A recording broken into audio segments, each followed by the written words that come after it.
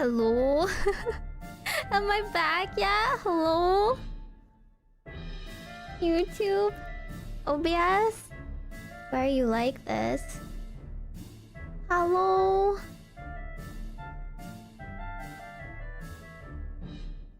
YouTube Studio. It says I'm live, but how? Am I only live on Twitch? Oh, okay. I guess I made a new room. Why did I make a new room? I hate it here. Okay, well, I guess.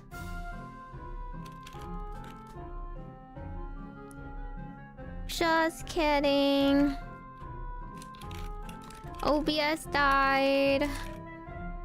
New room, people. Oh man, now I have to go manually add in my thumbnail again. How could they do this to me? I'm sorry, Clark Kent. I didn't mean to steal your drip. Don't silence me because I'm right. Fine, he doesn't claim me. I guess. Whatever. Here, let me just change my settings because it decided to make a new thing all of a sudden. Is my settings okay? I think just okay, just ooh. You know what? Good enough. Good enough. There you go. I still added in my thumbnail again. Why did it die? Oh my god. Miwa had the same problem yesterday. Where she had like, I don't know, like OBS problems and it just dropped midstream. And like, I don't have anything going on. It should drop. I tried re-signing in through a different way, so hopefully I'll still be like logged in and stuff. What the heck? I know, new stream bot. They're never gonna know. They're never gonna hear me talk about my stupid glasses. Well, fine. I guess that's a no-no word for OBS. Can't talk about being nerdy. OBS is a glasses apologist. OBS is into glasses. Confirmed. OBS will cancel me if I talk about glasses slander. Okay, fine, I guess. Sure, whatever. You like nerdy girls, I get it. Why? Whatever. It's okay. As long as I'm live at some way, somehow. Dude. That was like 2 seconds into my stream, too. I didn't even do anything. It doesn't like nerds. No, it's the opposite. OBS silenced me because I was dissing nerds. I said I've been wearing these glasses and that makes me look like a before and after of a K-pop drama. Where like the main girl looks like nerdy and she's bespectacled and she doesn't know how to dress and her hair's all messed up. You know, if you don't watch K-dramas, it's kind of like the Princess Diaries.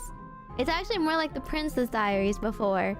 And then like they suddenly take her glasses off and like give her a haircut and a blowout and like give her like new clothing and stuff with money. So you see, money solves everything. Money solves problems.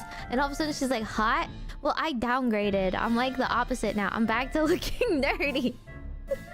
Because I don't really look good with these glasses is what it is. But apparently OBS took issue with that. So yeah, Twitch side I just like temporarily cut out. I apologize. Nerdy girls are peak. You can be nerdy without wearing glasses and looking like a nerd, okay? I will like be dressed in like cutesy clothing and you know have makeup on and everything, and then I put on the glasses and it just like ruins the look. It only works if you're styling the glasses to the outfit. That's what fashion glasses are for, right? They're like accessories. The color is right or the shape is right, but no. If you just have regular old glasses and you can't just slap them on willy-nilly. But oh well. Yeah, money does get you a harem yesterday. It's true. Mm-hmm. Oh.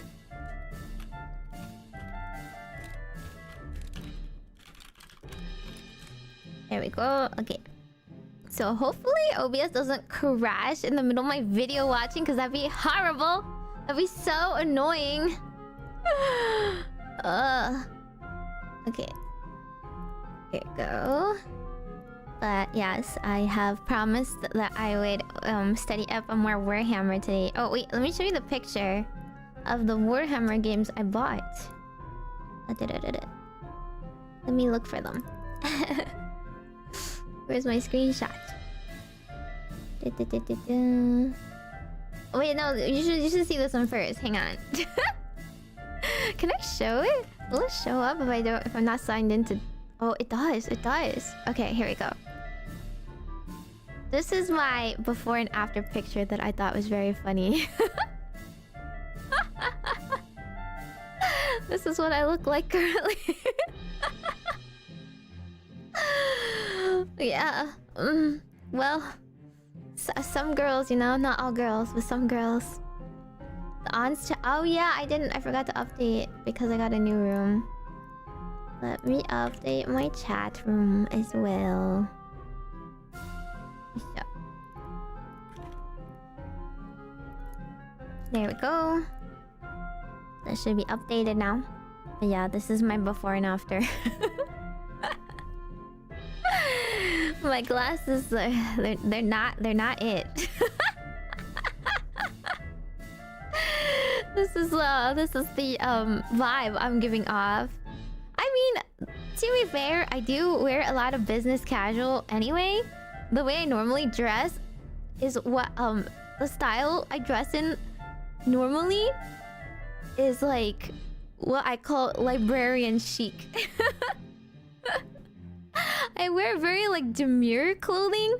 Lots of like, you know, like nice sweaters and like leggings and booties and like cardigans and stuff like that. So I really do look like the kind of girl that you would find like in a library. And now with the glasses just seals the deal. Glasses are my charm point. They are not. They're not even part of my normal attire. Glasses aren't even here. Yeah. But yeah, that's not the glasses. Literally cringe face versus normal face. That's not true. It's not true. You put glasses on the other girl, she would look worse too.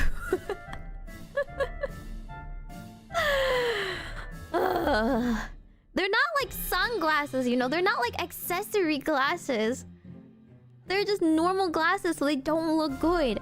The way you normally see glasses on people in like pictures or in like artwork or whatever, it looks good because it's an accessory. They pick it out to match the outfit. But that doesn't happen with people's everyday regular glasses. It's a downgrade.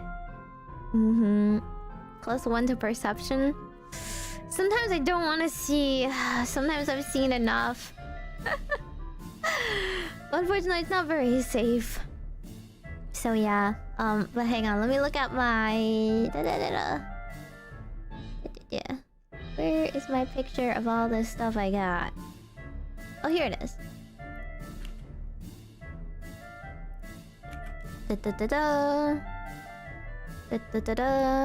I said, is it a sign of mental illness? Should I get it checked out? Warhammer 40k, bold gun. Warhammer 40k Dawn of War Anniversary Edition. Hotline Miami, just because it's like $2. This is supposed to be Slay the Princess because Stim said I should play it.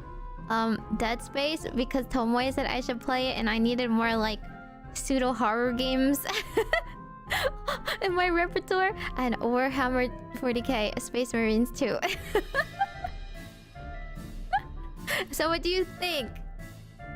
What do you think, guys? Should I get this checked out?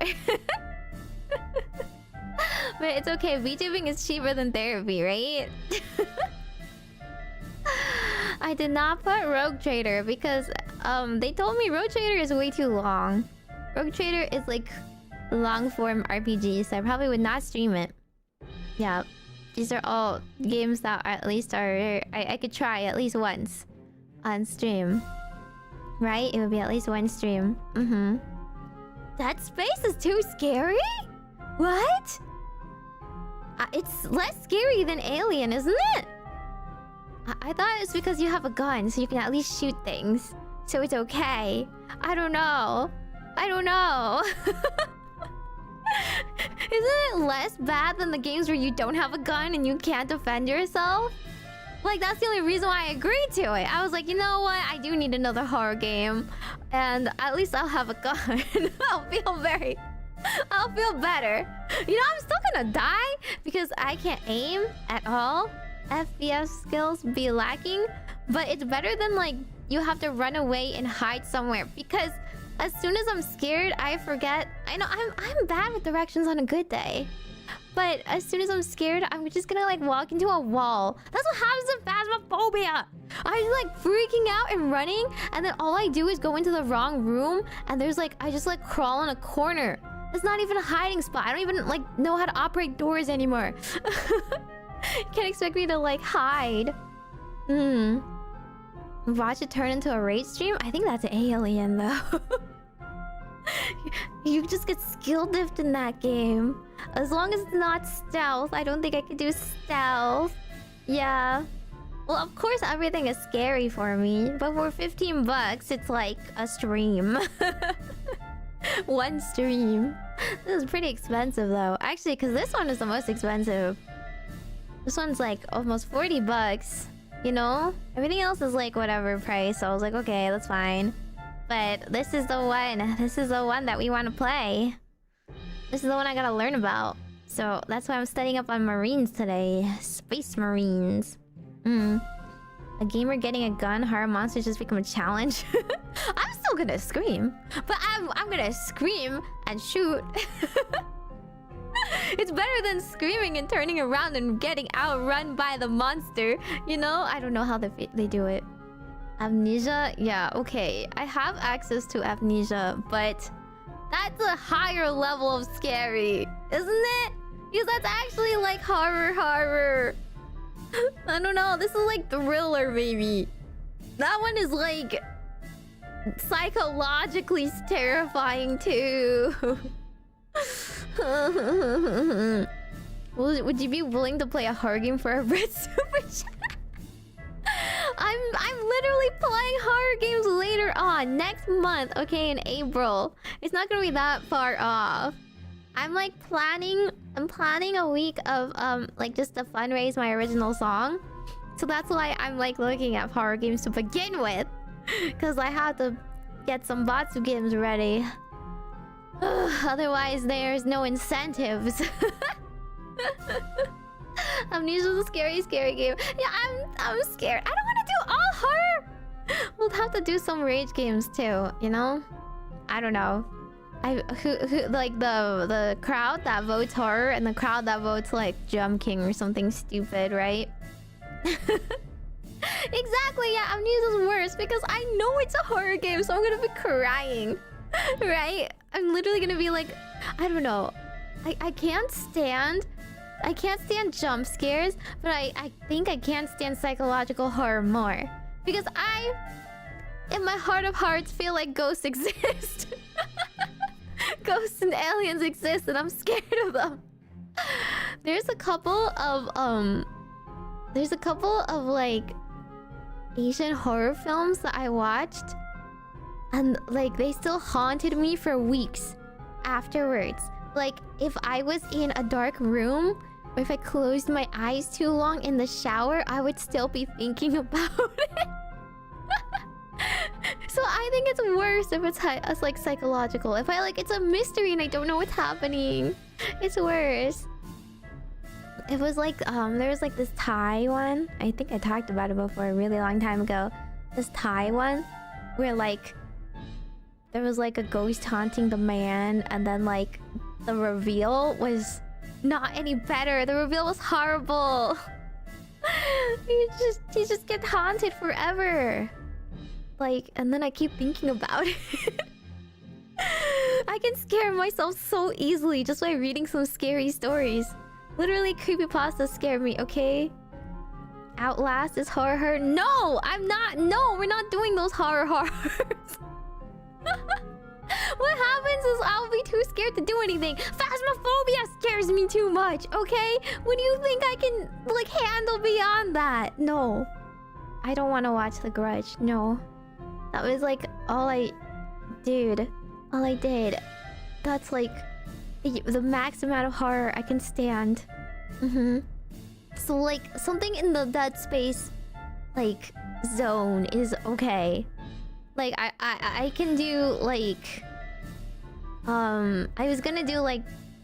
Spooky's Jump Scare Mansion. You know, like, baby! I'll do, like, FNAF! I'll do, like, Mad Father in, like, Witch's House. Or something. But if it's going to be, like, about ghosts that, like, chase after you and kill you and stuff... And you were just, like, forced to stay in there forever... No, I would, like, my soul would depart from my body. It would never return. Yeah. The horror is running out of ammo? Oh, for real. I can't aim. I'm just gonna, like, have to take it, you know, when I die. I'm gonna have so many deaths in comparison to anyone else. I wish I could aim. You know, now that I have glasses... Huh. I didn't think about that. Is it possible I was nerfed before because I didn't have glasses? I think what's possible is I'm getting nerfed by my low FPS rate. My frame refresh rate. When I stream, I have to, like, lower it. It lags a bit sometimes in Overwatch. But it's okay. It's not like I'm playing Overwatch or anything. Surely it's fine. Someday, if I ever become an FPS streamer, which is never, I'll think about upgrading. And until then, I think FNAF might kill you. I am scared, but, like, mildly, like, I don't know, morbidly curious when I watch other people stream FNAF and Phasmophobia. And then I absolutely get scared by the jump scares. I don't care if they're not scared, I'm scared. But I know at least it's a jump scare. I don't think it's psychologically terrifying, you know? I will just be, like, shrieking as I try to, like, press all the buttons and do everything wrong. But then, like, I can just submit myself to death. That submitting is easy, you know? Living is harder. 40k lore has many horrors. That's true. That's true. It's like their everyday life is a horror, no? They're like... Their existence. I don't like those demons. I really don't. Aim assist. Could I get aim assist, please? Chilla's art kind of horror? I feel like that would make me throw up a little bit because of how poorly everything is rendered. I feel like the movement is what would make me motion sick in those kinds of games. I know like normal people are not really scared of those games, but I probably would still be scared if you're thinking about like that, because like atmospheric horror absolutely psychs me out. I like don't want to open the door. I don't care if like there's nothing behind that door, but I have built in my head the monster behind that door. Observation duty games? Are those really hard? We played a couple. I didn't play. I was just like watching. But like that's just like, I don't know, that's just that's just like a game of can you tell the difference? And I have learned I cannot spot the difference. I'm not very detail oriented. I have a problem with that. But yeah, anyway. I'm in a horror movie, I'd run upstairs and not lock the doors. Why? But I would just like run out into the streets. I would nope out of there so hard. I would you know, move countries. Never go back. I can live a new life. I can start over with a new identity. I'm not going back into the house. Yeah, so, listen, we're not looking for horror games. That's not the theme of today's stream. I'm just showing you what games I bought in the Steam sale. I don't know if there are any other good games in the Steam sale, but these are the ones I bought, and they're already pretty expensive, so we'll be working through these first. I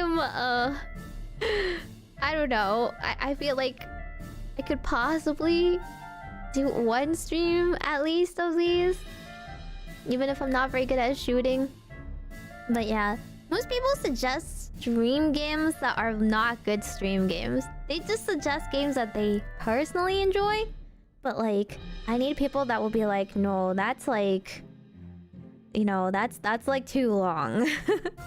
Or that's only interesting if you like such and such sort of thing. Hotline Miami. It was just $2. It was just $2. That's like literally just for a throwaway kind of game. It's like a little 2D pixel game. I like 2D pixel games. I prefer 2D. Why does everything have to be 3D? Why does everything have to give you motion sickness? Yeah.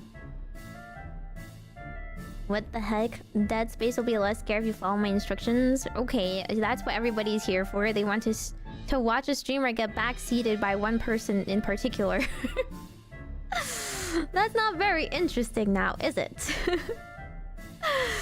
Well, I mean, you can give hints and like advice every now and then, but I'm pretty sure most people are here to see me stream and scream and struggle and die several times.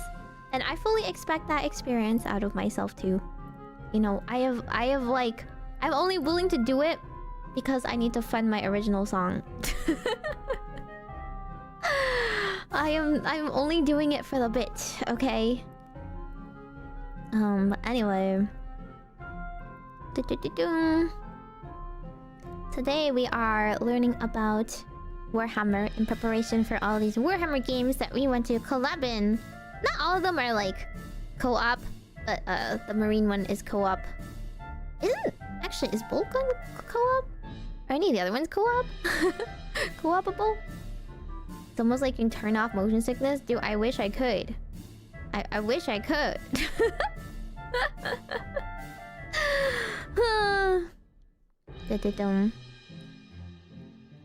One day Silksong will release. Yeah, one day it'll release and you guys will all be off the internet for a couple of days. And then everybody who is capable of platforming will be streaming it and I will have to watch somebody. I will have to watch somebody else do it because I can't play that game. Have you tried turning off your motion sickness? Have you tried turning off your lameness? Hello? Loser alert. Stinky. Yeah, just turn it off and on again. Just like my... I was gonna say my lactose intolerance, but I do turn it off sometimes. I do turn it off sometimes with lactate. Okay. Let's go over to the actual stream part. So... Majokko Meimi. Ta-da! Okay, I need to turn off my BGM. Okay, so I'm gonna like... you know, I'll keep the alerts. But hopefully they're kind of quiet. And they should be off to the side. Okay, I'm just going to watch the Bricky videos because despite like 50 billion people's comments being like, Bricky's kind of inaccurate, actually. Everyone said it was still a good like intro. So I think I should just start in the basic intro and go on from there. But last time I watched like Space Marine stuff, I don't know if it's the Chuny build in me. I feel like I'm too edgy. I feel like the Marines are the most normal people. I understand mankind's obsession with like war and like you know, just like being drawn to people that are similar to them, or like the underdog stories. I get that there can be lots of like fun underdog stories and whatnot, but I'm not particularly a girl that's like very into war or anything. I do like history, but like instead of war, I prefer like historical. Okay, I'm gonna be very, very cliche here, but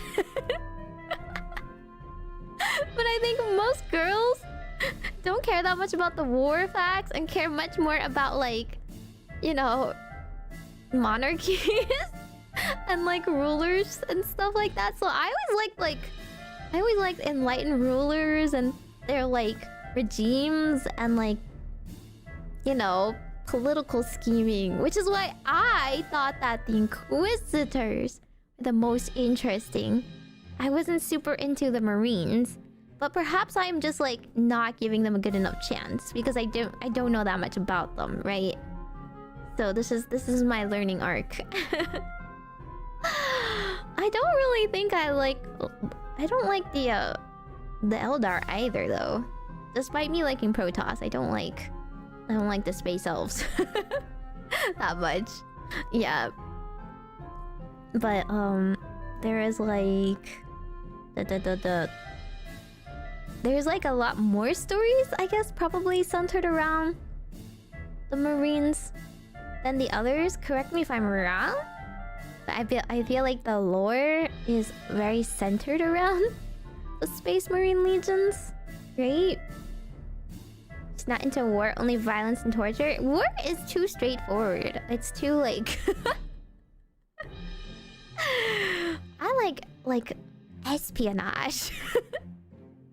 I like plots and like and betrayals and like poison and like creative ways. But I don't like torture for the sake of torture either. I think excessive torture is kind of boring too. I think there should be a good reason for it. I like the stories where like people think they're doing what they think is best, right?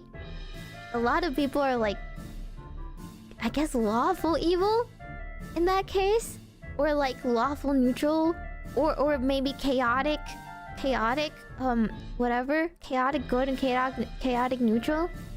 They're like, you know, it's the equivalent of Mr. Arthas like burning down a whole village to save them. It makes for a good story in my opinion, where like you can understand their you know, their motivations, where they're coming from, and the fact that they think they're justified. But also, are they maybe wrong? They probably could have. They probably could have, you know, come up with a better method. But maybe that would have taken so long. Who knows? It's too late. It's too late to find out, right? Well, okay. Everyone likes orcs because they're good fun, and I think they're silly too. Like, I like that the orcs are kind of a lighthearted, they're like a break from all the other grim darkness. They have no motivations other than it's fun. And that's cool. That's nice. And then, like, shenanigans happens, right? Yeah, so that's why I think I like the Inquisition the most. I said this yesterday, but it was like really, really late at night. But I think so far, correct me if I'm wrong, because I'm like not super up to date with their current interests, but I think whatchamacallit, wait, hang on, I just literally noticed that I'm not live on Twitch. Whoops. I don't know what's going on, but oh well. I'm sorry, Twitch crowd. I'm sorry. I guess this will be a YouTube only kind of day. OBS is giving me too much trouble to make me troubleshoot and restart that. But anyway, correct me if I'm wrong, but this is where all the GlitchStar girlies who are into Warhammer are standing currently for their like favorites. I know Leah likes Adeptus Mechanicus because obviously, right? She's literally into robots. She makes robots. she likes the people that are like all techie and stuff. I think Sunny likes orcs, and Miwa likes salamanders, or some type of like the marine legions. But this might have changed after a couple more like videos of theirs. I just haven't really caught up, because obviously I don't want to watch their videos because then I'll get spoiled. I gotta watch it on my own. Yeah. So, and I'm the girl that likes Inquisition, which I think is like kind of unexpected. I also think the Krieg people are kind of funny. I don't know if I like them the most so far, because again, I haven't like gone that far into the Marines, but I think the Krieg people are pretty funny. They just look at the perfectly good Marine unit. You messed them up. You gave them anxiety. Yeah. Miwa likes the salamanders and what? Oh, custodes? Custodes? Okay, I don't quite remember what they are. I just remember... You know, I think everybody also kind of like the sisters, right? But like that's... It's just pretty cool. That's like pretty metal. I thought it was intentional. No, I restarted my stream and it just kind of died. I hit... Maybe I'll pin a message.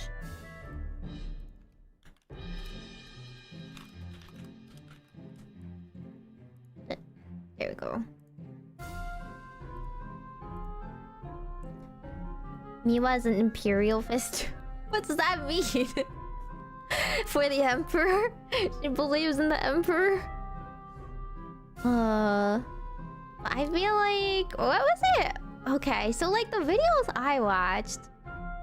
Krieg was pretty... The Kriegers are pretty popular.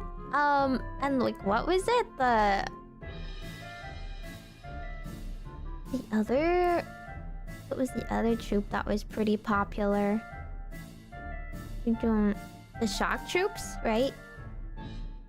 Were pretty popular.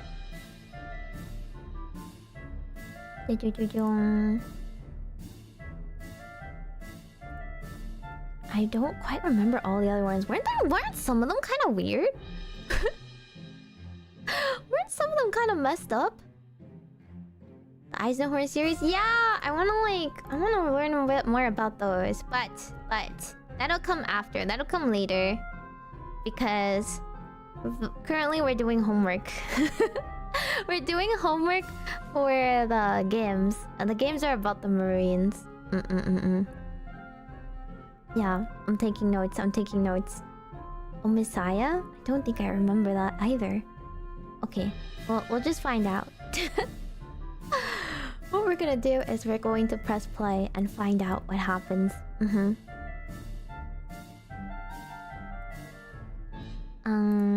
Let me do BGM off.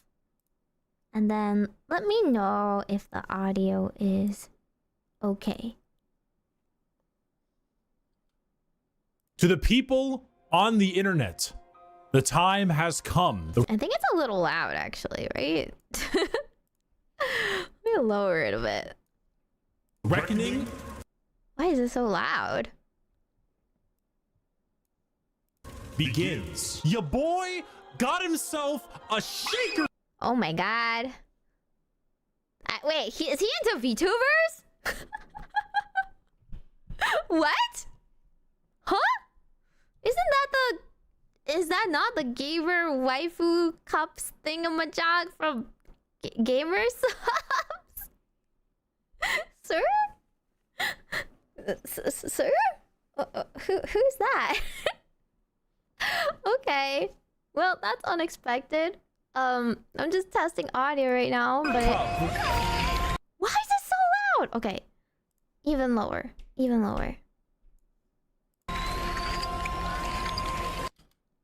Is it just the sound effects that are really loud? He frequently collabs with Matara. Oh, I thought a lot of people just got into Warhammer from him because all the VTubers watched him. I didn't realize they got into VTuber. Like, I didn't realize they got into Warhammer through him, but he was also into VTubers. I didn't think it was both ways. Oh my god, it's like freaking dual logs, isn't it? I know. Sponsorship. Okay. After many months of shilling gamer subs like mad. Okay, I think this is a acceptable volume. I'm just gonna skip the sponsorship. I'm not being paid to shill gamer subs, but gamer subs, you know, if you wanna sponsor me, I'm down. Although I feel like I'd be pretty bad at shilling them because I can't drink that much caffeine. I could drink the ones that aren't very caffeinated though. Okay, I think this is a better thing, so let's start. Berkey currently stuck in the walls of the most prodigious school in the Imperium by punishment for falling asleep during class. God bless. Did it start earlier than this? I'm gonna take one more sip for the camera. Is this okay, or do you guys want it louder? Music in there, and I'll see you guys soon.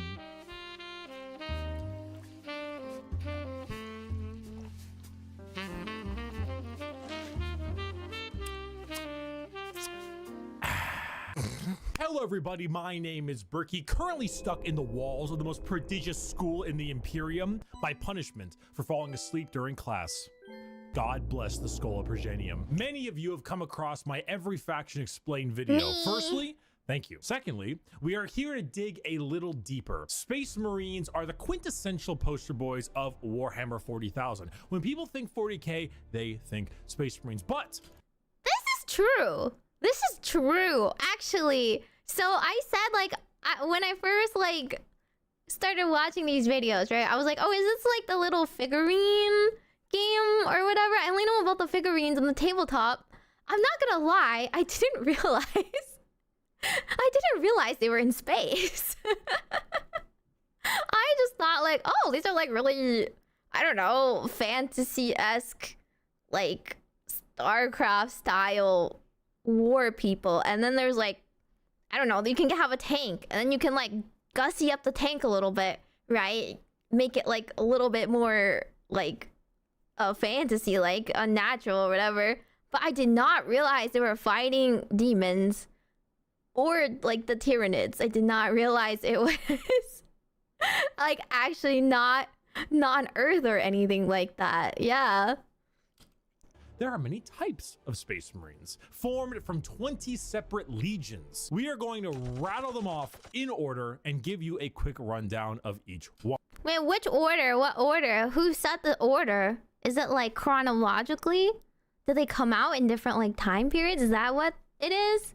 A disclaimer, like in my Every Faction Explained video, this is a mix of accuracy and memes. If I say the Salamander's Legion specializes in hugging children and petting puppies, they aren't exactly doing that, mostly.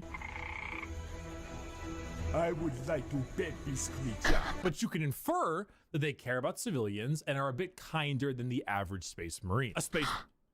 Oh, wait, is that why people like them? Oh, okay. Well, obviously I know they're like memes. Yes, I know like when people say they're nice, like it's very relative. There's air quotes. I'm doing air quotes right now. I understand this in the world of Warhammer, like nobody's nice. We only have spots of humanity.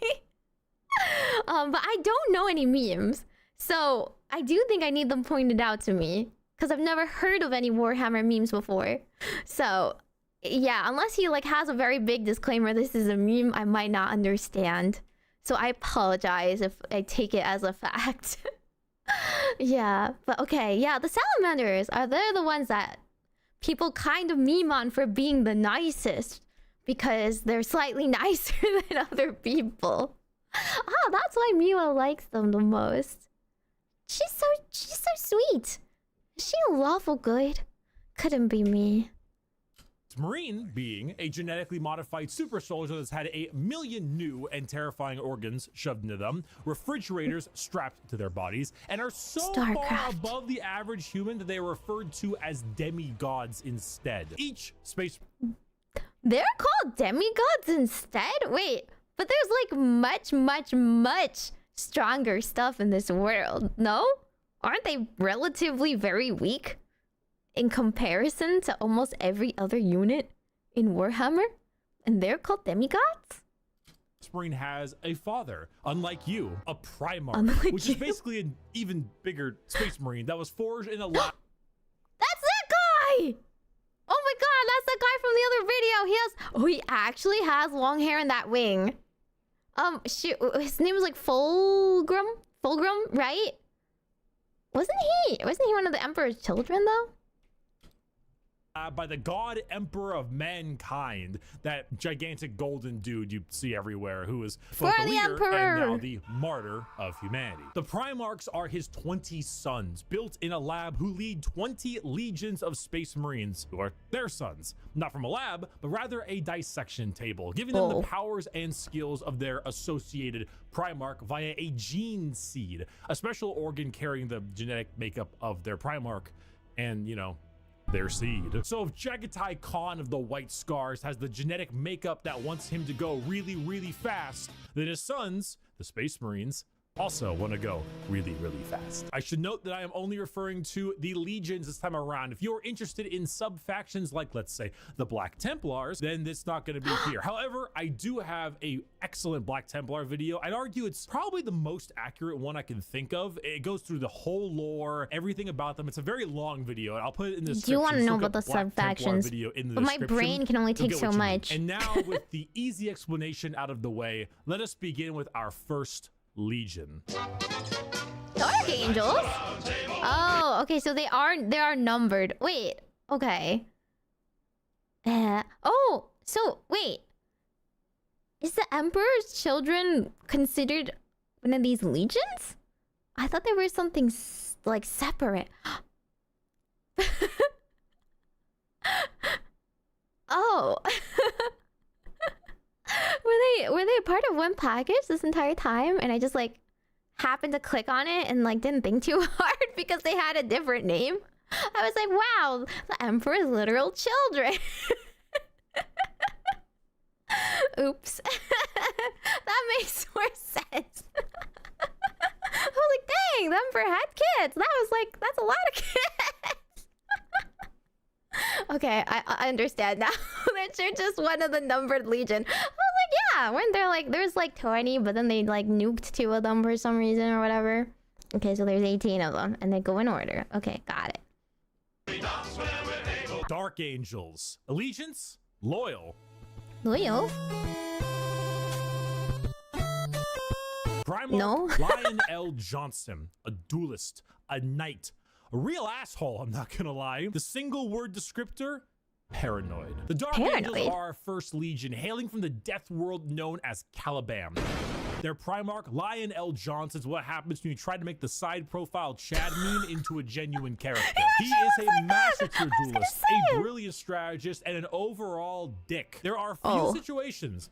You know, when you call someone a dick in Warhammer, that's gotta be pretty bad, right? Isn't every other dude some a-hole? Like,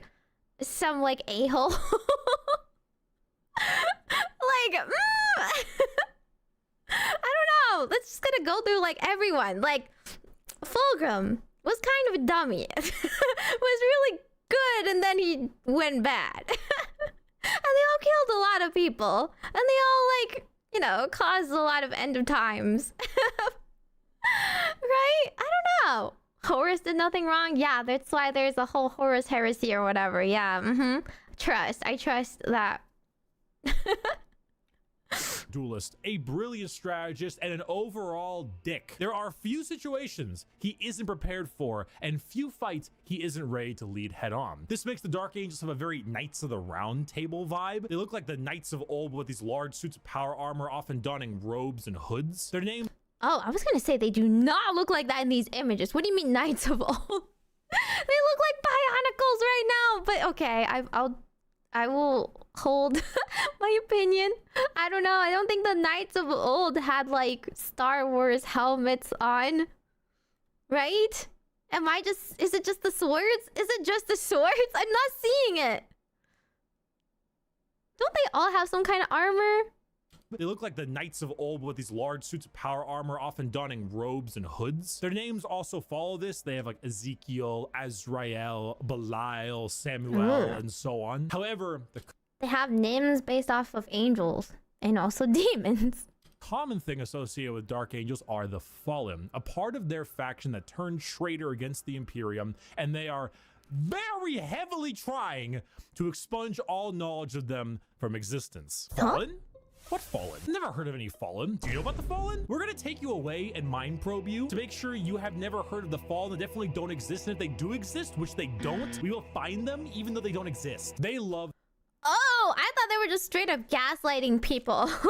I thought it was gonna be like Nikkei, where they just erase them from history and stop referring to. No, they're just going to mind wipe you. This is like Men in Black. Definitely don't exist, and if they do exist, which they don't, we will find them even though they don't exist. They love their interrogations. They thrive in it. Lionel Johnson is a scorched earth policy sometimes, and it's given to his sons in force, which makes sense considering that when the Lion heard of a Chaos Primarch on a homeworld different Primarch, whose mom was there, he was like, let's nuke it. The Dark... What? wait, why nuke it? That's just his go-to strategy? Like, we're not gonna go in with a scalpel. We're gonna go in with a nuke? Also, I don't know why, but he just looks like someone who's called Lionel. Whose mom was there. He was like, let's nuke it. The Dark Angels are a special group where they formulate themselves into 3 different factions. The Deathwing Terminators, slow-moving, tough phalanx. The Raven Wing, fast jet bikes and flyers. And the Green Wing, which is your standard Marines. They are a jack of all trades, but not in the sense where they're good at everything, but rather they have a lot of things that are good at specific things. Like instead of 20 people that have a multi-tool, they instead have 20 people with gigantic power tools for every job imaginable. If you like being suspicious about everyone and everything in your surroundings, but you also like to have a whole lot of deep night type lore, run the Dark Angels. Wait, I feel like I am still confused after that explanation. TLDR, Dark Angels supposed to act or look kind of knightly are all named after angels, haha. They are very paranoid, and then he just like very briefly was like, oh, some of them have like vehicles, some of them have like power drills. I'm not sure I retained anything from that. Just this one dude was very awful. Ooh, and they don't want you to remember them. They don't want you to remember anything. Yeah?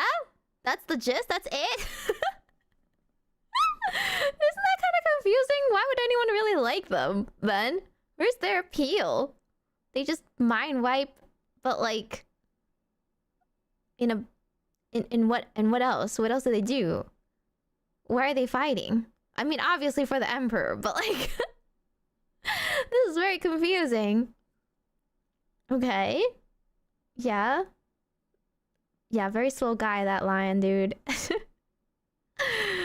They're just unreliable because they go off mission to find the fallen. Okay. Okay, so they're just very devout in their own weird way. Yes? Devout to their own weird cause. Okay. The hoods are kind of cool. Is that the appeal? Yeah, they just care about destroying the fallen. That's it? That's all? Okay, so if you really, really hate the fallen, then you have a couple of these guys. They look cool. Okay. We'll see. We'll see, yeah. Peace! The One Piece is real! The One Piece? Our second Legion is a special one. Pirates?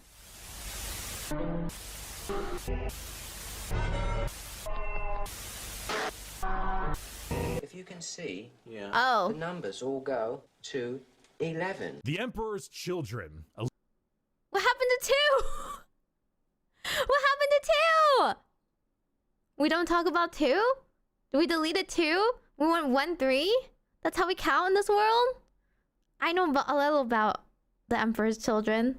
They are indeed very special, I guess. Unless he was referring to the second one that got removed from existence? Huh? Allegiance, traitor. Primarch, Fulgrim, a perfectionist, an artist, a sneaky snaky snake. And the single word descriptor, perfection. The Emperor's children are all about the pursuit of perfection. Perfection in all they do. Wait. Okay, let me... Everyone's just gaslighting me. There's no 2. There's never a 2. Let me recount everything I remember about the Emperor's children. Right?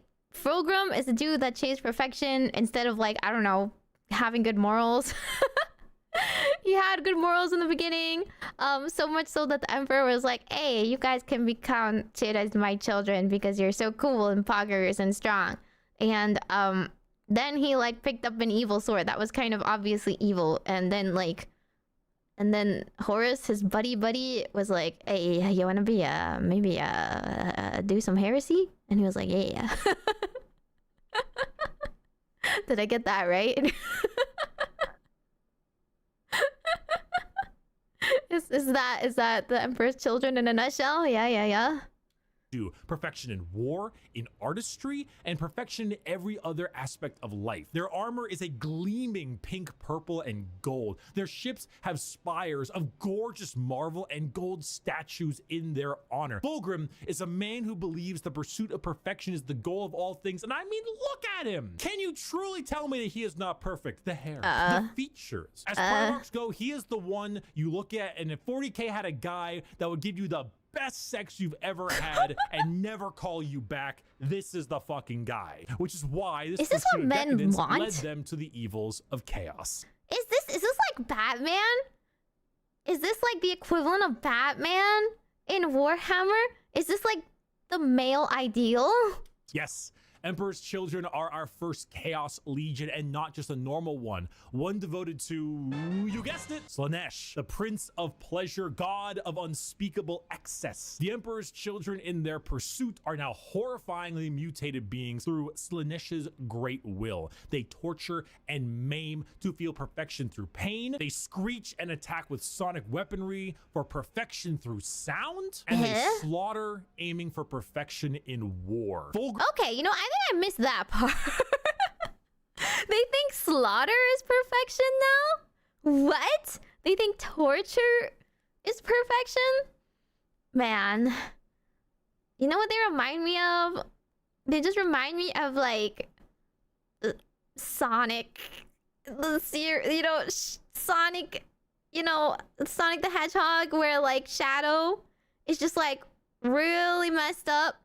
And he's like, oh, I hate everything. And it's like, what if you hated everything, but you, like, killed everyone? And he's like, okay. I don't know. They're just, like, edgy for no reason. Yes, I know it's a chaos faction, but, like, what's the drive? Just, what's so perfect about murder? I guess there are scales, right? There's a tier. You know, nuking's too easy. Nuking is too boring. We're gonna have to, like, slice their head perfectly off or whatever. Himself lost the battle against Slaanesh as a demon sword corrupted his mind and transformed him into the sexy man he was, into the sexy snake he is. Why is he like the Illidan? Why does he remind me of Illidan with this look? What is it with, like, gaining demon powers and getting, like, freaky wings and long hair and more arms? What is it about that? Like, yeah, I guess, like, Slaanesh also has, like, multiple arms or what, I don't know. So in some depictions, I guess. Is it just like they look more like Slaanesh? Question mark? Yeah? Peak male fantasy bod. Why is it? It just reminds me of, like, okay, this is the evil version, and then the men are just like, if evil, why hot? I want to be that evil too. Now, a demon Primarch, corrupted and bringing his legion's will by himself. As far as Emperor's children go, they are some bad people. They do horrible things to anyone and everything. In fact, they're such trolls that their battle cry is for the Emperor, despite being horribly mutated and corrupted. If you've ever taken a little too much of a drug, or maybe the music at the concert was too loud and you didn't bring any earplugs, or whatever the reason, you just take all those things and you dial it and you dial it and you twist it and the knob breaks. And that is the Emperor's children. They are so messed up. What the heck? Okay, so they're evil, not good, chaos. But like we mentioned that they're so evil, but aren't they still less bad than Slanesh's actual like Eldar followers? Because they like kill people, but they don't like keep them alive to the edge of their like existence to torture them. Or maybe they do. Maybe they're more creative than he's giving them credit for. I don't know. Is dead. Iron Warriors. Is dead, and we have killed him. The Iron Warriors. Allegiance, traitor. Primarch, Traitor? Perturabo. How many traitors are there among all the legions? What the heck?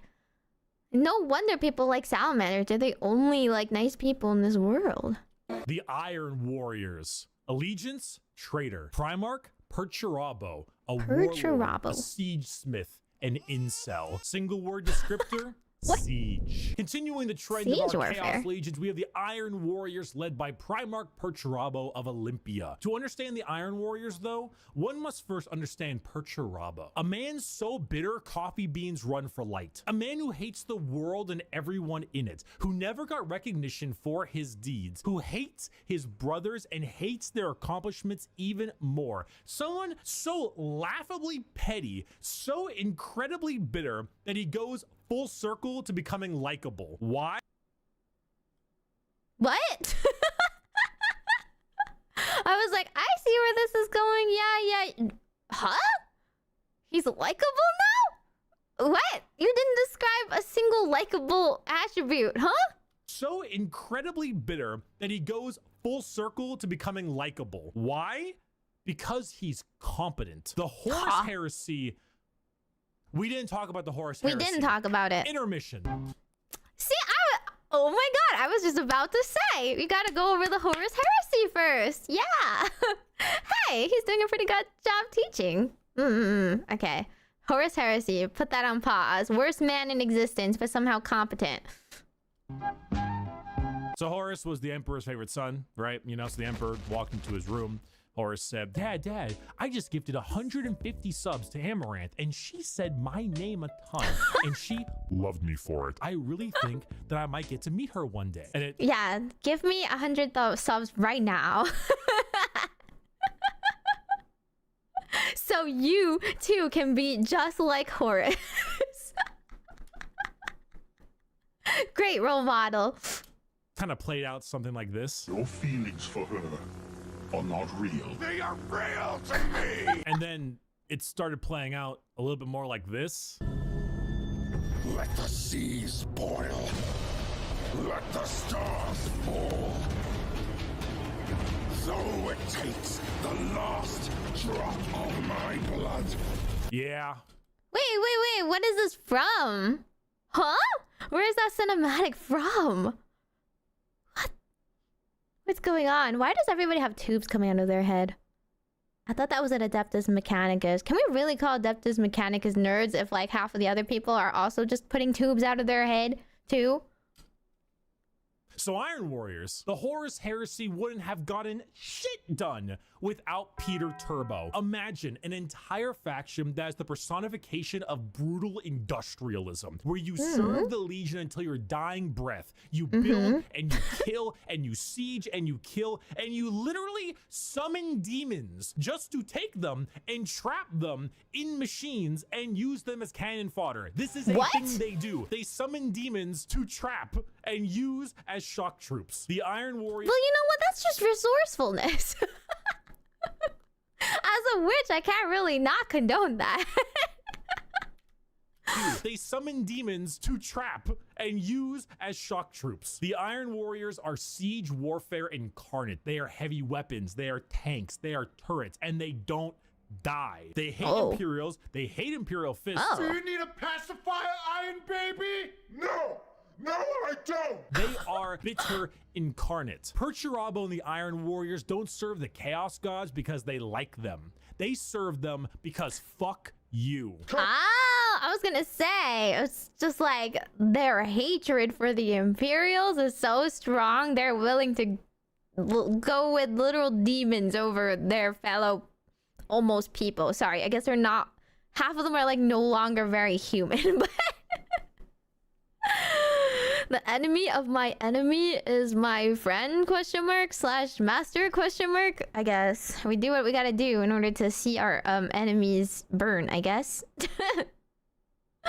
You wouldn't summon a warp demon? Well, you know, you do what you gotta do. Chaos Gods because they like them. They serve them because fuck you. Come on, guys, let's go. Not another speeding ticket. I'll fight it. That's it? That was it about them?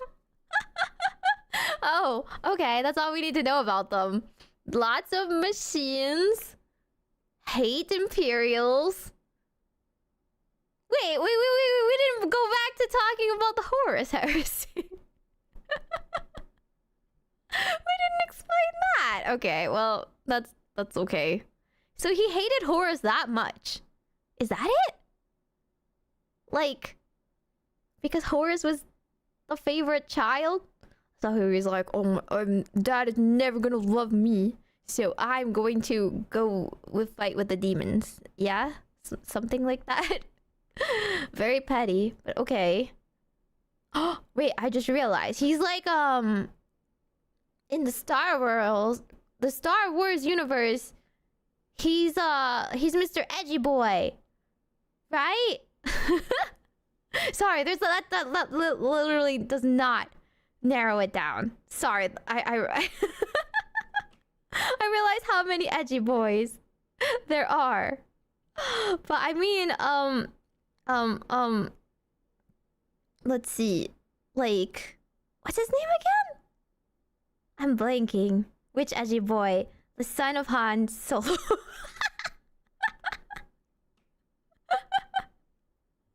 Because he hated his dad so much. He's like, Dad, this is not a phase. God, you don't understand. I'm literally gonna betray everyone in all of humanity just to see you fall. Yeah? Yeah? Is that not how this went? I don't know. Maybe this is like 2 minutes of context is not enough. Yes, Mr. Kylo Ren. Yes. Sorry, don't call me Ben. God, my name is Kylo Ren. The most unrealistic part of those movies is that Kylo Ren got a girl somehow.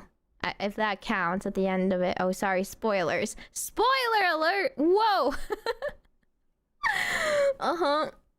Anyway, I don't know who likes that faction. I guess if you really like tanks, right? If you really want a huge tank, then yeah, cool Legion. I want tubes coming out of my face, just like that dude. Yeah, okay.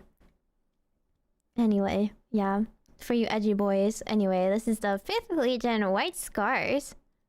Court, but I don't think they're gonna accept gotta go fast as a medical condition. Wait, what? Another Serve them because wait, fuck did they say you. gotta go Come on, fast? guys, let's go. Not another speeding ticket. I'll fight it in court, but I don't think they're gonna accept gotta go fast as a medical condition. Is that a quote from the Sonic movie? I watched it recently. Good movie, by the way. I like the Sonic movie. White Scars. Allegiance, Loyalist. Primarch, Oh. Jagged Well, I was gonna say, like, how many more traitors are we gonna get? Who actually fights for the poor old decrepit emperor at this rate? Khan. A speed demon, a plane strider, a roast god. Single word descriptor? speed. Hailing from Shigoris. The Too White fast, Stars too are furious. all about speed. They love melee, but they love it even more when they are doing it from a motorcycle or land speeder. Or You know what? Like, fair. That's pretty cool. I like even Shadow had a motorcycle for some reason. but they love it even more. Oh, it's from Sonic Boom and not the movie. Okay, well, they say something similar in the movie. I mean, to be fair, what else does Sonic say? That's like his line. When they are doing it from a motorcycle or land speeder. Or honestly, just running really damn fast. The White Stars are honestly forgotten about a lot, and that's lore accurate. They are a legion that doesn't seek the recognition or glory from the combat they engage in. They engage in it because it is their duty and because they love it. Not in the insane slaughter enjoyment of loving it, but in the thrill of the fight. They are known as the laughing killers because they ride into battle with a smile on their face and a chuckle in their throat. And That's actually kind of orc coded of them. Really? They just like fighting? Isn't that just like the orcs? What separates man from orc here? As you can tell by their Primarch's name, they are Mongolian based. Remove horses and replace them with motorcycles and land spears, and that's your style. They are heavily based on the old times of Genghis Khan, and consider this is 40k and everybody's evil. No, that fits. The White Scars are actually physical scars on their body, going back to their heritage on Shigoris. The Khan himself is kind of a dickhead, but a reason. Yeah, how many times is he gonna say that? Okay, dickhead number 2 mentioned. Body going back to their heritage on Shigoris. The Khan himself is kind of a dickhead, but a reasonable one. He thinks ahead, he's intelligent, he's patient. He is often underestimated because he doesn't scream his accomplishments from the rooftops, which is what makes him and the White Scars dangerous. His skills are kept at bay, only to be truly shown when the time is needed. The White Scars are a forgotten legion often, but that doesn't diminish their accomplishments. All it does is surprise those who underestimate them. Speed, awesome Mongolian vibe kind of they got going on. And if you really like to stab people, that's the White Scars for you. Shameless thirst break. Me too. taking a sip break. Even though he didn't talk about them, they actually seem pretty cool. Yeah. I also really like Mongolian aesthetic. Not that the motorcycles really match that. But I think Mongolian aesthetic is very cool. Yeah. Wait, Genghis is an actual character in 40k? What? That's pretty cool. Huh. Yeah, so wait, how do they get the permanent scar? Do they like, is it like you get to a certain age and you like scar it, or do they scar them from birth, or what? And wait, where is the scar? Is it just the one on their face? I thought that was painted on. But I see they have a need for speed and they have a legitimate tactic, which is if people don't know about them, then they don't know what hit them. Keep themselves like underground and a little bit like secretive so that people underestimate them. This is pretty smart. It's not super flashy or showy, but like, hey, I would throw a couple of motorcycles into like any cool like I don't know, group. Okay, but they do fight for the Emperor, I assume? They just like signed up because they want to fight. That's it. They use a poison? What? They use a poison to scar? Or just to initiate them into the Legion? That's pretty hardcore. Ours for you. Shameless thirst break. This is dog. Woof, woof, woof, woof. Woof, bitch. The furries! The Space Wolves. Allegiance, Loyalist. Primarch, Lehman Russ. A Viking, a Savage. Wait, I just need to double check. Primarch? In this case, is that just like a fancy word for... Is that a fancy word for like the head commander? Or does it mean something else? Do they like worship him? Do they like... Is it he's the founder? I don't think we established the terms here. This was like with the orcs. Nobody established what like knob meant, so I didn't know what they were talking about. But he seems to be like naming some very, very important historical figure that I'm not sure if they're still alive or not, but I guess I assume they're alive unless mentioned dead. Right? So I guess they're a fearless leader or whatever. The child of the emperor, leader of the legion. Okay, so alive unless otherwise specified. Child of the emperor. The emperor has so many children. Oh wait, he said that in the beginning. Oops. Listen, he says a lot of things, and I'm still like distracted by the fact that these guys are furries. Allegiance, loyalist, Primarch. Oh, the Gene Fathers. Oh, okay. See, that part doesn't make a lot of sense to me. So every legion creates the Marines based off of the Primarch's like genes, but this is different than the Kriegs that casually copy DNA. Yeah, I do know. Okay, I do know that Marines are literally like genetic slash like mutant sort of, I don't know, cyborged together people that are just built to be stronger than the average person. I didn't realize that like the genes they're harvesting are all from slightly different people. I thought there was just like one super strong like super serum, like a Captain America serum. Okay, so everyone has like a slightly different concoction that they're getting. Okay. And then like they join the Legion based on like the different either beliefs or abilities that each person has. Do they get a choice when they get initiated? Are they like training in a general training school or camp or whatever before they like split off? The gene seed is developed from the Primarch, implanted into Marines, giving them traits based off the Primarch. I mean, they do all kind of originate from the Emperor, right? Yeah. And sure, the Emperor has sons, and then they get the genes from the sons.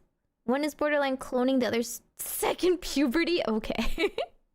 It's like hand wave science. You know, none of the science is supposed to be sound, but perhaps possible. In a weird way. Legion induction's often just based off of where you are from. Okay. I see. So you just happen to live in an area that lots of that Legion and just like are involved in, I guess? Okay. Oh, different home planets they recruit from? Not gonna lie, I felt like a lot of different planets get a lot of different legions, because like you mix legions. No, don't you mix some of them sometimes when you're fighting? You don't just send one off to a mission all the time to one planet. But maybe this like is a very, very vast world. So I suppose you can't like keep track of every planet. And then like if you have nobody else to go to, you send your son off to war. They're recruiting. I mean, your planet's under siege anyway. You might as well fight. Okay, where you are in the galaxy and which chapter is closest to you. Okay, so my understanding is like that people just like kind of warp to and fro, but it's probably just a little bit more organized, and people don't just like go anywhere. They're just strategically sent out. Do not mix legions. What? Do you not mix legions? I thought that's what kit bashing was about. You send a couple of like people from several of them, and then some people don't like each other, but like, don't they get the job done?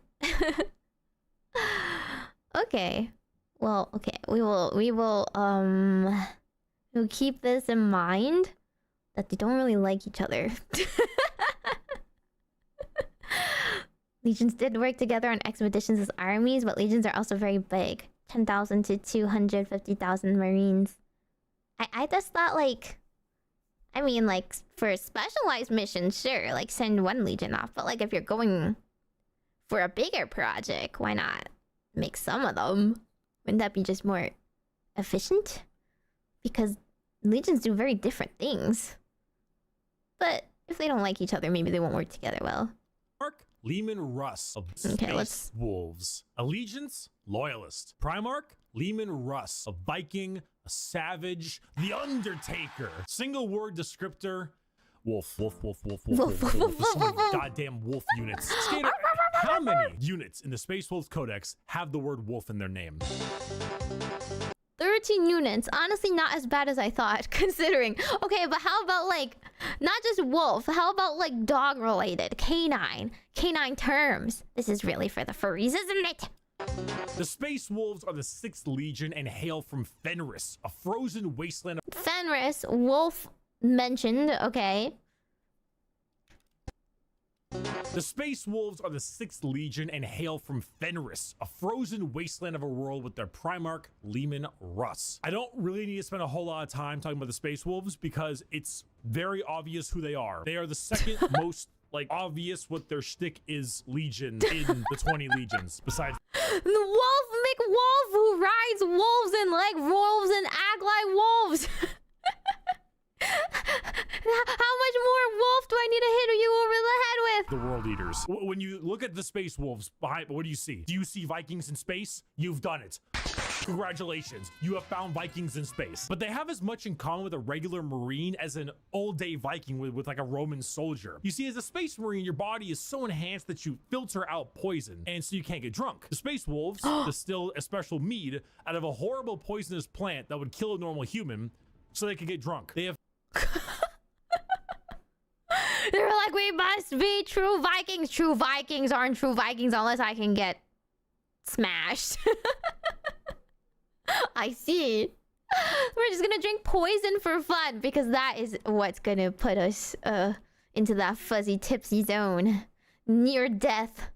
mead out of a horrible poisonous plant that would kill a normal human, so they could get drunk. They have fangs in their mouths. They sometimes cannibalize their enemies. Sometimes they eat people because they gain knowledge about them from there and about battle plans. The Space Wolves are savage. Is that real or just something they made up? Is it just like they're slightly psycher and like just believe that cannibalism helps them? Or do they actually have genes that does that? That's very like divinity elf eats somebody's body and gains their memories type deal. What?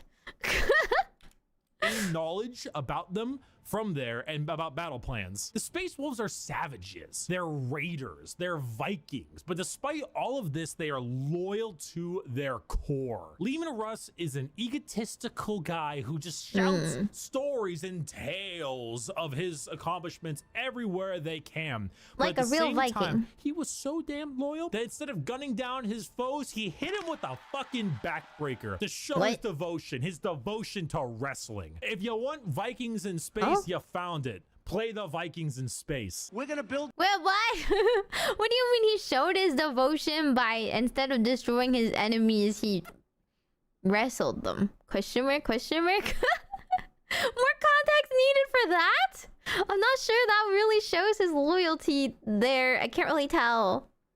Wait, what? It's real? One of their extra organs gives them like memories if they eat people? That's kind of grody.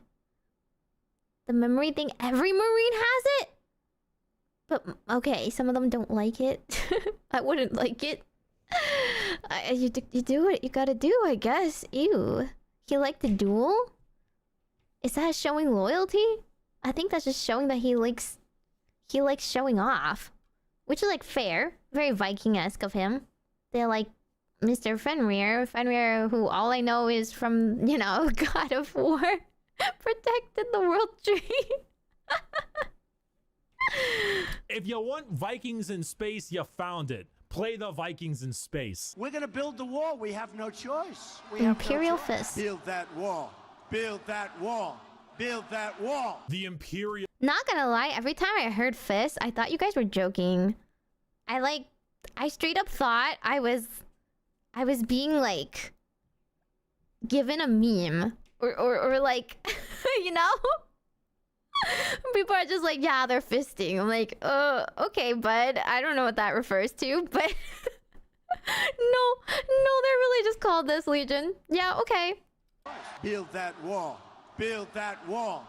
build that wall. The Imperial Fists. Allegiance, Loyalist. Primarch, Rogel Dorn. A builder, a phalanx, and he needs a hand. Single word descriptor, fortify. The Imperial Fists are led by Primarch Rogel Dorn, their homeworld of Inuit. However, they themselves are actually a fleet-based chapter, with their main source of recruitment coming from an enormous moon-sized ship called the Phalanx. The Fists are a chapter you think of when you think of duty. They love to serve. The love to serve and the inability to be moved. Rogel Dorn is an architect, a master builder, and basically a rock in brain and body. A lack of humor or ability to lie shows that he is as blunt as the weapons of war he creates. Not the Oh, okay. I was like just waiting for the ball to drop. I kept thinking he was going to say, and they love fist fighting. They're hand-to-hand combat melee specialists. Not that they have a really big ship. Pretty cool though. Okay. to lie shows that he is as blunt as the weapons of war he creates. Not the swords he makes, but like blunt, strong weapons. The fists are the same. Yeah, like Take your that makes archetypical sense. American Marine style look, a buzz cut, a hard sense of duty, and then throw in some power armor and a love for building defenses, and you have the Imperial fists. They are immovable. When you find a spot, they're ready to defend. You can't breach them. Their knowledge of defensive warfare is paramount. Without them, the Horus Heresy would have been so much more effective, but thanks to their insane and immovable tenacity, the Imperium lives today. And let's not forget that Iron Warrior and Imperial Fist rivalry. Want to know why the Iron Warriors are so bitter? These guys are the reason why. What? Guys, bring the thing! Where is he going? Oh.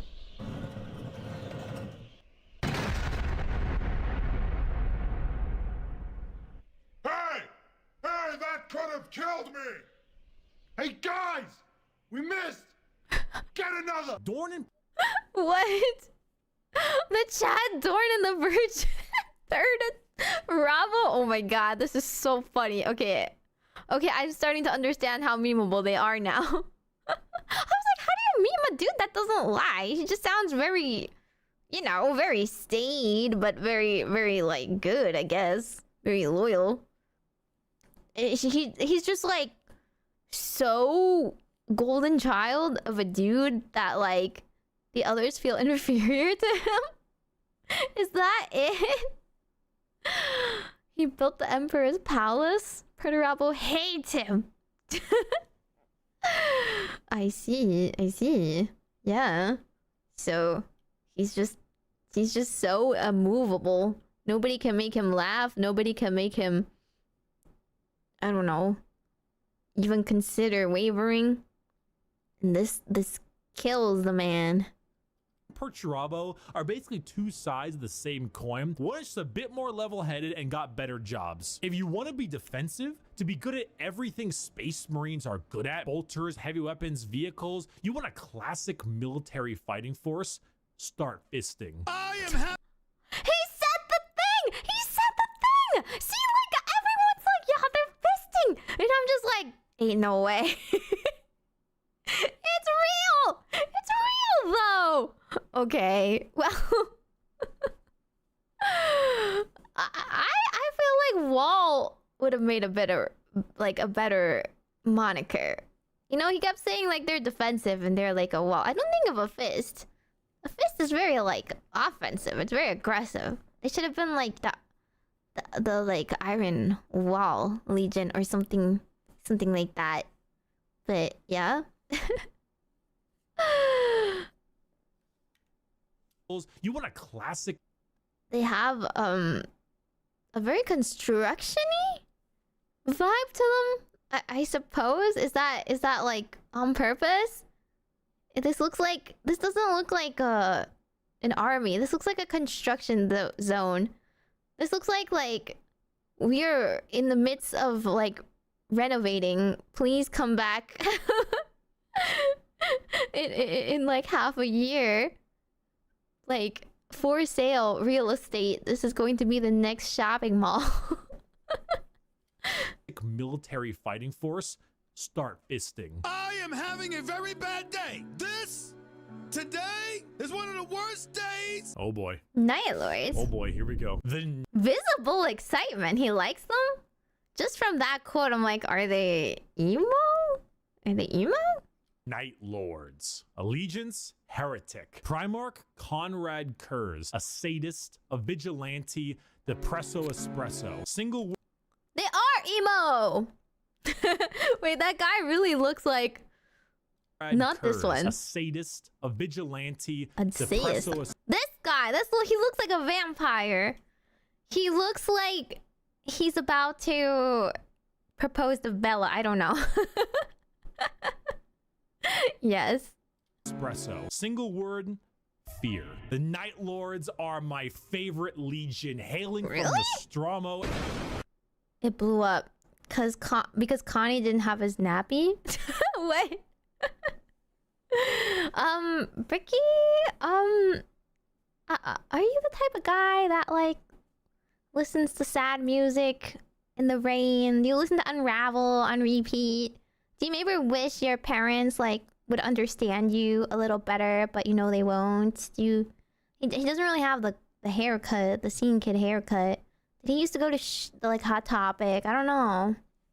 And their Primarch, Conrad Kurz. They are a traitor legion from a planet known as the Sunless World, or the World of Endless Night. Isn't that just vampires? Endless night? How much more like vampire are they going? Evil Batman? Okay, so this is a traitor. We got another traitor legion. From a planet known as the Sunless World, or the World of Endless Night. Nostromo is a horrible hive city that is known for being host to some of the worst gang violence, murder, and working conditions around. Wait, that's Gotham, huh? The only thing keeping the population in check is the suicide rate. The Night Lords followed in the footsteps of their Primarch, a man who believed in a twisted sense of justice. Wait, that's like a bat that's like a gargoyle on his chest. This is so, I don't know, over the top emo. I am the night. And that the only way to make humans compliant is through fear. The Legion's lesson has been lost on them, as their ranks were repopulated by gang members, murderers, arsonists, torturers, and other words I can't say on YouTube, as young as 12 years old. 12? Yeah, I understand. It's Batman. Okay, we get it. It's Batman. Murderers before they were even teenagers, raised to become demigods. Now, fear is what they sow, and flesh is what they reap. The Night Lords are scum. They are the exact opposite of all other legions. They torture and they maim and they flay because they think it's fun. They run away often so they can come back and kill you with more numbers. They prey on the innocent and the weak. They kill normal civilians because it's easy, and flee any battle where they don't possess overwhelming odds. They are the antithesis of normal space marines. They are scum. One time, a world did not complete. What? Can we go back to the part where he was like, oh boy, this is my favorite legion? And then he's like, they kill and torture, and they basically work for Slaanesh? But he didn't mention that they work for Slaanesh, so do they only like do Slaaneshi things on their own? Not out of devotion? They just chose on their own to do Slaaneshi things? That's crazy! That's insane! What? There's nothing redeemable about them, and he's like rubbing his hands like, let me tell you about murder! It's so fun! War crimes? It's not war crimes. They're not at war, right? War crimes is like, oh, they have a legitimate reason to be fighting, but they decided to be like, to do extra crimes against like the populace or whatever. No, these are just terrorizing normal civilians. They're just like abducting like kids and like innocents at night to like have fun, and then like not kill them because they apparently want to like kill them again later. Like we can't kill them all. We have to keep some alive so they can like reproduce later and and give us more victims. What? That's crazy. The entire universe is at war, but they're doing it like they would do it if there was no war. You know, they're doing it separate from war. It has nothing to do with war. They're just doing it because, like, if they have free time, they want to do this. Yeah, I can understand people stay in line when they fear, but there's like the Inquisition, you know, that's like we're going to hunt witches, so you better not act like a witch. And there's the we're just going to randomly kill people. No reason why we chose that person. They were just an easy victim. Like, that's crazy. What? That's terrifying. Apply to their demands. So they raided one of their ships and brought it into atmosphere. The Wait, crew hang on, complied to their demands. Space Marines. They are scum. One time, a world did not comply to their demands. Okay, so they raided whole one of world. their ships and brought it into atmosphere. The crowds cheered and clapped as it appears that they had won the battle. And the airlocks opened, and the skinned and flayed bodies of the crew were thrown down in the populace. In other words, a legion of gangers and criminals. Add together a heavy Slavic influence to them. Because, yeah, this clearly not the evil people, but what? And there's no mention of Slanesh, hello? And you've got my favorite faction. You have not. Why? Why? Explain yourself. I'm gonna need a wellness check on this guy. I'm gonna need like a therapist to clear this guy for psychopathy. Thank you very much. I don't trust being in the same room as him, unless it's like a, I don't know, unless it's like a Junji Ito kind of thing where he's just a chill guy that really likes horrors, really likes twisted things. Just a glimpse into his dark reality. Haha, man. That's crazy. Okay though. Okay, that's, yeah, I can suddenly understand the, like, you know, the amount of people that, you know, keep themselves safe if they live anywhere near those what are Night Lords? Yeah. Okay, Blood Angels. These are all sounding edgier and edgier, but surely that was the edgiest. 9th Legion. Slanesh is about excess. Night Lords are just edgy, but they both happen to like torture. I don't know. They like torture and excess, don't you think? Crazy. Not done the dishes for 5 years. So embarrassed when people come over here. What does it matter? You bring them over, you kill them. Vampires don't do dishes. The Blood Angels. Don't do Allegiance, dishes. loyal. Primarch, Loyal. Sanguinius. An angel of vampire. Sanguinius, Mr. Bloody McBlood. Okay, these people's names are so funny to me. Allegiance, loyal. Primarch, Sanguinius. An angel of vampire. A dead ass. What? This is the Vampire Legion and not the Light Night Lords? What? Ass motherfucker. Single word descriptor. Blood. The Blood Angels are 9th Legion, hailing from the homeworld of Baal, with their Primarch. Baal. These are a lot of angelic references and angels and demons.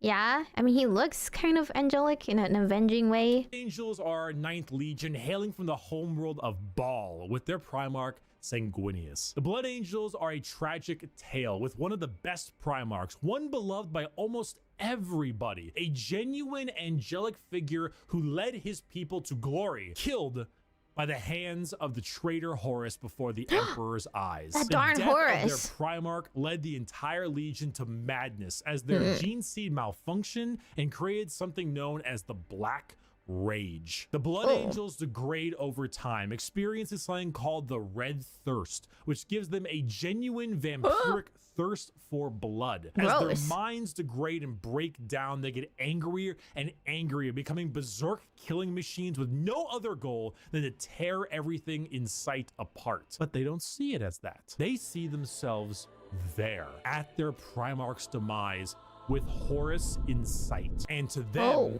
it's time for vengeance. That Space Marine over there, that Chaos Space Marine, that's Horus. Kill him. That orc. That.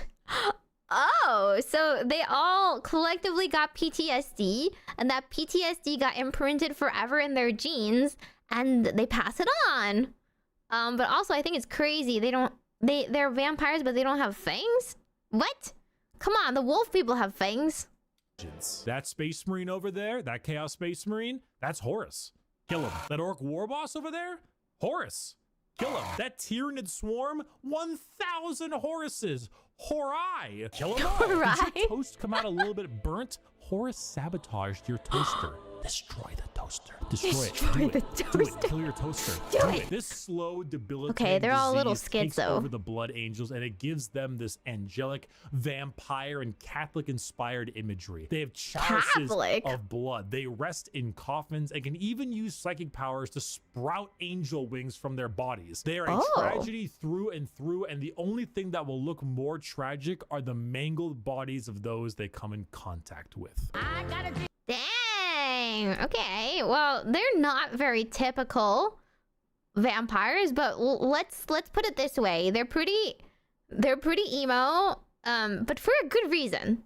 I would say, you know, seeing their beloved leader horribly cut down in front of their faces, yeah, that's like PTSD. They have a good reason to be emo, unlike whatever the back dude is going off of. Vampires are also, throughout history, right? They are portrayed as these like beautiful, blonde, like angelic figures that like, because like you get tempted by them, you're like lured like into their grasp because they look so hot or whatever. I don't know. They look so hauntingly beautiful before they like, you know, eat you. So that also tracks. That makes sense. The armor, not so much, but you know, everything's got to be armored if you're a space marine, so I get it. So poor Sanguinus. So he did nothing wrong. This is not his fault. All he died for kind of got thrown out the window on his death because he wouldn't have wanted this, yeah? He probably would not have wanted this, but now we just have a bunch of bloodthirsty people that like, I guess you just airdrop them. Is this not what you do? You just airdrop them somewhere where you don't really want them to survive, but you don't want their enemies to survive more. You go after the people where, like, if they start biting them and calling for blood, it's okay. It's fine. Whatever. They're Tyranids anyway. They're not, like, people we have to be delicate about. Yeah. Dang. Sanguinus is probably the most beloved Primarch. Ripperino. It's always the beautiful people, isn't it? Oh, the Inquisition doesn't know about the Black Rage or vampirism? You know, the Inquisition is right to be paranoid then. They were right! Wow. Iron Hands, 10th Legion. Okay, we're not randomly skipping anything here.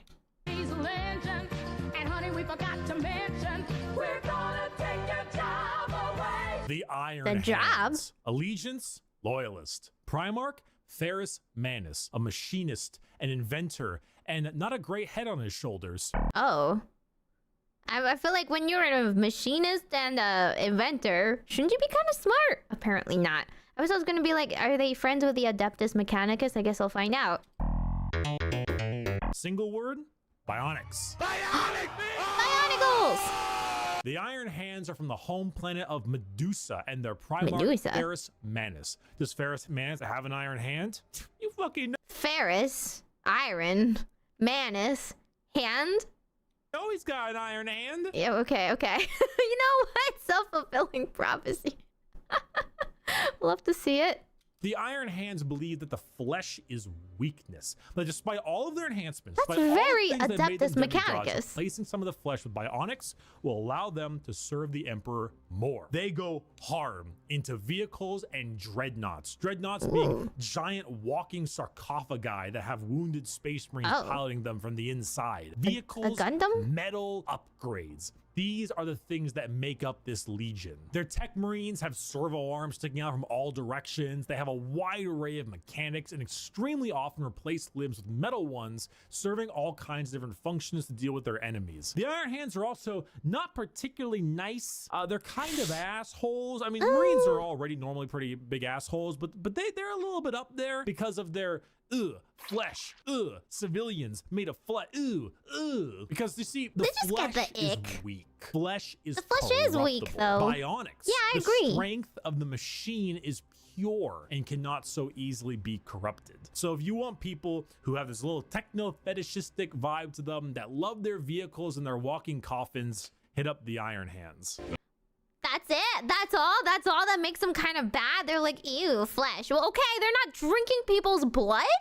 They're not torturing them. They're kind of not that bad. That's crazy thing to say after we just talked about like vampires, some cannibals, but I guess the cannibals is the enemies. I guess do the traitor legions not really count? We can't compare them to the traitor legions. We gotta compare them to only the loyalists or whatever. Man, like, he's just a little racist against flesh havers. Understandable. Everybody in this world is a little racist. Vibe to them, that love their vehicles and their walking coffins, hit up the Iron Hands. Understand, Commander? I was never here. Legion 11. Are we not going to talk about 11 either? 11. Oh, okay. I see. We're not talking about it. I will never know. Well, 2 and 11. I returned from touching grass. Ew. I'm pretty cool. He's got this Hawaiian shirt on now. Who is he? Now let's continue our Warhammer lecture. This ruffles my jammies. World Eaters. What's going on here? I am a super sandwich. The World Eaters. Allegiance, Heretic. Primarch, Angron. A butcher, a slaughterer. Like extremely, earth-shatteringly, unreasonably fuck-ass mad. Single word descriptor, anger. Hey you. Yeah, you. Are you mad? Do you just fucking hate everything? Do you want to murder everything in sight and get rewarded for doing so? Then you should join the World Eaters. They're madder than the people that we just talked about that have something literally called like the Black Rage or whatever. Really? So we have a whole legion that's whole thing is about being mad instead. Okay. Home planet of Nuceria and Primarch Angron, who if the Angron. I swear all their names are angry. Make anger. Okay, dude. The World Eaters. Home planet of Nuceria and Primarch Angron, who if the name didn't suggest, is real fucking angry. Angron was raised a slave, forced to fight in gladiator pits. When he refused, they shoved old world tech into his brain, so that if he ever felt any emotion other than anger, it caused him extreme pain. All his sons, wanting to be like their dad, also put a version of these nails in their brain. So now you have an What? He was given an implant against his will as a slave, and people thought that was like a cool role model to follow, and willingly did so? They willingly trained themselves to be just murderous, like on purpose? entire legion who literally feel unimaginable pain if they are feeling any emotion other than anger. Slap them with a freight train of armor, 2 goddamn chainsaw axes, and you can see what's gonna happen. It's no wonder they're corrupted by corn. They're honestly a surprisingly sad legion that I actually screwed up in assuming that they were all just angry murderers. I mean, they are, but they didn't start out that way. Their corn corruption degraded their intelligence, their free will, and made powerful warriors into arguably even more powerful warriors, but blunt, like frothing at the mouth psycho warriors. The World Eaters, like I mentioned, the Space Wolves, they wear their concept on their sleeve. They are angry, they want to kill things, they want to kill you, and maybe some of their friends, and that's the faction. They're red, they're mad, they're gonna run at you and cause death. If you like who that, likes them? Wait, what do you mean? Who likes this? Like, do you have anger issues? Do you want to take it out on someone else? Then play this faction. Like, what? Yeah, I can see they're a little messed up and fell to corruption. You know, just not feeling any empathy because they're literally built to not ever experience empathy on pain of like punishment. That's crazy. How could they possibly be nice, right? Leaders. Or you like it because they were, you know, at one point a lot better than that. Most of Warhammer was a lot better than that. I was once a lot better than that. That was when I was in college. I didn't finish college. Neither. He didn't finish college. Really? Well, it's okay. He's got 1 million subscribers on YouTube now, I guess. As long as YouTube doesn't shut down, hopefully he's making it. I did finish college, and you know, my subscriber count, you know, might be suffering because of that. Crazy. They did anger on. Hail Caesar. It's not done by sunrise. I'll cut your balls off. The Ultramarines. Allegiance, Loyalists. Primarch, Rabute Gilliman. That's... Isn't the I feel like are the Ultramarines not the poster boys? I usually see Marines that are blue, but there are other legions that can be blue, of course. But are these not? Like, the main guys? The Ultramarines. Allegiance, Loyalist. Primarch, Rabute Gilliman. That's how it's said. An analyst, a diplomat, a blueberry boy scout. Single word descriptor, duty. When you see Space Marines on a box or just Space Marines in promotional material, notice how they are always colored blue. These are the blue Space Marines. That's what I'm saying. I'm right. They are. They're the Marines. I didn't realize Marines were different. I thought everybody was just apparently an Ultramarine, right? Apparently. Man, I fell for the propaganda. These ones here, the Ultramarines, who hail from the world of Macrog with their Primarch, Rabute Gorilla Man. Ultramarines are the white bread of Space Marines. Yes. The grilled chicken with salt and pepper. This is by no means an insult. No. It is a little bit of an insult because that's literally why I thought Marines were boring. I thought all Marines were the same and they were really vanilla toast. And I was like, why would you want to play them? That sounds like you're just like the typical good guys. You want to be a human in a world where you can be anything but a human. But no, apparently half of them are crazy. And hashtag not all Marines. Okay, we got we understand now. They are plain Jane, but that's also because they are so goddamn good at their job. Their skill for warfare is paramount, but so is their ability for leadership. Gilliman for a while was a damn boring Primarch for all the reasons he was great, because no matter how hard you try, you don't win a war without logistics, without supply lines, without trade routes, without infrastructure and economy. You don't win anything without all that stuff, and Gilliman knows it, which is why he has one of the largest standing empires in the Imperium, named Ultramar, which is why his sons are the most recognizable of all the Space Marines, which is oh, so he's like playing a resource game. He's playing like, I don't know, RimWorld or something. Getting little trade routes set and everything. I was always like, well, how do Marines win anything? They're like enhanced humans, sure, but like other than having a numbers game, what can they do, right? Everyone's stronger than them. Named Ultramar, which is why his sons are the most recognizable of all the Space Marines, which is why the only thing that rivals the weight of their victories is the weight of their egos. They are good at everything and bad at nothing. They are great at everything. Other legions can do other things better than them, but they are good at everything. The most interesting thing about the Ultramarines is their characters, as they are all now inflicted with various amounts of ultra depression for many reasons. Gilliman is, at the time of recording, the only playable Primarch currently on the tabletop, and the only one that has returned to the 41st millennium for the Loyalist side. He took one look at what his empire has become and immediately wanted to fucking die. Being forced to lead everything he once hated, an Imperium rotten to its core with his sole responsibility to save it, is kind of what makes him interesting. They are a perfectly...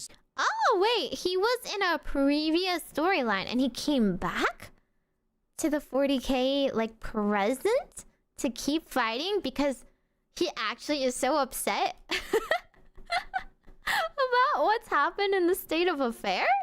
Dang. I was also thinking, like, yeah, half of these Primarchs that are, like, dead or whatever would be very upset to see that, you know, the state of where their teachings has led them. Okay. Lion is also back. Okay.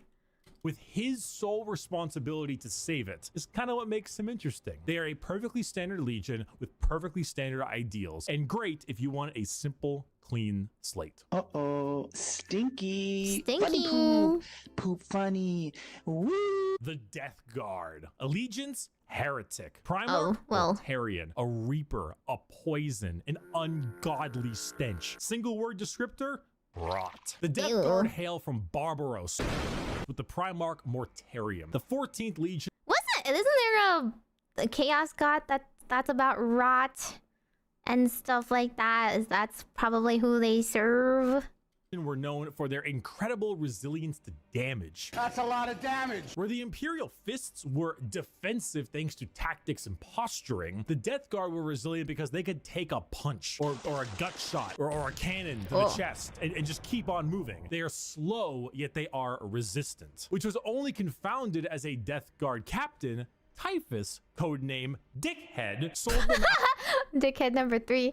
Oh, here he is. Nurgle, Oh, god of rot Nurgle. and decay. Ew. Now, the Death Guard Grody. are a Nurgle-worshipping infected legion whose ability to feel pain and take damage has all but just gone away. They I hate to say this, but you know, like how in StarCraft where you can have infected Marines? This is what it reminds me of.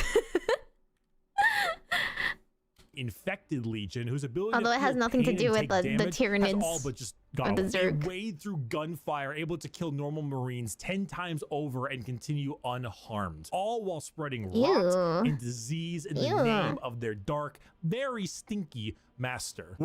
This is like they're just plague carriers, right? Yeah, like you just send them over as a bio weapon or whatever. The Death Guard enter, plague spreads. People get sick and they die. They spread debilitating disease to all around them. Why would Maybe Arthas was right. Maybe you do have to burn the village. a legion need to be anything more than very tanky when their enemies are falling over, puking, firing out of both ends, and having their skin peel off just by their presence? Entire worlds infested with a zombie rot, That's swarms too many of eyes. insects that eat flesh and metal alike, all while the legion advances slowly, painfully, allowing the disease they spread to take its toll before they reap the lives they believe belong to them. And look at Mortarian's model, dude. The man is baller as fuck. A gigantic moth with a gigantic scythe. Come on now. The Death Guard. You're kind of gross. I'm sorry. That's kind of gross. But it's like a good concept in my opinion. It sounds very, very effective. But unfortunately, too real. No more pandemics, please. Okay, 1,000 Sons of 15th Legion. Shrek! I'm gonna fucking kill myself. The 1,000 Sons. Allegiance, Heretic. Primarch, Magnus the... How many heretics are there? Wow, there's a lot more heretics than I thought. No wonder we mostly talk about the Ultramarines. There are barely any loyalists. Red, a scholar, a sorcerer, a fucking nerd. Single word descriptor?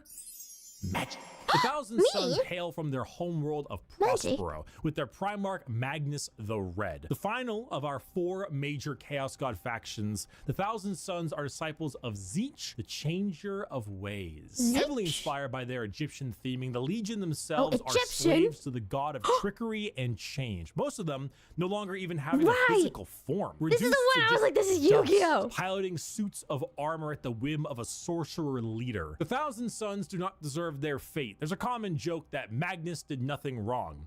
This is untrue. He has done much wrong. However, he is very sympathetic, mainly Magnus because the did nothing Space wrong. Wolves and Lehman Russ sought to end their rivalry through the annihilation of their legion, escaping only through the assistance of the Changer of Ways, and forever changed because of it. Meanwhile, magic is their main tool. Take some Lovecraftian style abilities, ew. their eyes everywhere, and potent spells to be cast at their foes, where these I don't like Lovecraftian things. I don't like things with extra eyes, but I'm going to give them a chance because it is pretty Egyptian to have eyes, I suppose. I don't know. bolts of psychic lightning, reversing time itself, opening up portals to unreality, or I do changing the that very too. fabric of the universe. That's The just called Thousand a Sun Tuesday. sorcery knows no bounds, and they are very good at it. And we do it to play a children's card game, am I right? If you're a fan of like wizards, your classic style of spellcaster, and you want a ton of them, combined with a tragic backstory and a Primarch who, like Mortarion, looks fucking baller, the Thousand Suns are for you. You know what? If I had to pick a Marine, I'm not really into the demons, but maybe we're gonna put a bookmark on the Thousand Suns. I don't know why they're called the Thousand Suns though. Suns with an O too. Wouldn't it be cooler if that was Suns with a U? I don't know.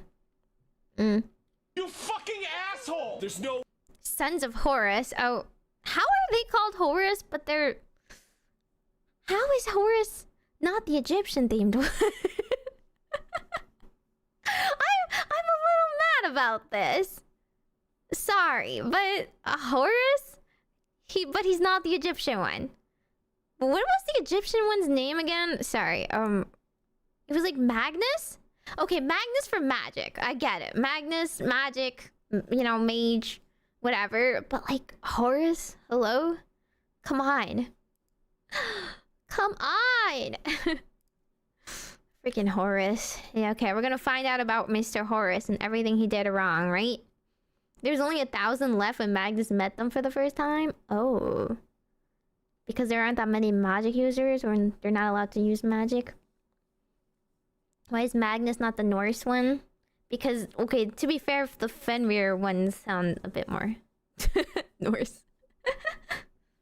Mortarion looks fucking baller, and the Thousand Suns are for you. You fucking asshole! There's no way you're a fucking cheater. You're such a sore loser. You're a cheater. My dad works at Nintendo! The Sons of Horus, dad works at or the Nintendo. Luna Wolves, or the Black Legion. Allegiance, The Luna Wolves, heretic. oh. Primarch, Horus, a Yeah. warlord, a treasured Yeah. friend, Horus. or the traitor himself. Single word Horus. descriptor, assault. Assault, Tish, really? Sons of Horus are the formal name of Horus's legion, hailing from the world of Chthonium. The Sons of Horus How many of these places blew up already? Was that also like 3?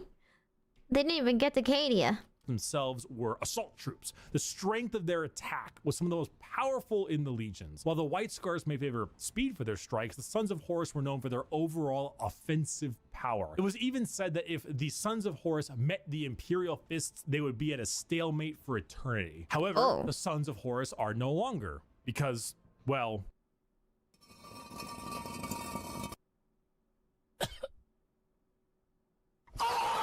They are now instead the Black Legion, led by Abaddon the Despoiler, who claims to succeed where his father failed. The Black Legion are still an offensive and assault-based force, but they act much like the Ultramarines, but for chaos. Your standard black and brass Space Marine, who are known for recruiting in all different kinds of avenues. They look like the Black Anyone Knight. can become a member of the Black Legion. Anyone can swear allegiance kill to the stuff. War Master. Sign me You up. gain favored by not just one, but all 4 gods equally. Their famous line, "Let the galaxy burn," is the best way to describe them. It doesn't matter what the outcome is, so long as the Imperium dies.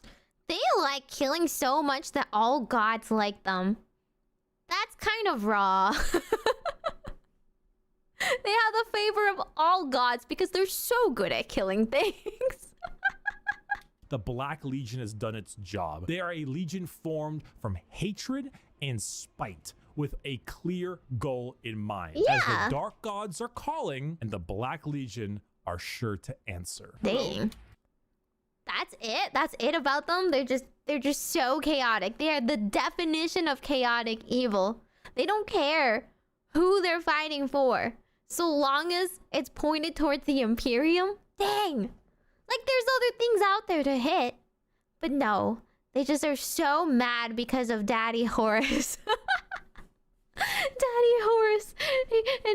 And his war that he kind of lost with the Emperor. So they're just continuing on fighting in his stead, I suppose. Okay, word bearers instead of world bearers? What are they bearing word for? Do you have a moment to talk about our Lord and Savior, Jesus Christ? No. It wasn't fucking optional! The word bearers. Allegiance, heretic. Primarch. What? They're heretics? I thought they would be working for the Emperor.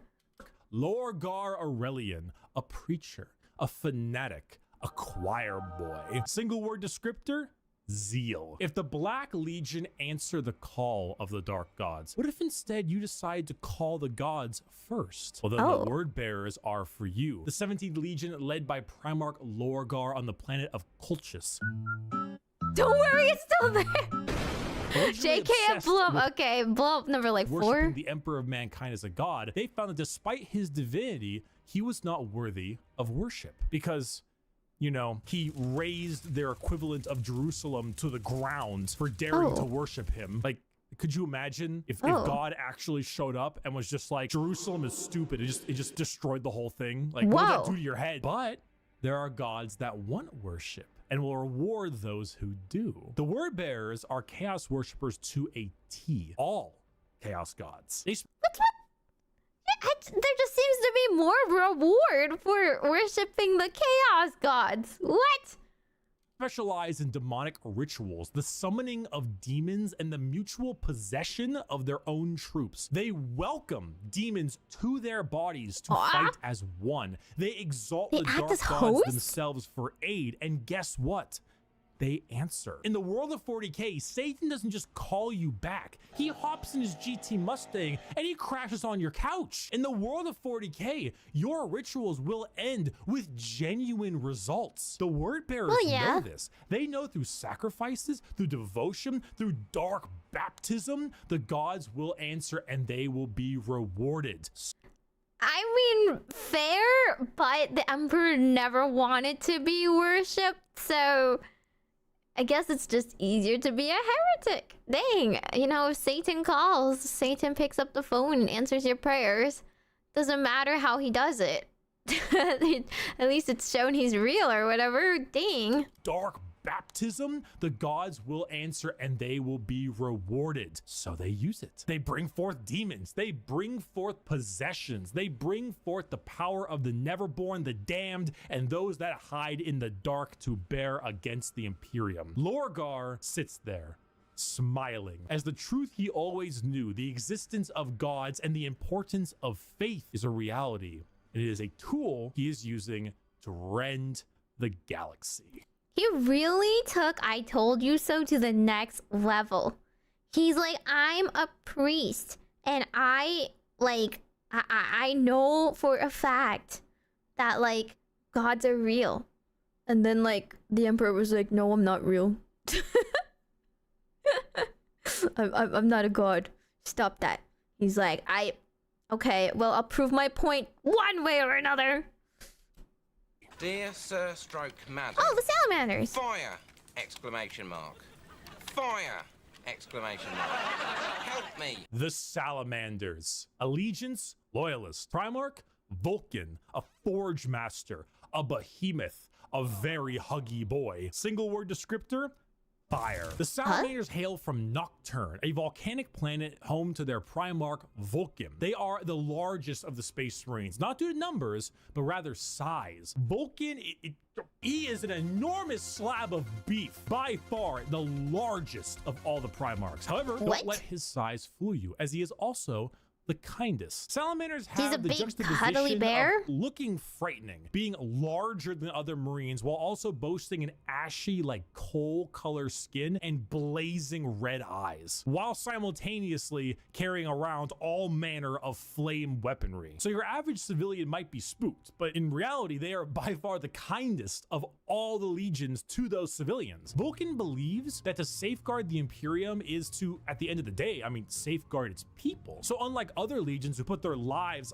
far and above the average human, the Salamanders spend significantly more time trying to save them, often taking numerous losses by doing so. They are very independent as well. They're forgers and blacksmiths, maintaining their own weapons and crafting versions of it. They also have the very rare privilege of being able to see their families even after becoming a space marine. They have families? They have people they're fighting for? Dang, this is too humanizing. Wow. I don't want to have emotions in my war simulator. Care, which is the funny part, because the 7.5 foot tall giant with flaming red eyes who just reduced a traitor to bubbling metal says, "You have nothing to fear, young citizen. Take my hand." If you enjoy fire, melting things, and being the nicer of the Marines, Salamanders are for you. Dang. That's kind of nice of them, but yeah, I can see they don't have that many numbers because they keep self-sacrificing. Kind of sad. It's a little bit like the Iron Giant, right? The whole concept is like, what if they were a very big killing machine, but they didn't want to just be a killing machine. They wanted to be a protector, a guardian of the people, and kill to protect them. Wow.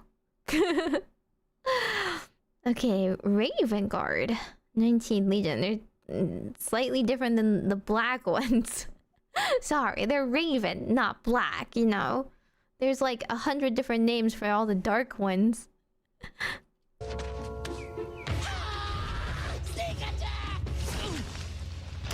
Saga, sneak attacks don't work if you yell it out loud. The Raven Guard. Allegiance, Loyalist. Primarch, Corvus Corax. A raven, a shadow. An industrial dance DJ. Single word descriptor, stealth. The Raven Guard are the final Loyalist Legion at 19 and hail from the planet Deliverance with Primarch Corvus Corax. If it hasn't been made clear enough already, the Raven Guard are stealth specialists and proficient in all manners of assassination. Despite this, their signature winged jump pack and double lightning claw look is, well, not very stealthy. Yeah. They're named after, of course, the Raven and embody the entire concept of it as a herald of death. They are stealthy, patient hunters that have no problem with waiting and waiting and waiting until the moment to strike is at hand. It's not easy being a stealth faction when your stealth involves people in They're a little clunky power armor, but they find a way. That more than anything should not be used to show how ridiculous 40k is,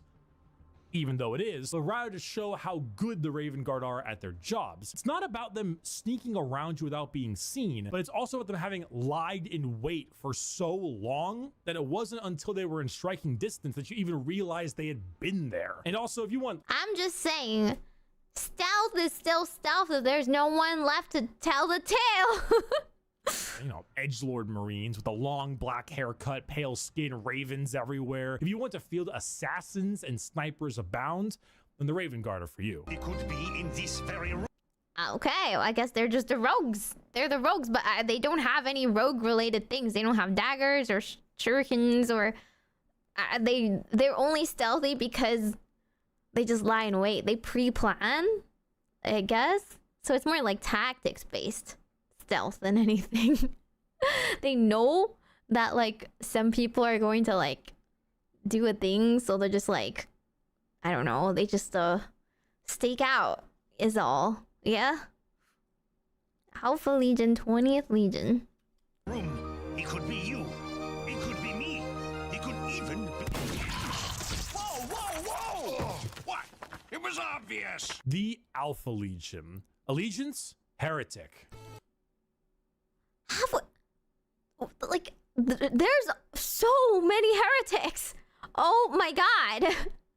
The Marines are busy fighting amongst themselves, let alone extraterrestrial threats. What? Primarch, Alfarius and Omegon. Saboteurs, destabilizers, they're in your walls. What? Are they twins? Single Two of them. descriptor, espionage. Finally, the 20th Legion, the Alpha Legion, led by Alfarius and Omegon. The only Legion to have two Primarchs who were split as twins. The Alpha... Oh, they are twins. Well, I mean, they look the same. It's not like a big revelation. It's visually depicted right there. Legion are heretical, we think, and specialize in destabilization of society and armies. Their entire shtick is the Hydra, because when you cut off one head, two more take its place. All of the Alpha Legion look exactly like their Primarch. Olive skin, shaved head. All claim to be Alfarius. All are liars. They make the largest use of sleeper cells and cultists in the Chaos Space Marine factions because it's extremely easy to take over a planet when you Poisoned our water supply, burned our crops, and delivered a plague unto our houses! Where the Raven Guard use stealth and sabotage to eliminate their enemies, the Alpha Legion prefer to weaken them over time with sleeper agents. They're the opposite of the Inquisition. They're what the Inquisition is stamping out. I see. Sneaking among the citizens. Yeah, all you Alfariuses, get out.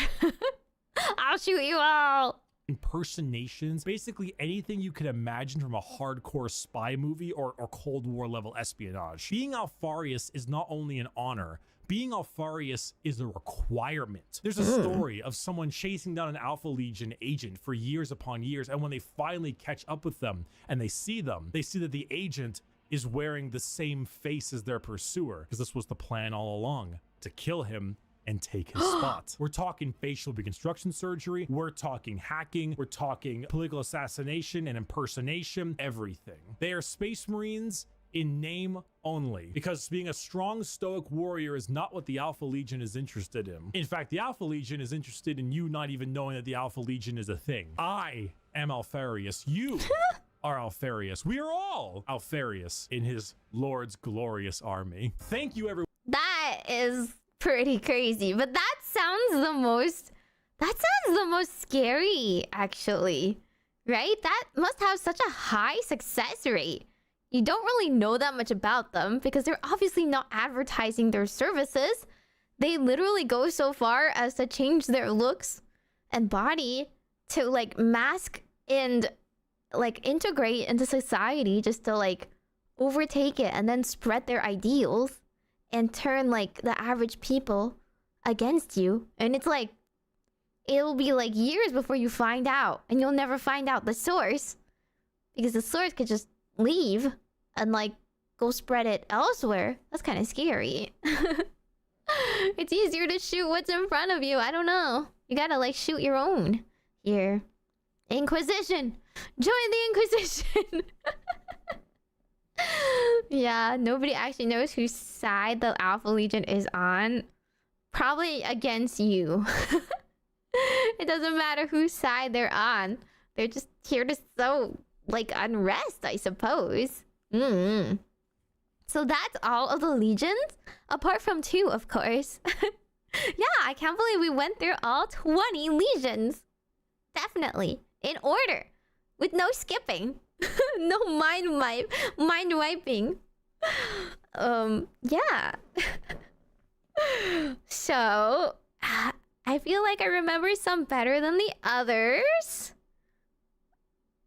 I just know that half of them are heretics, and 1 and like what 3 have their planet exploded. And the other ones, whether they're good or bad, are all emo and have sad backstories. Okay, real quick, let me see. Are these in chapters? Okay, the first ones. Okay, no, this is about Mr. Horus. Oh. Okay. The first ones, the Dark Angels. I can't even say they have all angel names because they do. But other people down the line also have angel names, I have discovered. Like, they're not even the most angel of angels. Like, the Blood Angel people are even more angel of angels. Like, There's the Dark Angels and the Blood Angels. The Dark Angels though, they're still not very good. They're kind of, I don't know, kind of scary. Okay, these are the ones that just somehow they look like knights. They look like knights of old. That's all I really remember, other than the main dude was kind of bad. Like bad, not a baddie. Because baddie is like in a good way. Just bad. Something like that, right? They're good names, are they though? Are they? They're kind of confusing. They got dibs because of the first one? How are they ordered? Does the 1 to 20, does it like power scale? Is it like... They still didn't tell me if it was chronological or not. Right? Real asshole, I'm not gonna lie. The round I just remember vibe. They look like the knights of old with these That's large all he suits of said power about armor, them. often donning robes and hoods. Their names also Wait. And Death then... World known as Caliban. Their Primarch Yeah, lion. they blew up. Wait, are they heretics? They're heretics, right? Because they kind of follow the whole kill people thing. Yeah. Mr. Lion dude. He's not a great guy, so he's not a good role model. Oh yeah, the paranoid knights. Okay, so they're just paranoid. For whatever reason.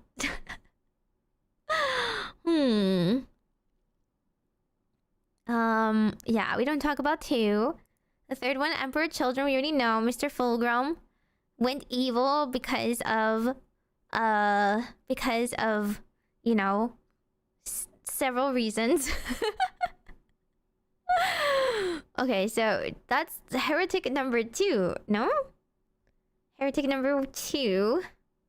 Iron Warriors. Are they good? They're salty, no? Weren't they the salty people? An incel. Single word descriptor, siege. Continuing the trend of our... Alright, they're just people who are good at sieging. In which case, I guess they're... Huh? Is dead. Are they good? God, we means dead.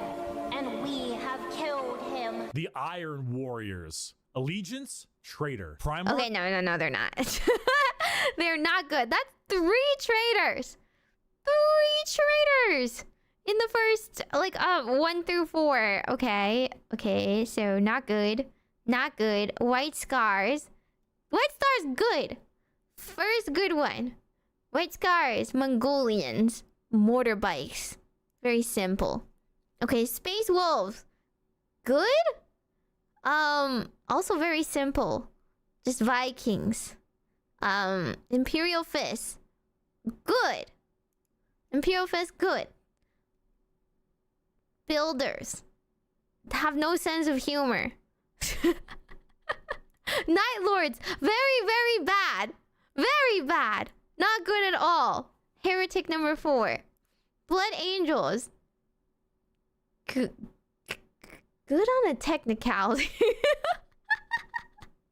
Good on a technicality? Yeah. I mean, they're fighting for us. They're just kind of crazy, you know? Kind of, you know, well, you don't want to be near them. You don't want to be next to them. Dark Angels are... Oh my god, you're right. Dark Angels are technically loyalists, but they're the evilest of loyalists.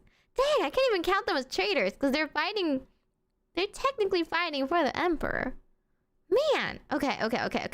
Okay, 3 heretics so far. So... White Scars... Space Wolves... Imperial Fist... Night Lords, that's 4. Blood Angels, 5. Right? So that's good. 5 good guys, 3 bad guys so far. Blood Angels, good, but like... Just like the Dark Night Lords, just do not interact. I would not be screaming in happiness if they were here to save me. Iron Hands... Bionicle people. Well... Aren't they also good? They're good, they're just a little wacko. Yeah? I'm gonna double check. The Iron Hands. Allegiance, loyalist. Yeah. Okay. Yeah, they're good. They're just a little racist against fleshies, but that doesn't mean that they're not fighting for the Emperor. So 6, number 6, good. 11th Legion, we don't talk about that. 12th World Eaters, very bad. super duper bad. Okay, 4 heretics so far. Ultramarines, good.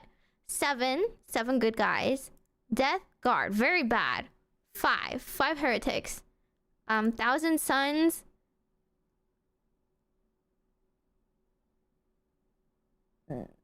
Magic? They're using magic, but they're still good? I don't know. They're like practicing a little bit of kind of like heretical stuff, but it's okay.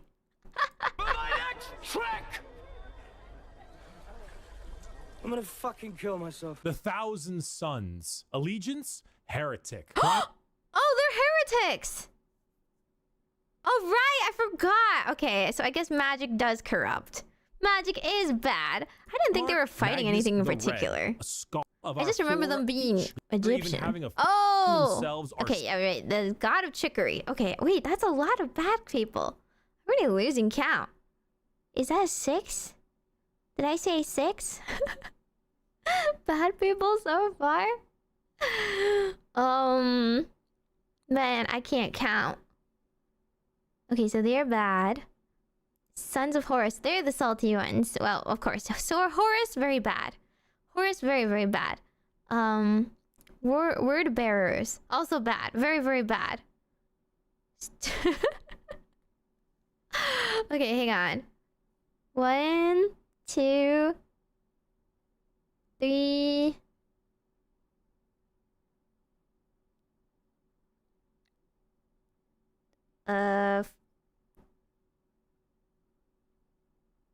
Four.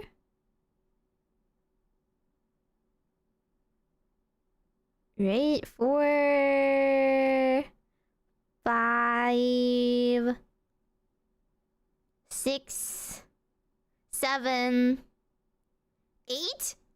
Bad so far? Am I correct? Did I get something wrong? Salamander is good.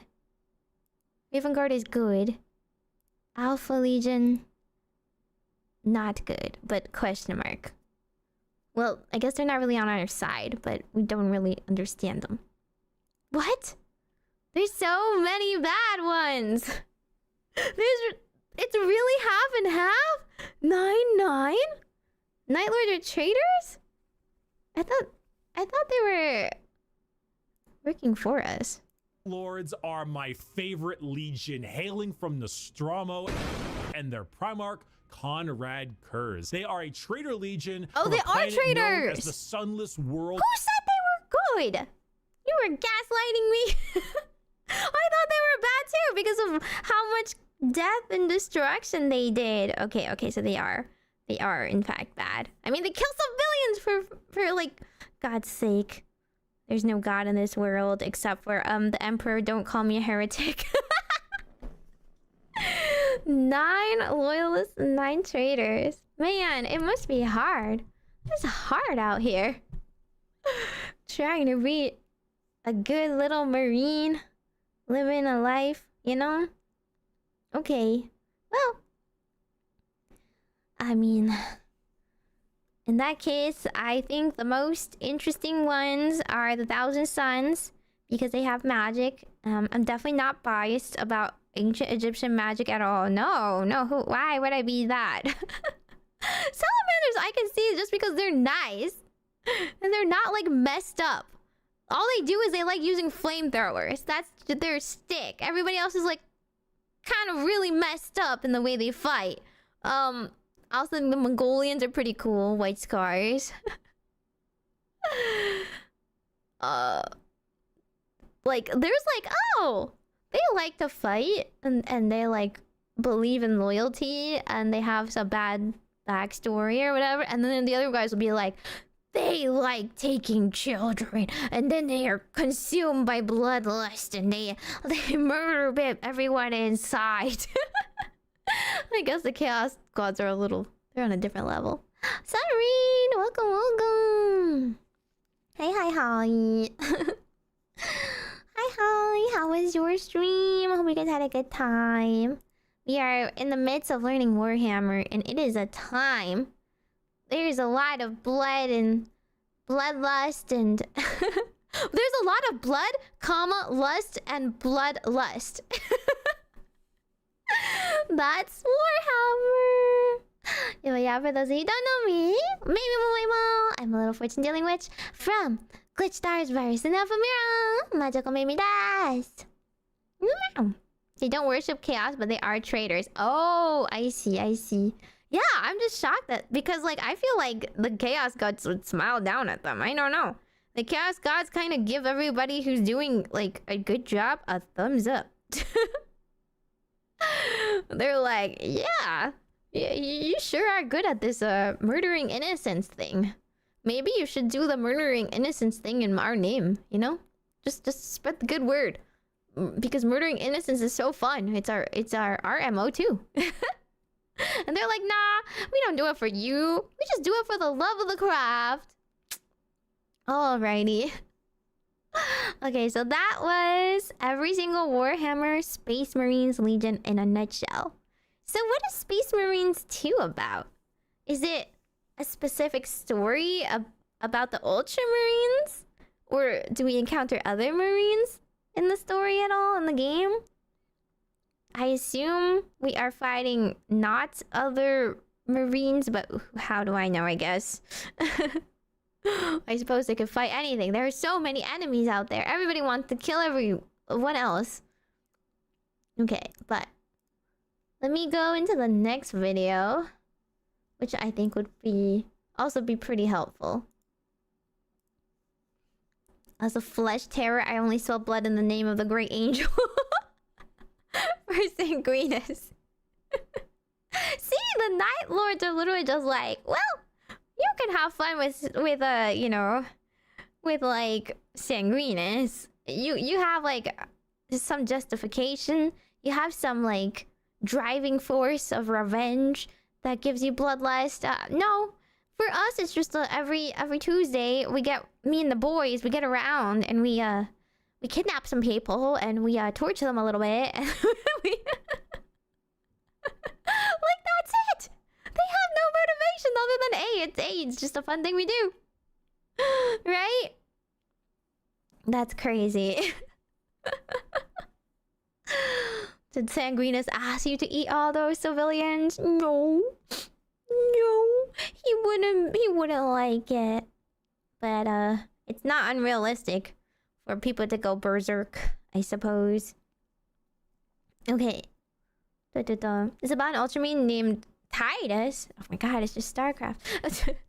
Sorry, that's not the same name.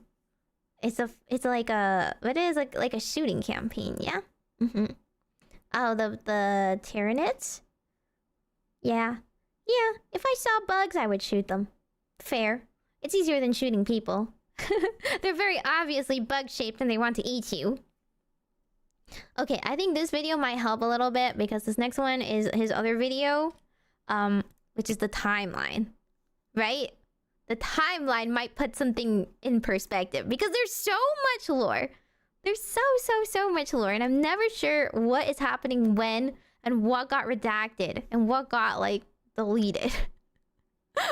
or came back retroactively changing the storyline. So yeah, I think we gotta we gotta learn starting here as well. Let me stretch first. Ugh. These videos are pretty long.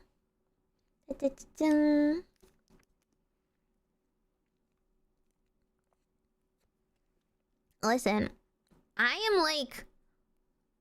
am pretty much also game with whatever is shooting Tyranids. Like, I am on the side that the Tyranids are not. I really don't like Zerg. I really don't like big space alien bugs. So as long as we can shoot them, I'm okay. Get them out of here. Okay. Don't say big stretch like I'm a cat. Big stretch. Poor bugs. I don't like bugs. You shouldn't either. You should only like cute little bumbly bees and little ladybugs. Not huge invasive species that want to eat whole planets, okay? Okay. Ikzo. In the grim darkness of the 41st millennium exists the Empire of Man, a backwards carcass of an empire comprised of many devoted forces, gigantic robot knights, religious machine cultists, and incredibly heavily armored women, most likely with sweltering abs. Yeah. And one must know what those abs taste like. I think he got a little... Oh my god. Oh my god, it really was a transition to a sponsorship. I am not paid to shill his sponsorship. We're skipping it. Sorry. The age of knowledge and enlightenment has ended. There was the one? Age of darkness has begun. Oh, I guess when the Emperor was alive. Roughly 60 million years ago, there existed aliens. And these aliens lived short, they still exist. painful lives. They belonged to radiation-stricken worlds and often died of various cancers before the age of 30. These aliens, the Necron tier, looked up to the stars and found extreme beings of real power. Beings with the ability to create life. The old ones of the galaxy. They asked these old ones for help. Please cure us of our ailments. To which the old ones said, piss off. So the Necron tier gathered together and did the sensible thing. They declared war upon these old beings and were promptly beaten into the dirt back to their short, painful lives. In the world of Warhammer, there is a hell. This hell is not like you and I know it. It's more of an afterlife, a place where dead souls end up. This place has many names: the Empyrean, the Sea of Souls, the Immaterium, and the Ether. But mostly, we just call it the Warp. While you and I... What? That's the Warp? I thought the Warp was the demon thing. Okay, maybe it turns into the demon thing later. Okay, okay. Know of hell as a place of horrors and punishment. The Warp isn't really that. Not in the beginning. It's energy, but the kind of energy formed from thought and soul. Psychic energy, where the dead souls of people end up in a place that is impossible to understand. No laws of reality exist. Like, time is merely a suggestion, and it is not something that can be braved easily. The Warp would be like sailing the ocean in a pirate movie. To jump from your ship would be certain death. To stay in the sea for too long on your boat could drive a man mad. And there are many dangerous things lurking in those depths. Yet, the sea is not evil. It simply is. There are more malevolent beings in those waters. Areas that you do not sail towards. I thought they lived there. As the realm of chaos. Yeah, the realm of chaos exists in the Warp as a special area led by 3 chaos gods. Khorne, the god of combat, murder, and slaughter, with a pile of skulls taken in his name. Tzeentch, god of change, mystery, and deceit, a confusing paradox of lies, schemes, and sorceries. And Nurgle, god of rot, pestilence, and Genshin impact. All things rot in the end. And Grandfather Nurgle is waiting for you with open arms. These gods ruled their respective realm in the Warp, sending their many followers against each other in the great game to be the most powerful of all the gods. So the Warp exists. This is pre-Slanesh. Parallel to our galaxy, with the realm of chaos and its gods fighting for control. But there are also gods of real space, gods of the normal world too. Wait, there's good gods? Catan, and I did not know about that. You think Is it Catan? God stays in heaven because He too lives in fear of what he's created? These star gods saw the plight of our poor Necron tier and how the old ones cast them aside and said, you know what? You guys want immortality? Oh, we will make it happen. We are the gods of the tangible, of real space. We can give you a cure. So then they ate all their souls.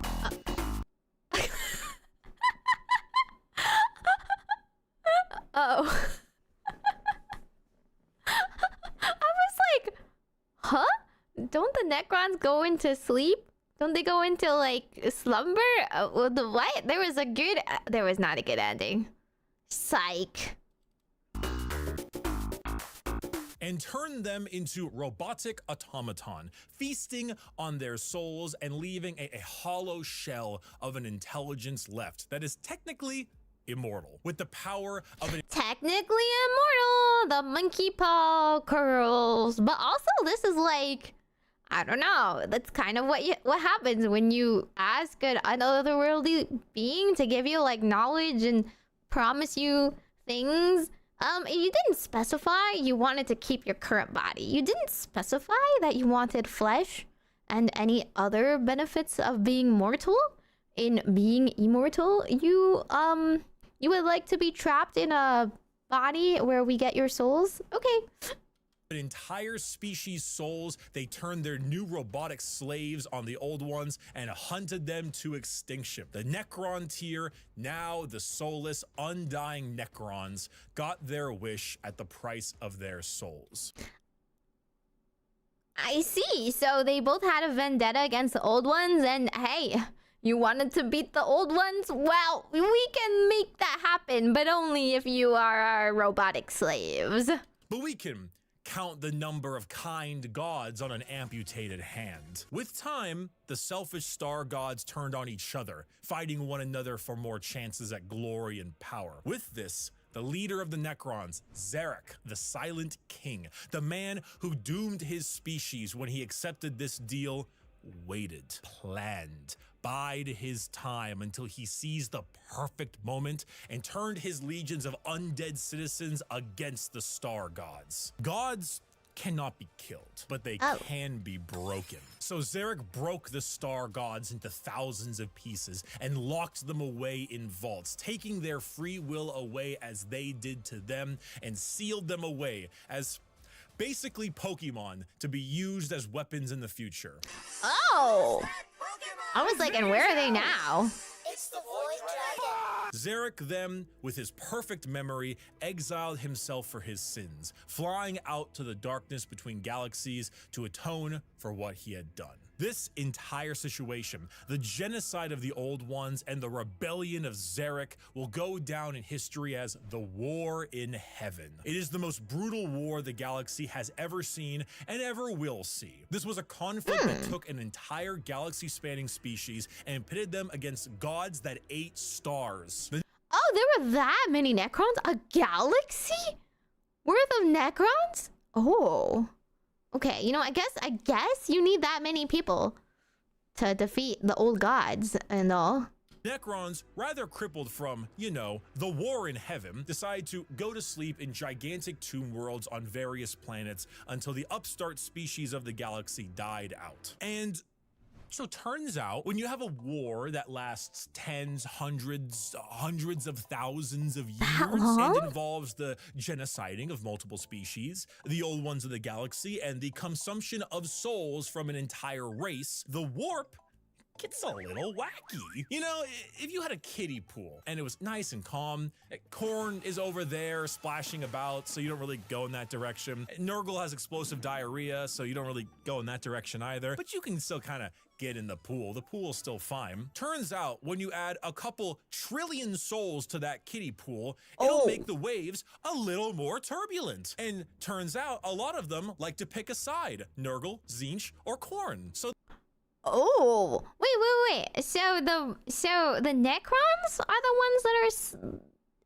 like, how many old ones are there? This is like the afterlife. So the Necrons that died in the war got sent here, and then the old ones that also got killed are sent here into the warp. The once calmer warp, the once relaxing kiddie pool, has now been bloated. A million years of war will certainly make Korn, god of murder and slaughter, more powerful. A million years of war will probably make Tzeentch, god of deception and change, a little more powerful. And good God, a million years of war will make Nurgle, god of decay, oh, just the tiniest bit more powerful. Now, entering that kiddie pool is no longer fun, it's dangerous. The warp is now a problem.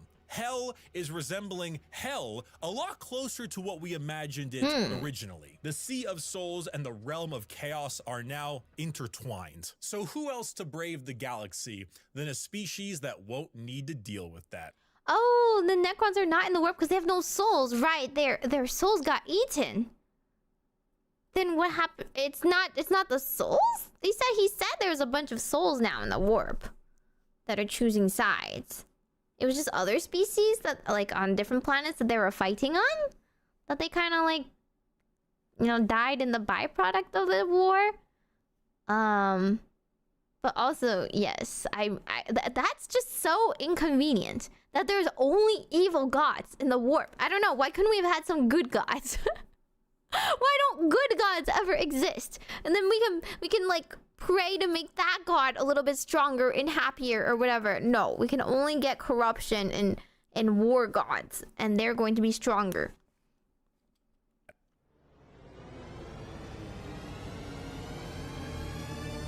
The Age of the Eldar. Screw them. Are space elves. They have a lot of the traits that you probably think of when you think of elves. Tall, slender, pointy ears, bit more androgynous looking, no matter what DeviantArt will tell you, and a bit stronger on the emotional side. The old they're ones, emotional? as I mentioned, could create life. And when they were getting, you know, absolutely bodied by the Catan and the Necrons, they made some new races to try to help them. One of Oh!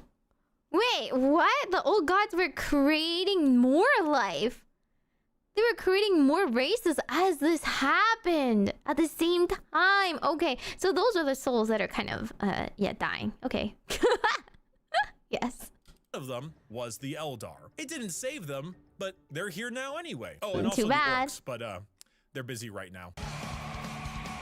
Orcs! Wait, is this an orc game? The Eldar are a particularly psychically powerful race, so they were really adept at being able to handle the new turbulent warp of chaos and good at killing Necrons, hence why they went to sleep. Being psychically gifted is basically like being a wizard, but you get your wizard powers from hell. This is called being a psyker. And basically, if you want to do cool wizard shit like lightning from your hands or reading someone's mind, you can do that, but you siphon the energy to do that from the warp. Luckily, the Eldar are very good at handling this without too many negative effects because, you know, summoning power from the Sea of Souls with the new Chaos friends can be a bit of an issue. But Eldar are pretty good at it. And you see, what's really cool and also awful about Warhammer is that most developed species travel long, faster than light distances by going through that warp. They create a tear in reality to unreality and move through it. Faster than light travel? Cringe. We go through hell itself to deliver your packages. For those of you who play Minecraft, you know where you get ready to jump. Sorry, we have to do a pit stop, like a cut through from hell. We're gonna like not die but not be alive for 2 seconds. Please put your, please keep your hands and feet at all times inside the vehicle so that corn does not bite you. Thank you. How the nether is like a pocket dimension. So moving 10 spaces in the nether is actually moving something like 1,000 in the real world. That's not really. I don't know anything about Minecraft, but just that's cool. Much like in the nether, there are. Is it not like Star Wars? A lot of things that want to kill you. The Eldar found a way to do so in between realities. Not regular reality, not the warp, something else. Oh. A purgatory of sorts. A fabricated something a little bit safer that allowed them to travel without fearing the negative effects of the warp. The Eldar were the perfect fit for the new galaxy, and they took it with open arms and pointy ears. The empire of the Eldar spread everywhere, and it spread all the way until now. the 21st century. That's right, while you were watching NPC streams on TikTok, the space elves were ruling the galaxy, and they did so for quite a long period of time. Cringe. The 21st century came and went. Humanity grew and grew, all under the nose of their elf overlords. At this time, humans advanced, your classic sci-fi style way. We began to expand, colonize our solar system, terraformed our planet. Oh, if only we were doing that. More powerful machines and starships. The age of Terra, also known as Earth, but we call it Terra here, was here, and existed between the 21st century all the way until the 15th millennia. Not much is known about this time, not much needs to be known. Humanity grew up, sought the stars. It's classic. Then came the years between 15,000 and 25,000, the age of technology, or to some, that wasn't technology? the dark age of technology. This is when humanity reached a new apex of technological understanding. When you think of sci-fi, there's a lot of things you can think of. Star Trek, maybe Star Wars style. You can go cyberpunk dystopian. The age of technology was deep sci-fi, like a scientific prowess that fringed on magic. This is also when the first ever psychers began showing up in humanity. Individuals with the genetic mutation to be able to access the warp, and then because of that, travel through it. Humanity was no longer constricted to their early ways of travel. With warp travel, they could go anywhere in the galaxy. So the way to warp travel is to have somebody attuned to it? But how do they attune to it large enough for a full ship to go through? I thought it was like a technological thing. I thought it was like they just like, you know, like how the Eldar had a little portal? I thought they just like operate a portal and they just have some magical sci-fi nonsense. Keep it open enough for them to travel through it. Equipped ships with gigantic AI machines, with everything you would ever need to know about mankind, and sent them out on colony ships to expand their influence across the galaxy. And this was truly the golden age of humanity. And with every golden age, there is a fall. While the new human upstarts of the galaxy were reaching new levels of technology and prowess, the Eldar were engaging in debauchery. Yeah. This is why we don't trust space elves, right? When a species has everything, you can produce unlimited food out of nothing. Your need for farmers and workers, gone. You have dominated the stars and have created a fast travel system that doesn't rely on the dangers of the warp. You have nothing else to do. You have no struggles, no problems, and feel as if there is nowhere else to go. Well, you begin to experiment. The Eldar started harmless enough. You know, you take a serious interest in your species' culture, your arts, paintings. Yeah, why don't you stick with the painting? These are Eldar, elves, remember? Their emotions are heightened, more powerful than us humans. So your plays get louder. They start to push on the limits of your hearing ability. Your music becomes different, more deranged. It pushes the boundaries of what is art. The visual spectacle of art becomes more bizarre, more delusional, more eccentric. And let's not forget a very important sense.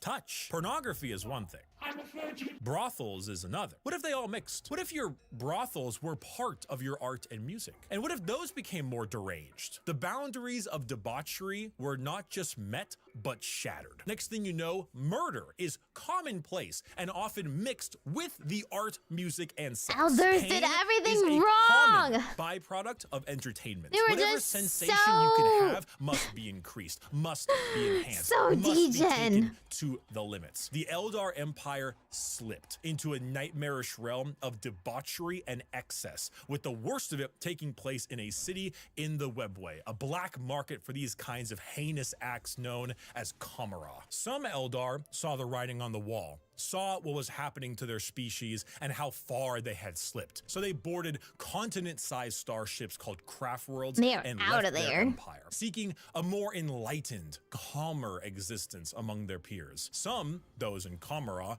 pushed it to even greater heights, relishing the pain and torment they inflicted on those around them. All during this, the warp, the yin to the yang of the world, was fed by these emotions, by the psychic power of the Eldar, by the souls taken in these depraved acts on a galactic scale. And just like that, Eldar ended. Slaanesh, the fourth chaos god, I can't believe a whole species was just so degen.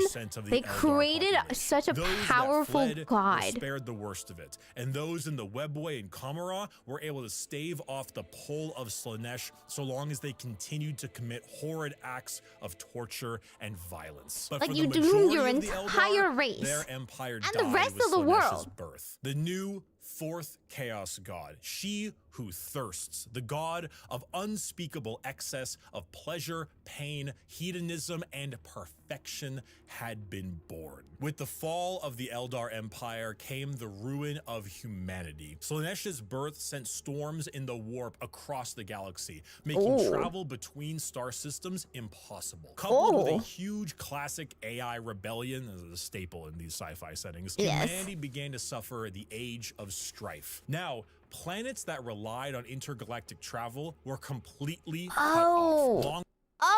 They ruined the warp for everyone. That's why the Emperor is important. Because everyone needs to travel. And they can't anymore. Oh my god. Literally. You know, not all elders, but most elders. Long-range messages normally sent through the warp were snuffed out. If you were a planet that was great at mining stuff but couldn't get food, well, you know that movie about the rugby players in the mountains? Oh, and because of these insane warp storms and fluctuations, psychers began to appear among the human population a bit more often. Now, this initially had been hunted down as witches, because that's pretty common in this setting, but some deemed it right to protect them. Unfortunately for those people, psychers, because they open a gateway to the warp, don't really know how to use their powers well, and they kind of attract demons who then force their way through the psyker as a conduit of sorts and begin to slaughter the population. I see. Okay, I was gonna be like, well, psychers are so useful. Oh, not yet.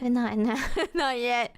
Oh, witch hunts are, I guess, necessary because nobody knows how to harness their powers yet. Of your planet. The Age of Strife was a catastrophic period of time for humanity and set back their progress tenfold over the not one, not two, but 5,000 year period. During this time, the age of humanity that we know began to form. Worlds equipped with large mechs for agriculture began to equip them with weapons to defend from alien and demonic invaders. Over 5,000 years, this became a custom and tradition, dubbing them as night worlds, a feudal society of honor-bound knights in gigantic robots that uphold the chivalric code to defend their worlds. Marines, a group of individuals on Mars, after radioactively bombing their planet to become inhospitable to human life, ran their entire lives underground on the few life support systems keeping them alive. Those technicians who could work on the machines and keep them operational were revered,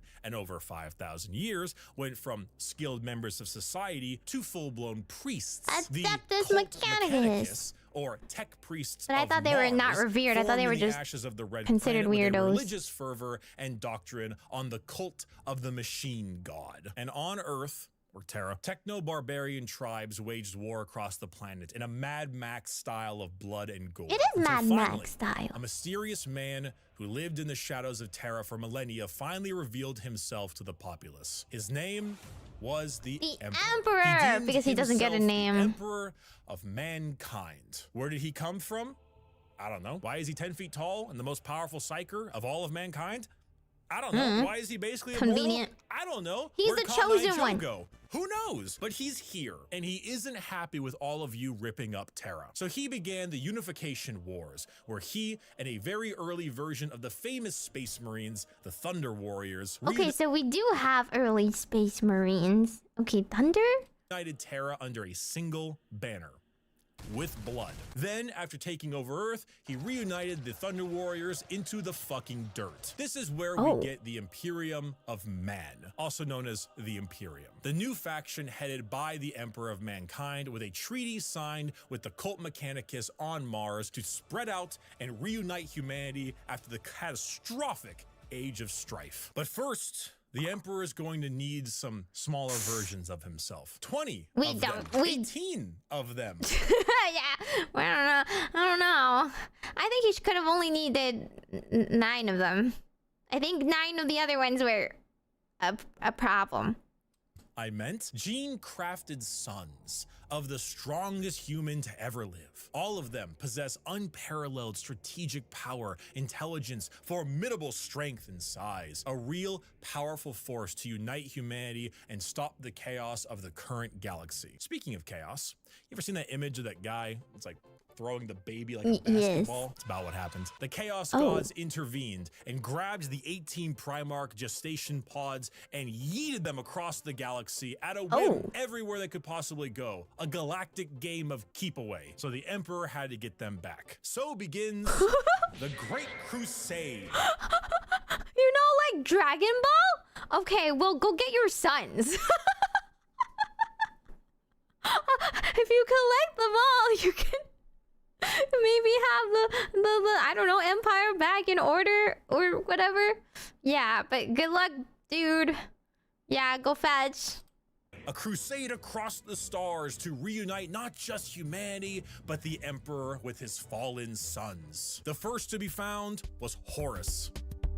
One of the strongest and most noble sons. The Emperor carried with him a legion of newly crafted warriors. Don't like that with guy. Genetic material made from their Primarch father. These are the newly made Space Marines. For Horus, his were the Luna Wolves. And as the Emperor continued on his great crusade, he found more and more of his sons, reuniting them with their individual Space Marine legions. Leman Russ, the cunning hunter with the Space Wolves. Rogel Dorm, the Phalanx. We with saw the all of Imperial these. Fists. I don't remember any of their Angron, names, really. The Barbarian, the very angry with his World Eaters. Fulgrim, the perfect with his Emperor's children. Oh, and Fulgrim. Jagatai Khan, the swift, the stoic, and his white scars. Those were just some of the 18, and one by one his lost Primarch sons were returned to him, and their Space Marine legions returned to them.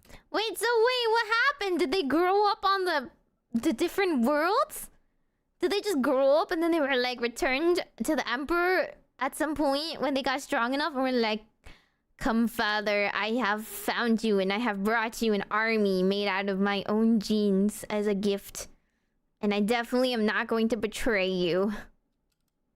The Great Crusade saw humanity once again reconquer the stars, returning worlds of humanity back to the Imperium and killing any and all who stood against their noble crusade. But in the years of the 31st millennia, treachery would break this all apart. Finally, the Horus Heresy! Horus, the Emperor's most beloved and favored sons, named War Master for the Crusade, succumbed to the power of chaos and daddy issues. All because of that bastard Erebus. Why does he have daddy fuck issues? Erebus. Slowly, Horus would become corrupted, turning the Emperor's sons against him. But I don't understand why. He was the first one. He was the favorite. He had everything. He was the golden child. He's not even salty unlike the other dude. What's up with that? This begins the most pivotal moment in our story, and the one that has like 50 books written about it. Wait, that was like that's like that many books is just about the Horus Heresy? Really? The Horus Heresy. 9 of the 18 Primarchs turned against the Emperor, and the Yes, I had to count by hand, but we've arrived at this conclusion. following years were a bloody battle for the throne of Terra. The Emperor originally was working on a special webway project, just like the Eldar, to make faster-than-light travel significantly easier and safer. Really improve humanity to allow them to conquer the stars without the risk of the warp. Well, this big red idiot named Magnus kind of blew a hole into that.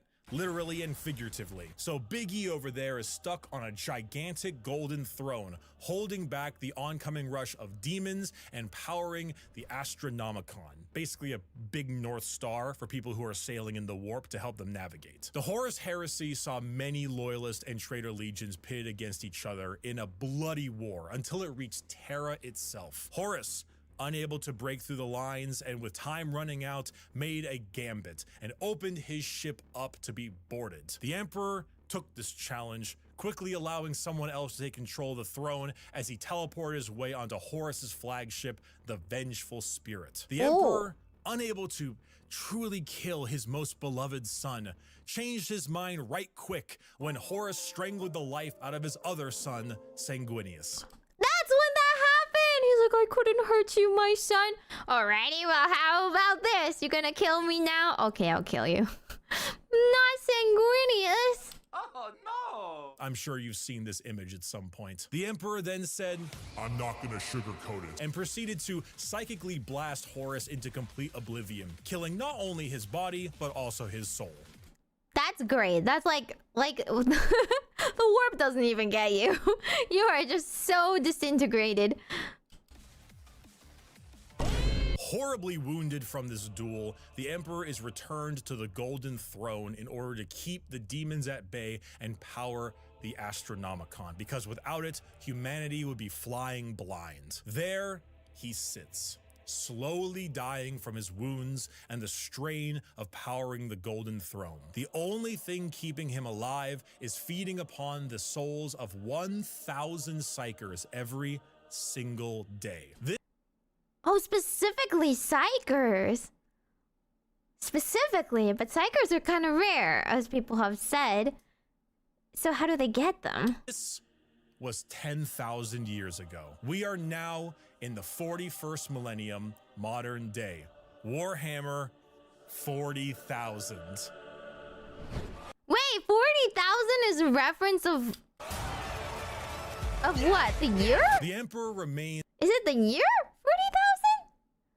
I don't know why I never questioned. I was just like, oh yeah, Warhammer 40k. Yeah, that's a cool number. That's a nice number. There's a 30k and a 40k. Yeah, fair trade. Yeah, be the Emperor. Just be the strongest psychic that ever lived. And ban the other psychics. But now you have to eat psychics to keep living. I see.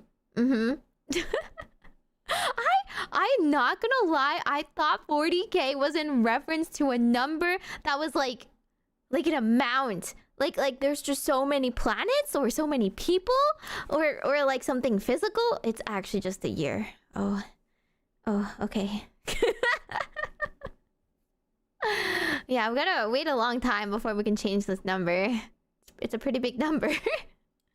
On his throne. The Imperium is a rotting carcass of an empire, a fascist, xenophobic cult that worships the Emperor as a deity despite him never wanting to be seen as a god. Over the span of 1 million worlds, the ecclesiarchy, the church of the Emperor, is spread throughout. Inquisitors with unparalleled power root out any sign of heresy or lack of devotion no heretics to their here. god Emperor. The other half of the traitor legions move about as Chaos Space Marines, raiding and pillaging the Imperium, while the loyalist half does their best to keep the Empire alive. See, I'm just saying, if your enemy is those Chaos regions, like those Chaos legions, I mean, like, I don't know, I think I'd rather have Inquisitors on my side, you know?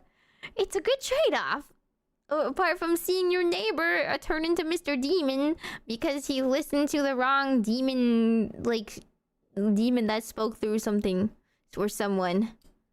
All throughout this, they must endure orc invasions, Eldar trickery, the reawakening of the Necron race, and the Great Devourer, the newest tyrannid threat from the darkness between galaxies that has arrived to feast on their worlds. See, that's terrifying. The theme of Warhammer 40,000 is regression and intolerance. Every intolerance, major faction of Warhammer has had an empire that spanned the galaxy only to be crushed back to a hollow shell of what they once were due to their own failings. Culture, the arts, personal freedom, religious tolerance, the simple possibility that alien life might not want to kill us is considered heretical and is often met with a pistol to the head. There is no time for these things. All there is time for is worship of the God Emperor and a million wars to be fought. To be a human in the 41st millennia is 99% of the time to live a horrible existence. To be one of trillions of other humans across a million worlds throughout the galaxy. A galaxy where AI is outlawed, so humans are repurposed and lobotomized to become slaves. A place where lack of Wait, normal people are slaves? If you're born in this world and you're not like a marine or some other kind of like battle fit ready imperial like guardsman, then you're just a slave? Devotion is met with death. And if you even have devotion, there's a good chance the threats to the galaxy, chaos, and aliens will kill you anyway. Warhammer is a world where you revel in being bad. There are protagonists, there are antagonists, but every faction is some shade of evil. Because playing the bad guys is always more fun. And actually, I would say being the bad guy is a little bit easier. I kind of understand. If you're going to die anyway, then you might as well go out swinging, right? There's like no hope for your society. There's no hope for a better life. No hope for like progression. So some people just succumb to the demons. Yeah, that makes sense. It's a little bit more fun. If it's either kill or be killed, then why don't you go kill? Wow. And my friend, you have a selection. So pick up that las gun soldier. You and the other 3 million men and women in this single deployment on this single world in this single battle will now show them the might of the God Emperor. That weapon in your hands has killed 99% of the alien populations in this galaxy. Unfortunately for you, soldier, you're fighting the final 1%. May the Emperor be with us. Glory to the first man to die, for in the grim darkness of the far future, there is only war. There really is just only war.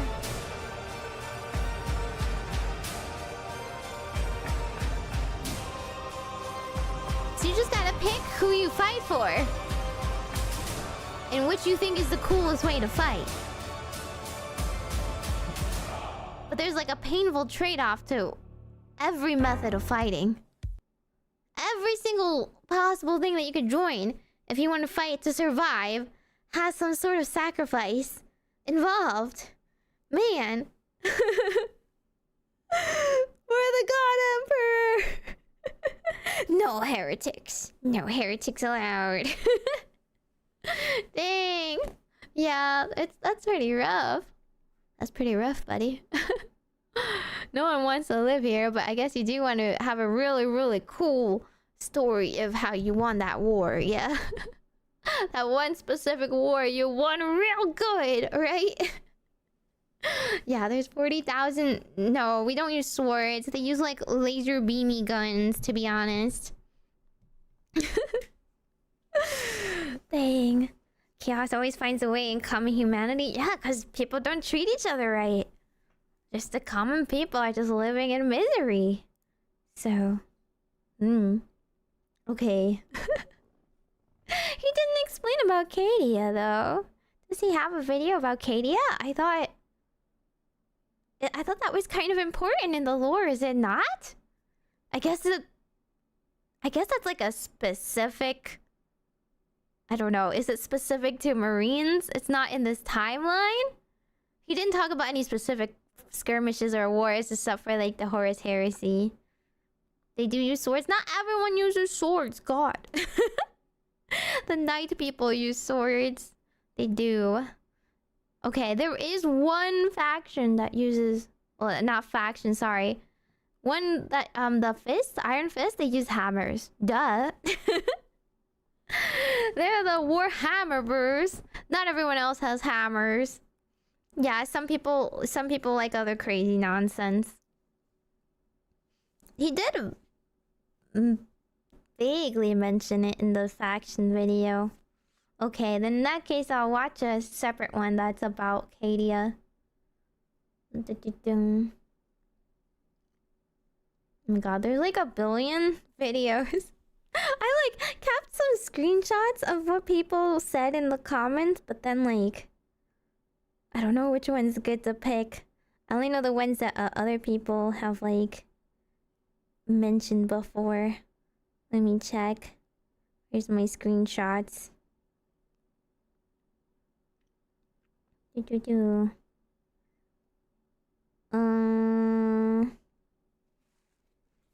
There's like so many. There's so many videos people talked about.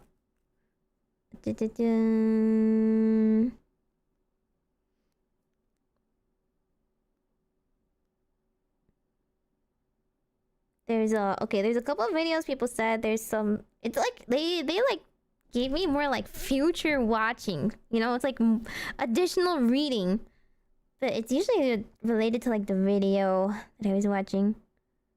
Am I ready for the Emperor TTS? I feel like I still don't know enough about everything. What people get wrong by on the Iron Hands. Oh yeah, there's nothing about custodes. What are custodes? Am I just deaf? Did we talk about custodes? What are custodes? Is that like a sub-faction or something? Did I miss it? I know what Cicadia is, but I've only like briefly heard what happened versus an in-depth video.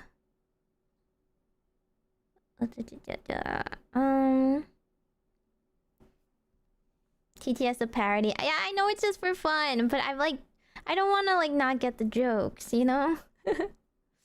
Okay, there's a couple of different videos that people recommended. There's this guy. There's like Luton and Westhammer, and let's maybe watch this one because this one's kind of funny. Custodes of the bodyguards. Okay, so they're like a different faction altogether, right?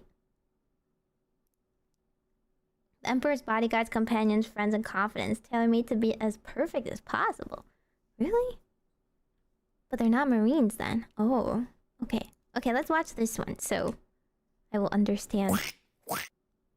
Hi friends, today we're going to talk about one of the biggest defeats the Imperium has ever faced and one of its most tragic losses. Today we're going to be talking about the Fall of Acadia. The Fall of Acadia was a critical attack on one of the most important Imperial worlds and has had huge impacts on the greater universe. But what led to this defeat? Why is it so important? Who is Acadia and why are they so clumsy? Yeah! We'll answer all those questions and more in today's video. Let's get started. Why does everyone for cry? Context, Acadia is, was See? one of the most important fortress worlds in the whole Imperium. It was extremely important due to its proximity to the Eye of Terror. Acadia was on the only passable route in or out of the Eye of Terror. Because of this, Acadia became a crucial line of defense. Okay.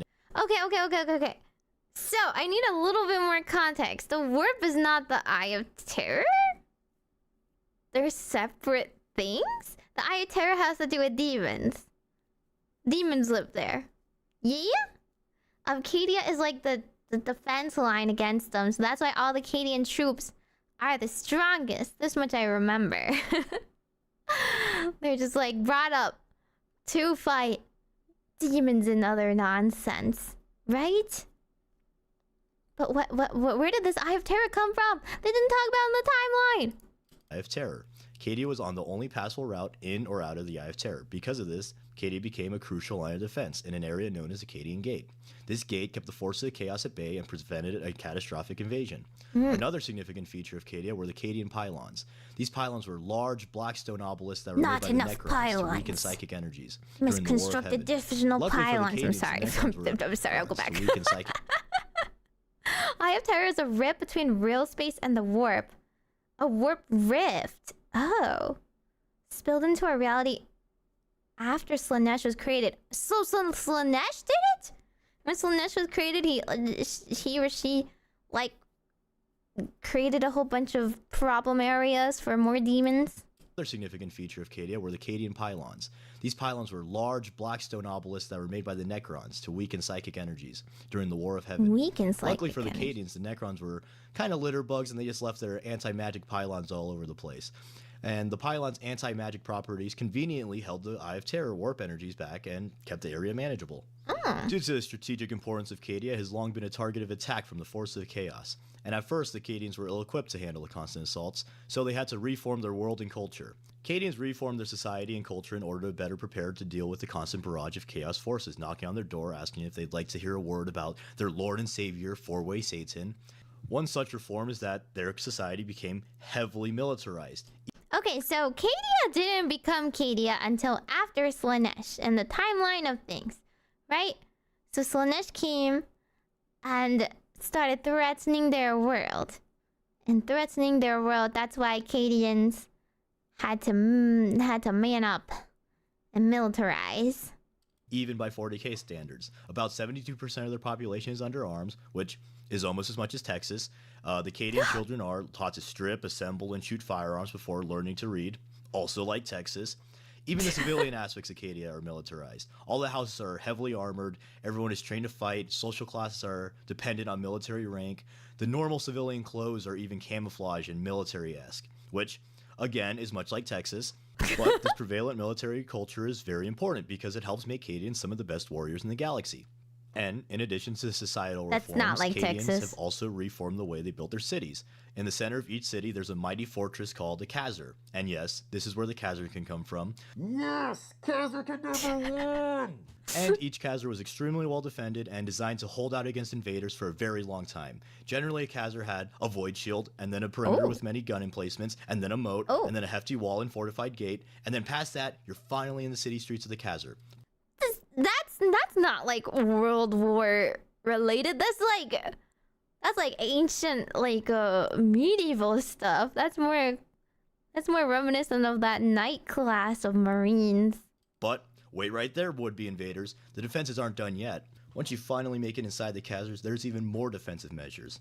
On top of the usual stuff like gun emplacements and planetary defense troops, the Khazar streets are intentionally designed to be confusing to invaders. The city layout is made in complex geometric patterns, which, yeah, means the Cadians basically live in the little puzzles you get at the Applebee's kids menus. But the puzzling layout isn't just because the city planners were too busy killing demons and being the best regiment around. It was actually intentionally done to give Cadians an extra advantage in defenses. The Cadians excel in urban combat, so the confusing layout and heavily defended buildings help them hold out Khazars for far longer than a normal city. Nice. Oh, it's kind of like it's kind of like in the castles, right? The castle towers, they're all built so that if you were fighting or running up the stairs, you would be forced to like not have any room on your right hand. And of course, most people were like right-handed, so you don't have enough room to swing your sword about. Whereas like all the defenders can use their right hand to use their sword. And these staunch defenses, they might seem like overkill, and if you think that, number one, you clearly aren't familiar with Warhammer because Overkill is its middle name, and two, you clearly weren't paying attention earlier because you must have forgotten that Cadians live on the border of literal actual hell. And these insane defenses to military culture, along with the Cadian pylons, were extremely important because it allowed the Cadians to reject Abaddon's advances for the 12 days of Christmas. I mean, 12 Black Crusades.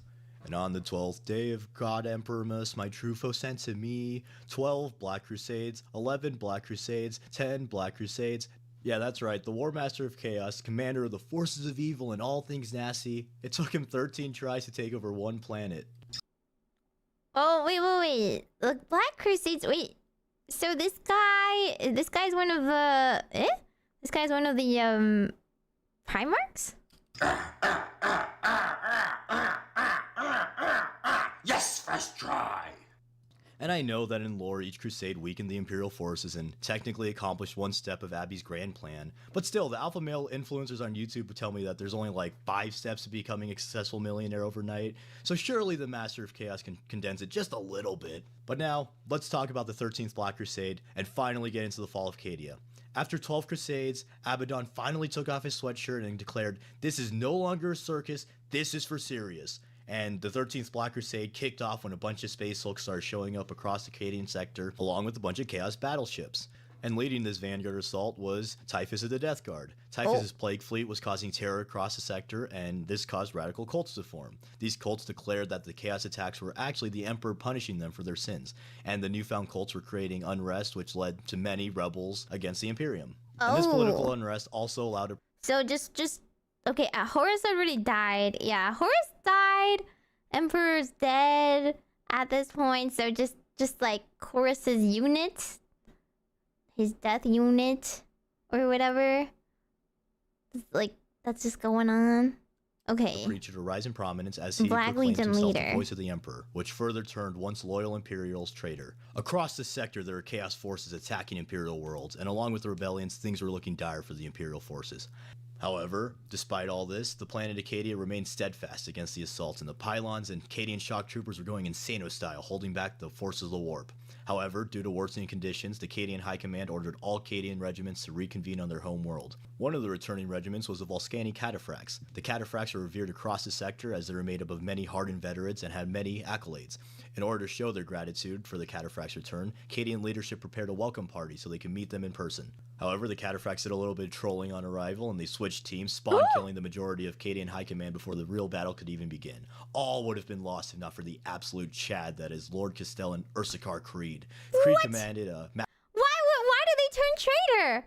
What reason? I thought they were super like veterans. They were so cool that they were going to personally meet them, and then they were like, nah, we don't like Acadia. Actually, you all can die. If not for the absolute Chad that is Lord Castell and Ursarkar Creed.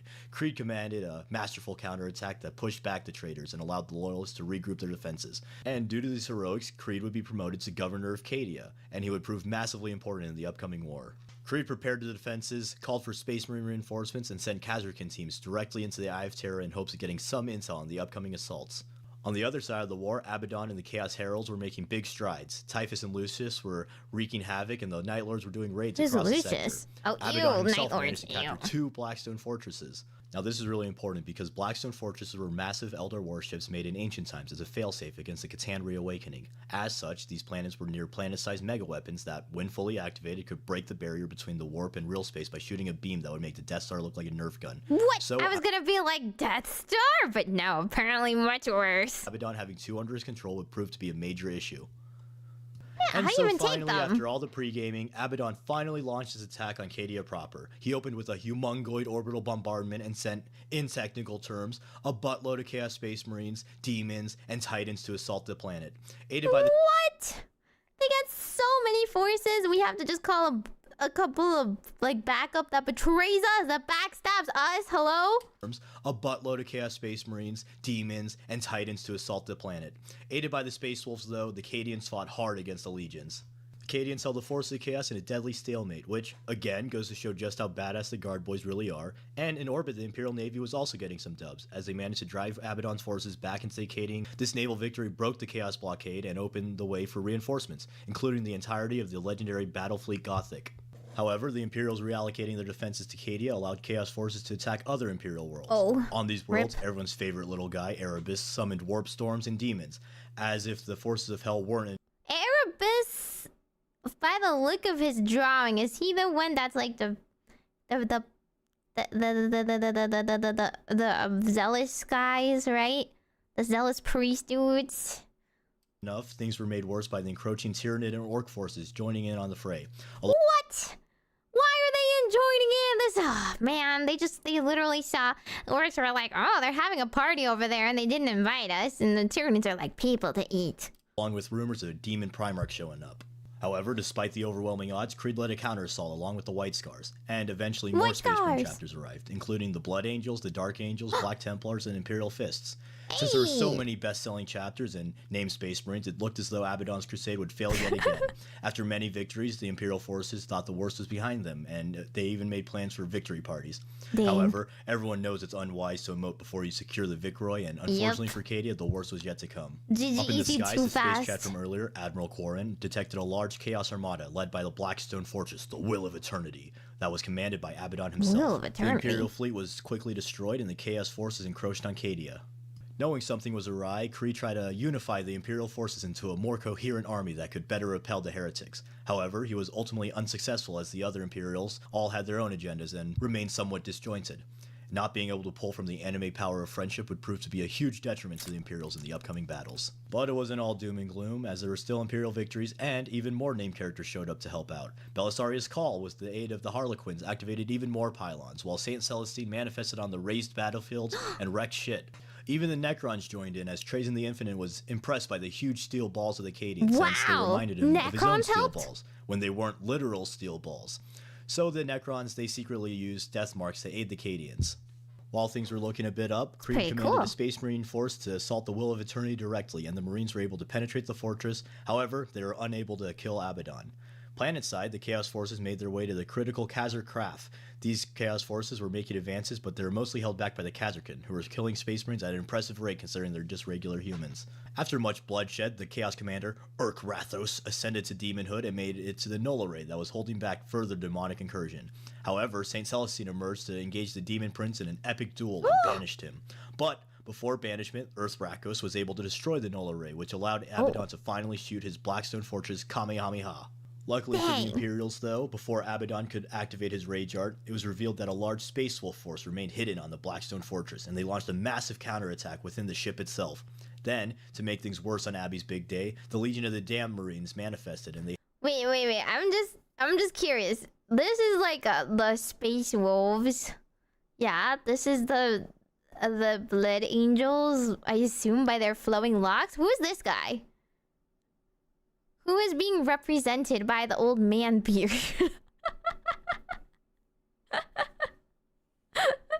I'm just... What legion is that? Why is he bald? Some of them are bald, but like... I don't remember an old man beard.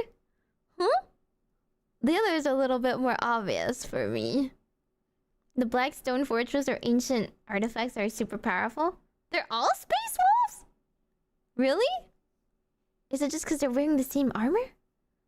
Oh. They're all Space Wolves, so they're all Vikings. Okay. I guess, yeah. I mean, they can have beards and flowing locks if they want to. Clearly, Kratos. Kratos. Everyone's bald. That's not true. We have some flowing locks. It is lore accurate that we have flowing locks. Clearly. They helped the Space Wolves destroy his Chaos Forces. All would have been lost for the Chaos Forces if not for Abaddon arriving in his massive plot armor and pushing back the Wolves and the Damned. However, once again, Abaddon's parade was rained on when he realized, it's a trap! And the Imperial Fist Fortress Monastery, the Phalanx, showed up to blow its load all over the Will of Eternity, disabling Abaddon's trump card. Abaddon teleported away like a little nerd, and the Imperials were once again able to regroup and prepare to counterattack. In their desperations, the Imperials officially allied with Trajan the Infinite, so Cawl and his new skeleton buddy plan to amplify the pylons in order to push back the chaotic forces. Unfortunately for them, while they were strategizing, Abaddon found their location, and he personally came planetside with his besties to put an end to the Imperials. Breaking through the defenses, he approached Creed and Jaren Kell. Kell sacrificed himself to allow Creed to escape. And Kell's death was actually pretty badass, as he was shit-talking Abaddon until the very end, saying how he's a poo-poo loser guy who needs to use god weapons to kill mere humans. And you lost this 12 and that. times, L. I will kill all of your friends. I will destroy your planet. Cadia will fall. You are a disgraced godsman. How can you hope to stop me and my armies?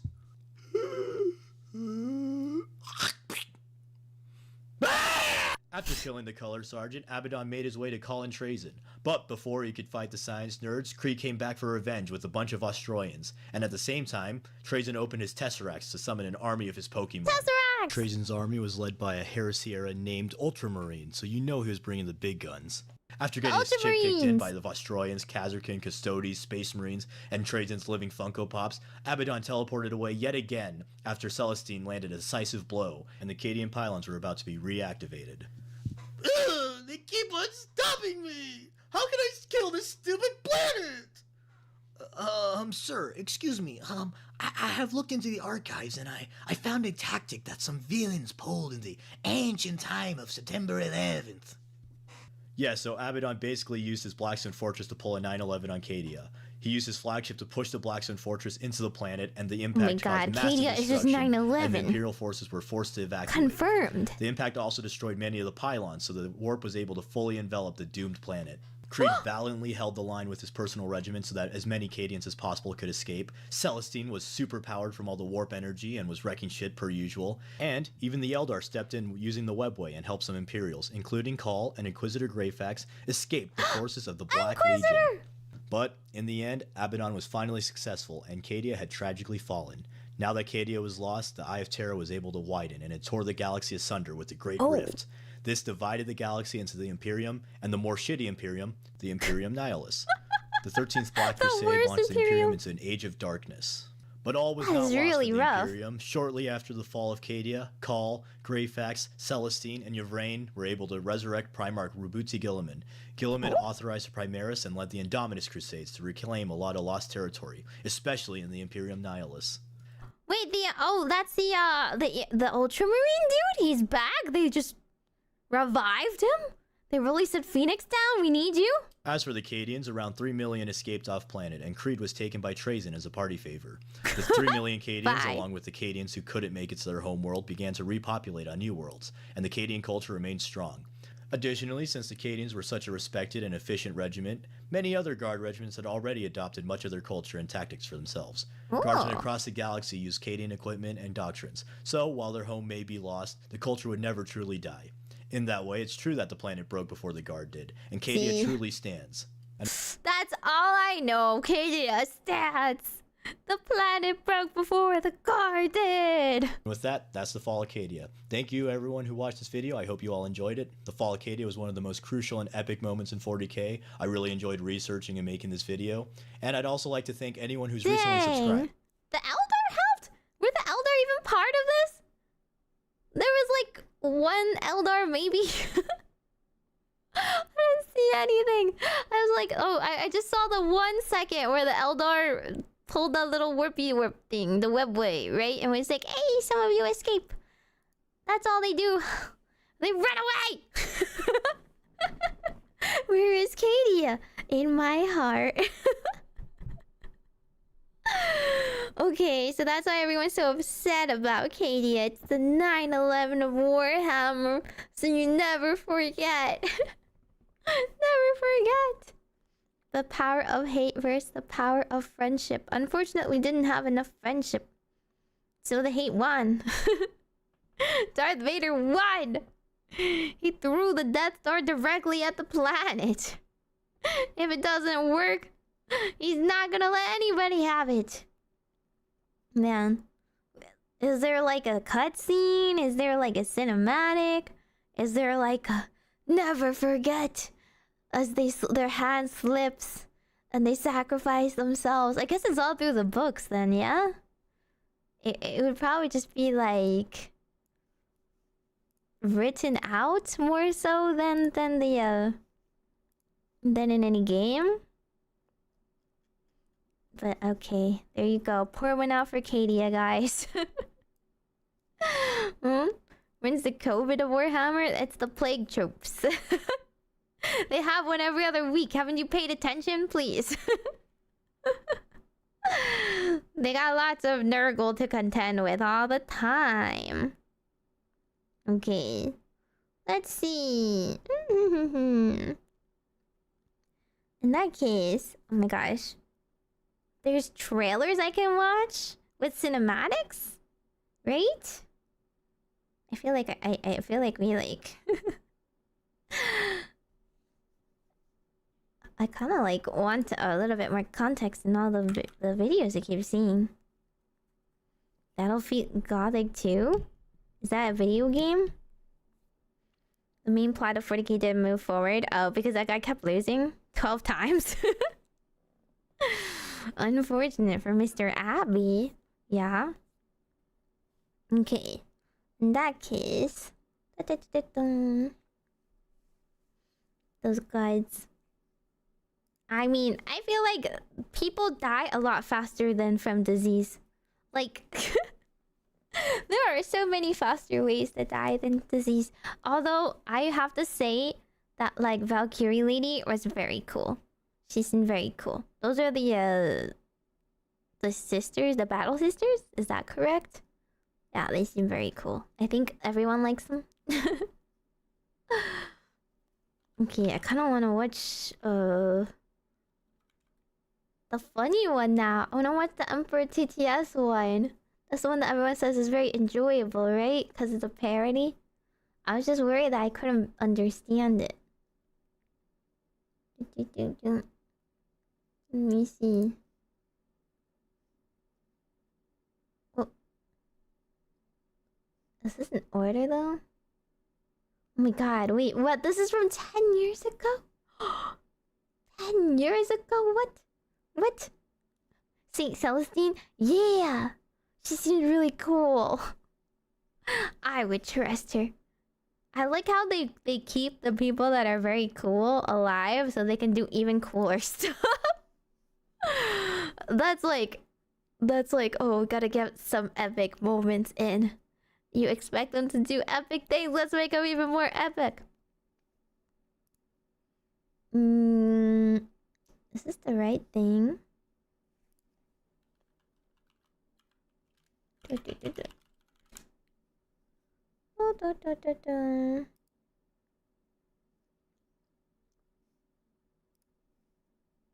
Go.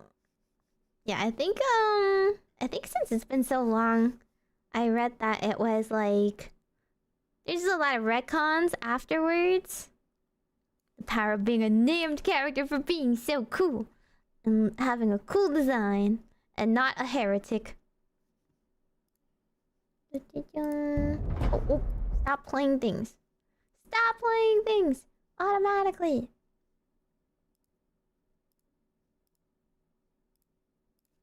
And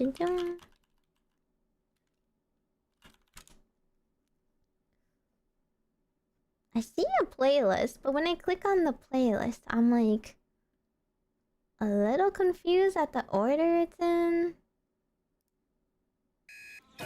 Stop it. Stop playing things.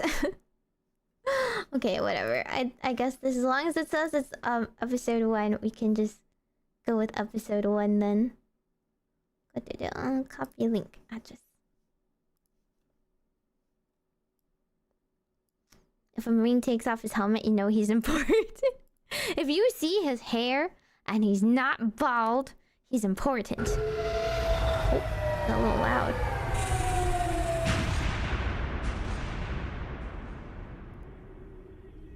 I really do hope this works. What the heck? Why is there Chinese subs?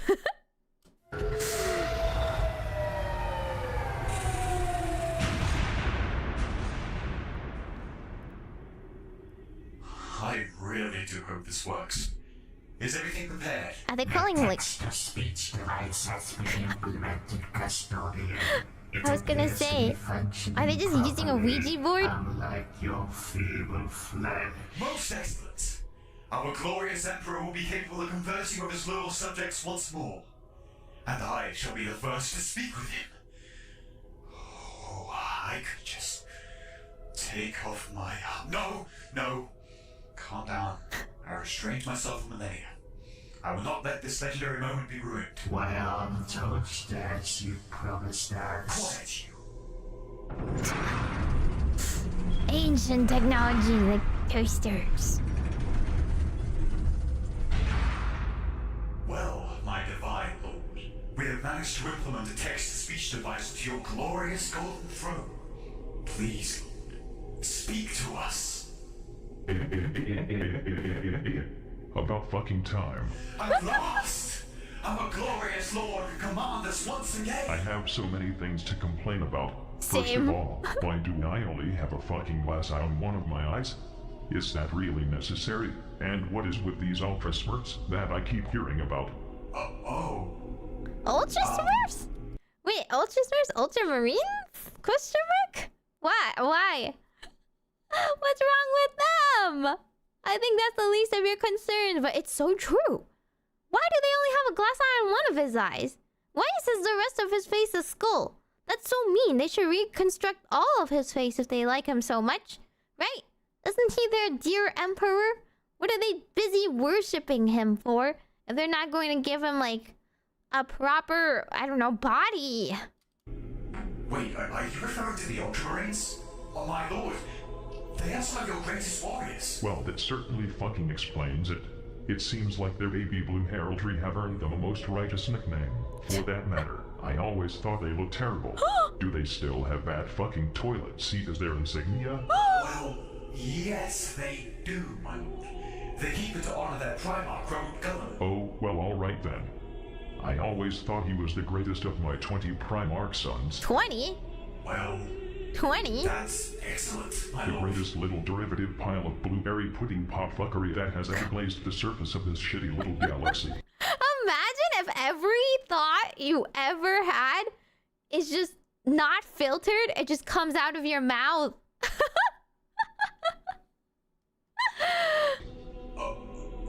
Is he still alive? Barely. He was almost killed. He's currently in status back in the Ultramarines' home world of a crowd. Cut his life supports and tell that stupid fucking Smurf village to fuck right off. Their constant uninterrupted chatting is drilling into my skull as if... Oh my god, he actually hears all the prayers? Every day? Does he hear all the prayers? That would be like very loud. They were the immensely sanctimonious love child of Tinnitus and the jackhammer. The pain of a million ripped out nose hairs are but a tender massage compared to this inexpressible ultra torture. Well, we can't exactly tell them to stop worshipping you. That's heretical. But at least we still have our mighty Grey Knights. I never created anything called Grey Knights. But my lord, they are the greatest of purging demons in the Imperium. They're all psychers, and they come up with the most glorious ways of killing the enemies of man. Why, at the you. Bring in the Dread Knights! Oh, greetings, my glorious Emperor. It is an honor. Oh, myself. What the fucking fuck is that stupid ass thing? It is the mighty Dread Knights! It is very the big. Worst thing that I have ever fucking seen ever. If I still had eyes, I would require someone to deposit promethium-infused floor cleaner into them. What terrible, terrible person designed this? The arcane technology of this marvelous machine was discovered by the Grey Knights and is held secretly from all inferior Astartes chapters. I am gonna be so real. There's a lot worse out there. The Grey Knights is the least of your concern. They're just really big. Was discovered by the Grey Knights and is held secretly from all inferior Astartes chapters. The exterior design, I believe, to be personally designed by the Grand Master of the Grey Knights himself, Caldor Dragon. He is the mightiest of the Grey Knights. He is currently stuck in the warp, killing demons daily, pillaging demonic villages, and vandalizing the Chaos God's property like some kind of glorious rascal. He has even written a name on a demon Primarch's heart. Whoa! Wait, okay, that's pretty. For the love of all stop That's pretty signs cool. in the galaxy, seize, and fucking desist. What in the fuck? That is actually very cute. That's actually Look very at its cute. little legs and oversized body. Adorable. You Come like to follow so? you. What? Wait, no, don't! Yes. This is funny, Tomei. Well, my lord, I do not know about you, but I feel this is the start The of something iron... absolutely Isn't it the glorious. fist? Shut your face, you fucking banana. Yes, my lord. Why does he like them? There's a clear bias here. Oh my god. That part is so loud. Please, audio balancing. What? What's with the bias? Why does he like the little construction workers more than the Grey Knights? This feels very biased. I think Grey Knights are fine.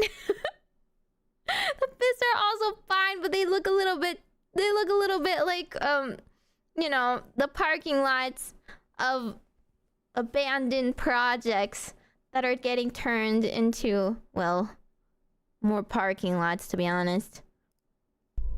So, let me get this straight. It has been 10,000 years since my angsty asshole of a son Horos made me a paraplegic and put on this throne. That is correct, my lord. How the fuck did you all survive for 10,000 years without me? Not well. Well, my lord, the Imperium has safely preserved your teachings and followed it for all these years, always submitting to your superior will. That's a relief. For a second I thought you guys would have turned into some giant megalomaniacal group of religious people running around killing each other in the name of some fictional deity, or something like that. Oh no, of course not, my lord. We would never stoop so low. Not a fictional deity, a real one, like you, my lord, the emperor, god of all creation and humanity. The only one we would ever worship is the one true god of all is you, of course. Yeah. Everything else is heresy. Are you fucking serious? Oh, what is upsetting you, almighty god emperor of mankind? I knew this would fucking happen. Oh, my lord, you don't have to worry about anything.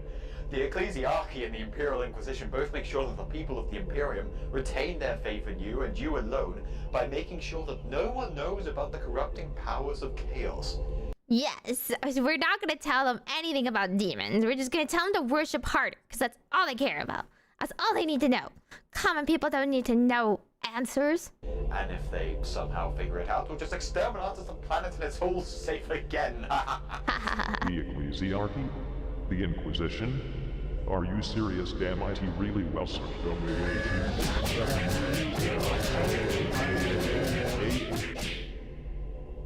Okay. Remember the Age of Strife? Aren't you referring to the Age of Apostasy, sir? No. The Age of Strife. Let me tell you. It was when asshole Cygers first started appearing, and all of asshole mankind started fighting each other over asshole reasons. That is when I first emerged. I destroyed all asshole religions that existed on Terra. Do you want to know why? Because you are the one true god, my lord. Wrong. It is because religion is stupid, superstitious, brainwashing crap that makes you into an asshole. Well, I mean, it's either we, you know, we keep them loyal through religion, or we keep them loyal through fear, which is kind of the same thing, but religion makes it seem nicer, right? It makes it seem like they're part of something. And they're not just religiously worshipping the person that we're sacrificing 1,000 Psyker souls to every day, because that's the only way we know that they're not going to fall to the chaos and turn traitor. Smile. This is why I specifically said when designing the Imperial truth that equality, science, and galaxy conquests is the way to go, and religion needs to be thrown out a window. But my lord, what about the Lectito Divinitatus? Telling us that you are our one true god. That was written by my whiny bitch of a son Lurgar, who later decided to dress up in spikes, scarlet red armor, worship some dark gods, and be really fucking edgy. Yeah. Stupid, rebellious teenage phases. Ah. Well, I see, my lord. Now, where is my Centaurian? Yes, this is true happiness. So what is this age of apostasy that you mentioned? Well, how do I put this delicately? Oh, I went to the next one. Age of apostasy? Was there an age of apostasy? Really? Yes, my lord. This happened? On behalf of all mankind, I'm really sorry, my lord. I truly am really sorry. You let one of those nutty cults gain a hold of mankind and grow to become a state religion of the Imperium, becoming this fucking ecclesiarchy thing. And then people start to cut their own fucking spleen out, waving it around and throwing it at people, all in a pool of their own jizz and blood, to profess their love for me. What? Wait, what? They cut their spleen? Did I miss something? Really sorry. And then, you let some power-hungry motherfucking bureaucrat become the master of both the administratum and that overly dominant ecclesiarchy grok shit, effectively controlling all our hot, leathery assassins from the Officio Assassinorum and all asshole psychers in the Adeptus Astra Telepathica. Oh, and our flashlight guys as well. There's so many big words that he is using. I can't tell how many of them are like fake and a joke and how many of them are actual terms. What? And then, this falls to the walls paramount of imperial incompetence that has become your leader starts to kill and torture anyone and everyone he feels like because it makes his bureaucrat balls tingle with delight, initiating a massive, totally pointless purge of all mankind. And in addition, he did all this with the most evil fucking name I've ever heard. Gog Vandire. Gog Vandire? That does sound very evil. I don't know. I wouldn't trust anyone named Gog Vandire either. Seriously, how could you ever trust a guy with that name? G-O-G-E Vandire. That name is just screaming I'm gonna take your eye sockets and put my penis into them. They're all terms? They're real words? Look, my lord. The events of the Age of Apostasy is all a great shame upon the Imperium, but he was brought to justice in the end. Why, I was even there when it happened. Several Astartes chapter masters and the Mechanicus Fabricator General came around and told us what Vandire had been up to all this time. And then we helped out by conveying the truth of the matter to the leader of Vandire's bodyguards, the bride to the Emperor, by directing her straight to you. Why, I remember it all like it was yesterday. Oh, the sacred God Emperor himself, upon the golden throne of Terra. He is so beautiful. I've never seen anything as graceful and bewitching in all my life. I know, right? And we get to clean his entire body several times a week. Like, that is not the response I would have had seeing this emperor rotting on his throne, but okay. I'm so unfathomably jealous I could burn you all right now. But I won't, so don't worry. But still... Right. Anyway, as you can see, Vandire is not the one you're supposed to be looking up to. He doesn't do anything but deceive to gain more power. He is a madman, and his reign of blood must be stopped. Hey, are you even listening? Huh? I'm sorry, I spaced out. The Emperor has some quite divine-looking abs. Actually, those are just bones jutting out. But anyway, I know you've observed Vandire for a long time, but his megalomaniacal ways must come to an end. Oh. Okay. You have committed the ultimate heresy. Not only have you turned your back on the Emperor and stepped from his light, you have profaned his name and almost destroyed everything he has striven to build. Well, that's convenient. You have perverted and twisted the path he has laid for mankind to tread. As your own decrees have stated, there can be no mercy for such a criminal. I renounce your lordship. You walk in the darkness and cannot be allowed to live. Is this all real quotes? And now it is time for you to die. I don't have time to die. I'm too busy. Right. I think I remember that too. Some girl came in here and stared at me with depraved, flustered eyes.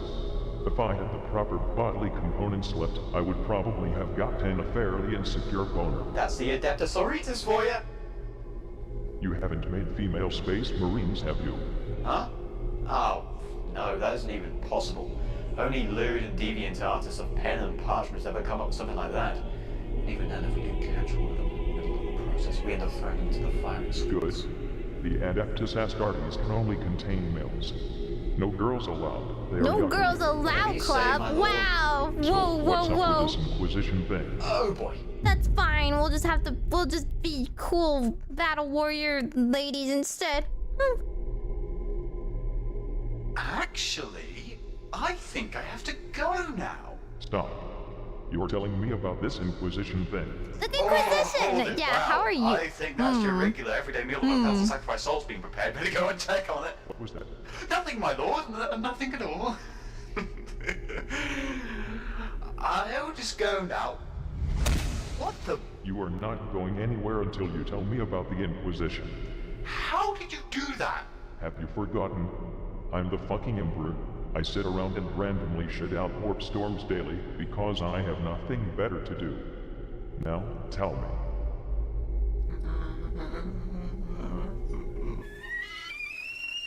Why are there so many more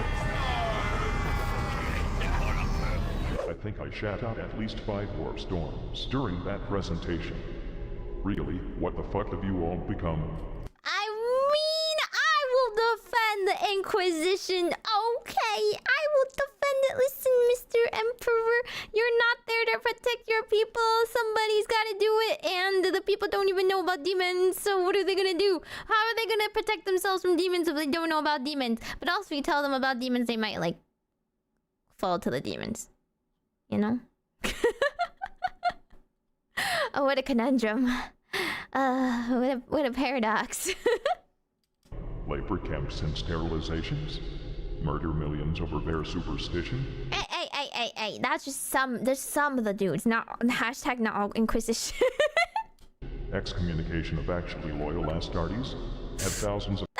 That's a common mistake. Sometimes when you're purging out, like, you know, like the, hand sanitizer, right? When you're trying to get that 99% of your bacteria out, sometimes you kill the good ones too. Sometimes you kill the things that are supposed to live on your skin. But it's very hard to distinguish, you know?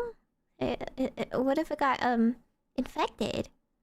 Of imperial planets and its valuable assets destroyed because some bypassed with barbed wire and accidentally summoned a demon or two. Be painfully hypocritical and use Xenos and demonic weaponry in aid in order to carry across my will. Use techno-monkeys. But, my lords, the Inquisition's work has saved mankind on numerous occasions. Like during the High Fleet Leviathan crisis, where the Inquisitor known as Cryptman stepped forward. The Tyranids, which he had previously named them, had managed to outmaneuver the Imperium, but thanks to Cryptman, their threat was abolished. Oh. He had managed to have a Magos concoct a poison against the Tyranids, which they then managed to defeat them entirely with. Am I gonna have to start writing a list over things I don't know what the fuck you are talking about because what in the balls are a Tyrannid? Oh wait! Tyranids? You didn't know about Tyranids even? That was a later thing?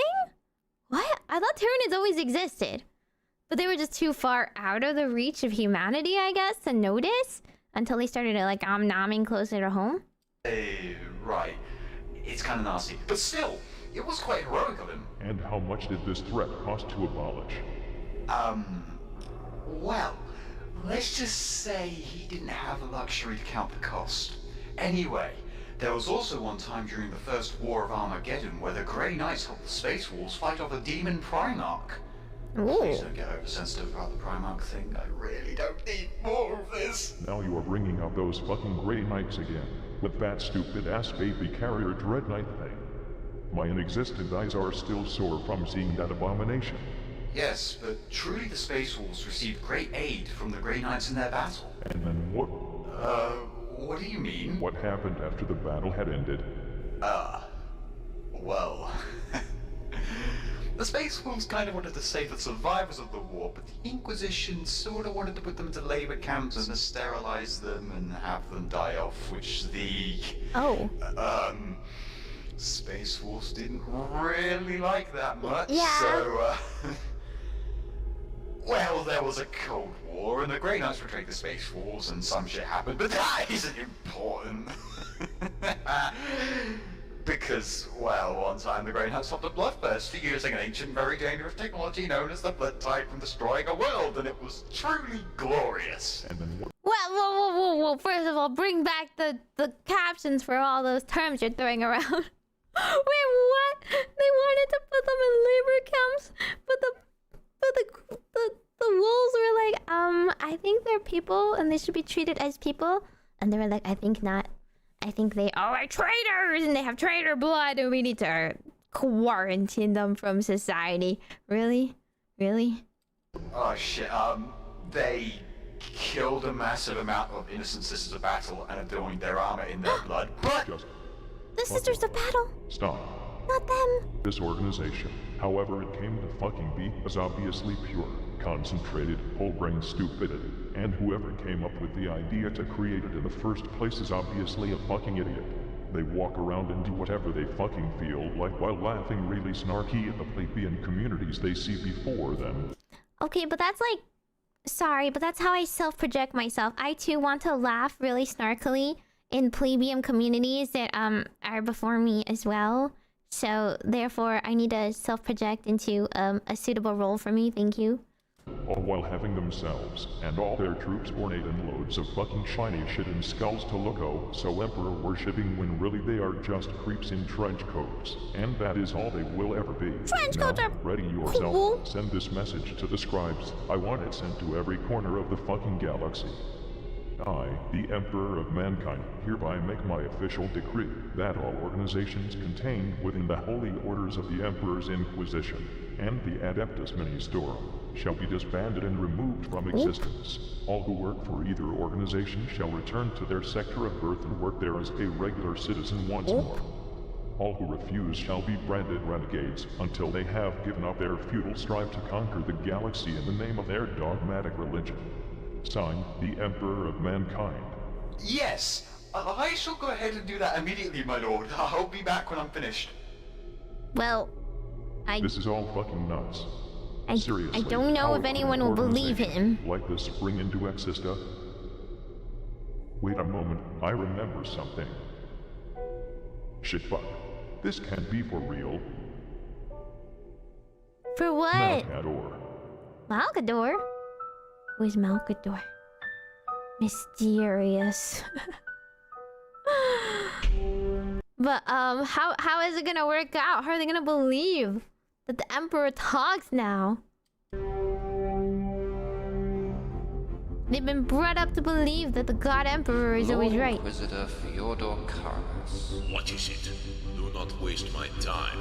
I'm very busy initiating exterminatus on this mining world, but not giving me the shiny shit we need. Seriously, we can't have our soldiers walking around without the blame. A very important message has been sent to you directly from Holy Terror itself. What is it about? Here, read it.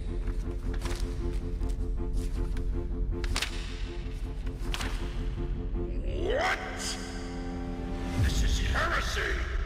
This is heresy! And therein lies the rub. My lord, the deed has been done. And it took a fuckload of time. At least 3,000 scribes died, and I somehow managed to get a headache in the process. But the message has been sent to all inquisitorial and ecclesiarchal organizations in the galaxy.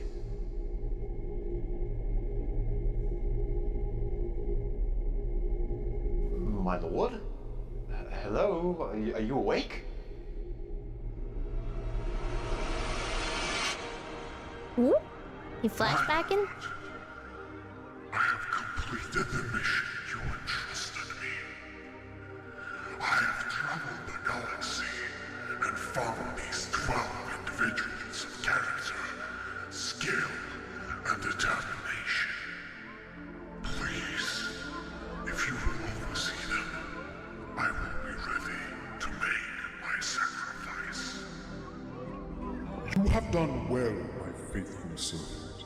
I trusted you to find me the most inquisitive and trustworthy this galaxy has to offer, and you succeeded.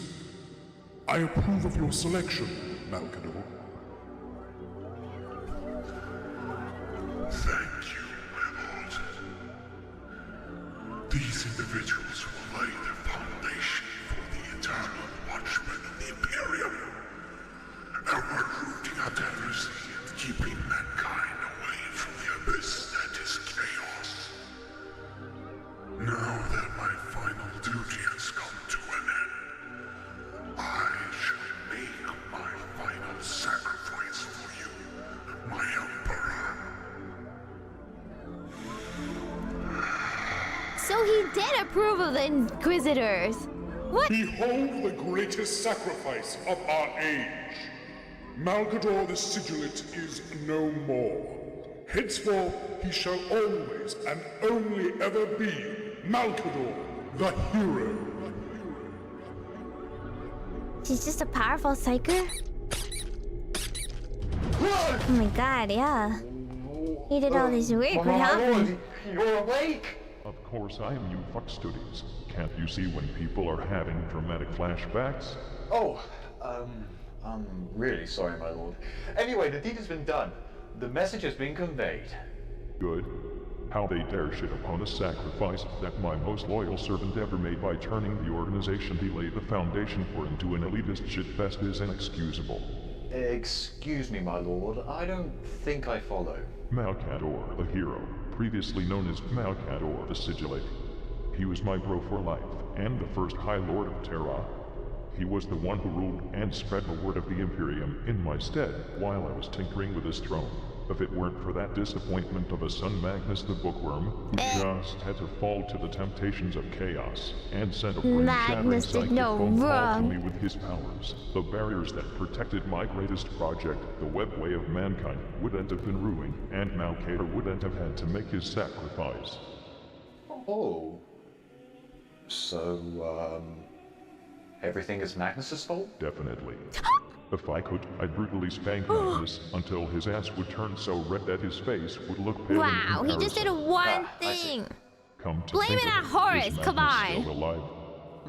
Last time I heard he's a demon prince now, residing in the Eye of Terror on the planet of the sorcerers. Sounds really fucking nerdy, just like him.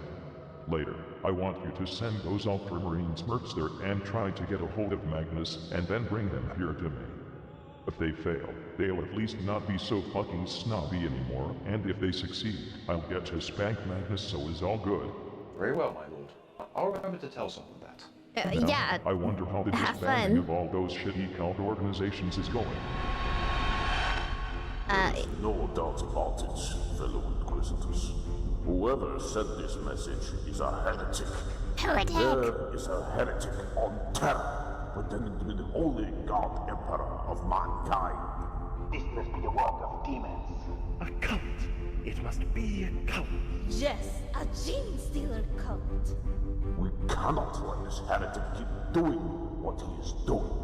We can't exterminate this. Only tell our way. I don't think so. That would be kind of counterintuitive. Counterintuitive? What the fuck does that mean? We cannot perform exterminatis of Holy Terra yet. But what we can do is send an inquisitorial representative there as one of the High Lords of Terra, and then argue with the rest of the High Lords until they allow us to perform a thorough search and purge of our planet. Oh, that sounds real good. It shall be like an annual exterminatus, with more door kicking and burning buildings. Maybe we can check if Terra is a tomb while we're at it. Now, my brothers and sisters, radical or Puritan, the only thing you need to do is vote for me as your inquisitorial representative. Oh, and yeah? travel with my feet to Terra, find the culprit who's behind these mischiefs, and kill him for the Emperor. And then he meets the Emperor? Question mark? Who is this heretic that could possibly say such false words such as that we do not need the Inquisition and the Emperor wouldn't want this to be a religion.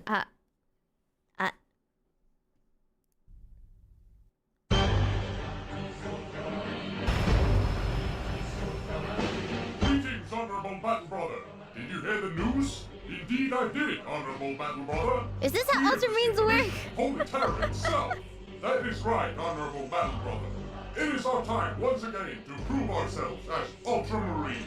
And with pride and honor, we shall succeed. Is this how Ultramarines are depicted? I love being an Ultramarine. How about you? Yeah, this is a great day to be an Ultramarine. I'm so glad we are alive to do our duties and be so religious.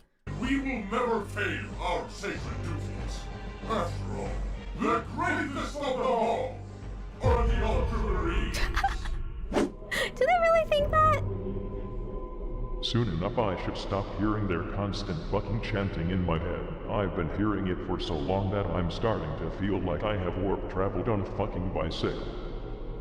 I'm still not certain about this idea, my lord. Are you defying me? No, absolutely not.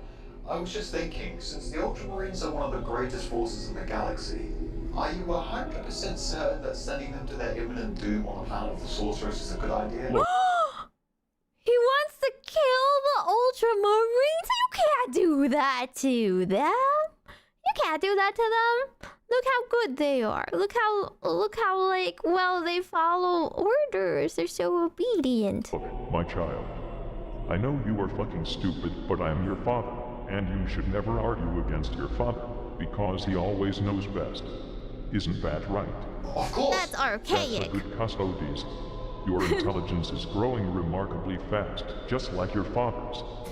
Oh, well, thank you. Yes. Wow. No problem. We don't need this touching moment. Whoa, whoa, whoa, whoa, whoa. Are itching like they are infected by a fucking Death Eater virus. Also, bring my Centauri. What happened to the Ultramarines? They didn't deserve it. They get to talk to their dad too. They're Smurfs. They're kind of cute. Blueberries are growing on me. We are gathered here today to discuss the most pressing matter, the survival of the Imperium of Man. I love that they're gathering to talk about mankind, but half of them do not look like men. They are so far removed from mankind. Such that we have never seen before. Should we outlaw the use of laxatives to everyone but us? Because my poo has been really hard and dusty lately. I am the law, and I think that not only should we outlaw laxatives, we should also get a new shipment of prune cakes. Oh my god, old fogies, okay. I disagree. Generals need to pull the several places to command those living flashlights of mine. What are the flashlights? The TJ factory's gotta do that too. Get out my guys go into battle with their fucking skillets, can I? I think that this is a dumb discussion for you. Oh, this is so true. I can't imagine having to poo, right? Oh my god, who poos? Seriously, it isn't funny anymore. Definitely not me. First, you make fun of my hat on a daily basis, and now you send this emperor-damned message throughout the entire Imperium. Why? Can you quiet down, Sourhead? I can't hear you.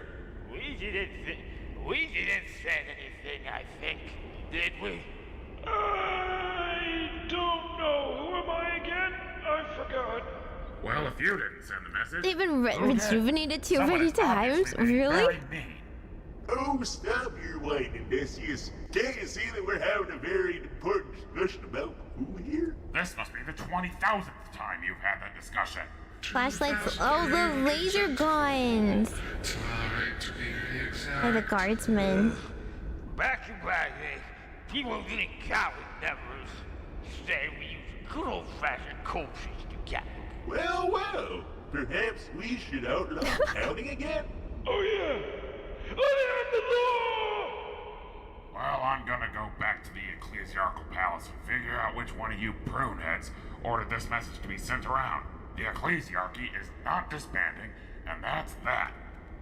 My lords, the Inquisitorial representative has arrived. The Inquisitorial representative? I hate that person. Ah, the Inquisition? Very well. What name does he go by? Lord Inquisitor Fyodor Fyodor Karamazov. Karamazov? Who's that guy? The guard general losing so many guys during wars? Chain halberds truly do wonders. My lord, I've been thinking a little. When Magnus tried to contact Don't you, hurt yourself. What did he try to tell you? Are you siding with chaos now? No, my lord.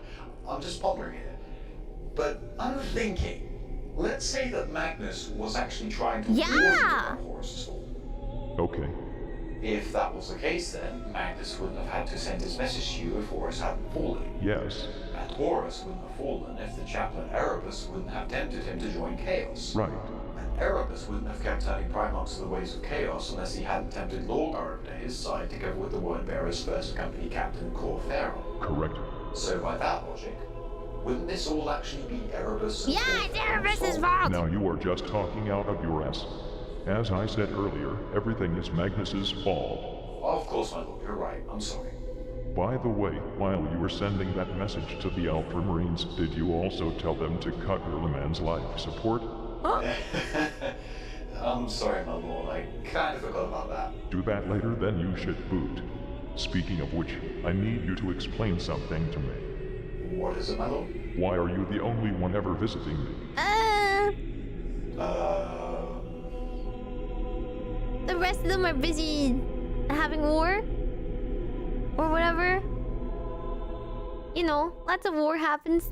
I mean, ever since I got this text-to-speech device, I've not seen anyone but my Centaurian, some tech priests, that awful fucking Dread Knight thing, and you. Where are the rest of the custodies? Did they all die off or something? Are you the only one left?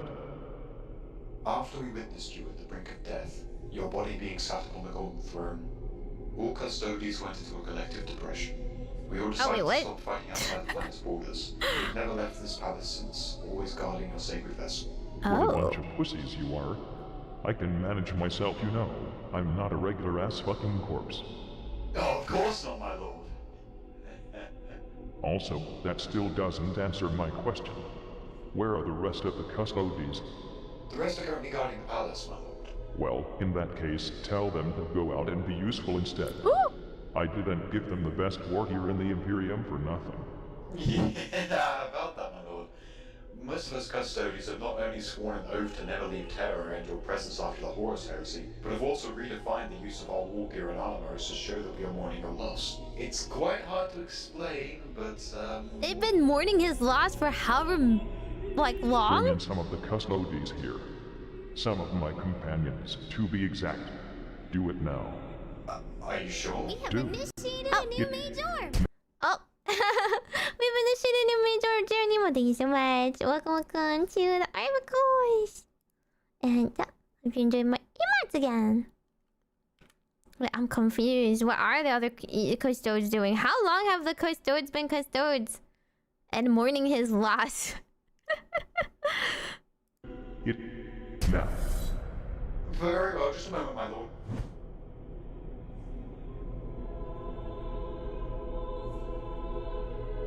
Well, here they are, my lord.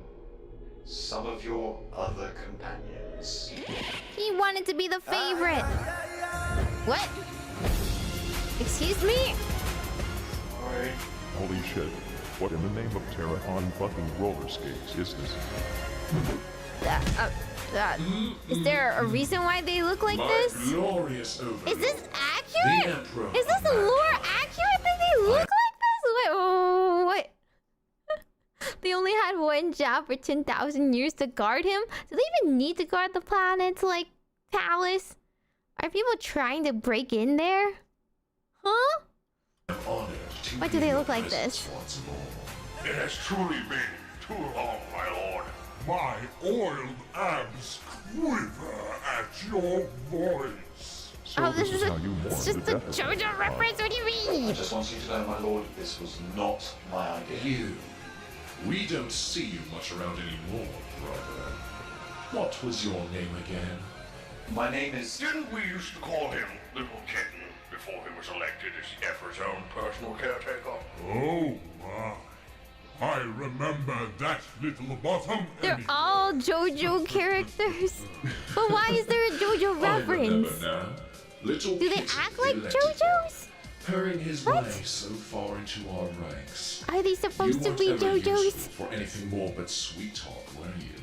They're just really ripped? My glorious overlord. This shit is so surreal. Am I on drugs? Kitten over here has been your caretaker for such a long time. Would you perhaps be interested if any one of your other companions were to take over as the caretaker? Wait, I just noticed. He has the Emperor tattooed on him.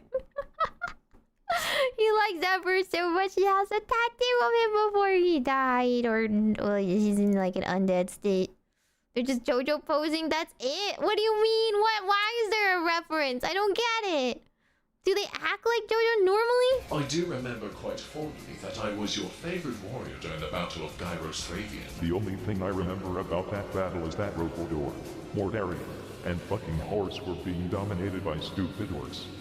When their defeat was imminent, I came along and saved the fucking day with my massive army of golden people, killing 100,000 orcs at the cost of 3 of our own. Whoa. I was in that That's battle as well, my pretty lord. hardcore. You remember when you climbed on the enemy wall versus Gargan? You stepped on my head in order to get to the top. Truly, I am deserving of the position as your caretaker. I'm still not even sure why you guys are half naked. Yeah. Why would I suddenly want to change my personal complaint manager? I mean, what do you even do? Stand around and fap in the palace? No Thursdays. We are here to guard your holy body, my lord. Not one scratch shall reach you while we stand guard. No scratches, huh? Try a fucking warp-induced nuke right to the face, see what happens. You are the strongest fucking warriors that exist in the Imperium. What in the fuck are you guys doing undressed inside the Imperial Palace literally doing fuck all? When was the last time any one of you killed anything? Go do something useful with your lives! You have the best arsenal ever put together at your disposal, and you do not use it. You should be fucking ashamed, you shit nuggets. Now, I want you 3 fuckers to get dressed, get at least 100 other custodes ready, start up your ships, and go do something for the Imperium. They should. Where were they when KDF fell? Can stay within the Imperial Palace for now. Very well, my lord. It shall be done. We will be back with spoils of our victory shortly, my glorious overlord. What a commanding presence. What I wouldn't give to play some blood games with him. I see. So unnecessary JoJo references aside.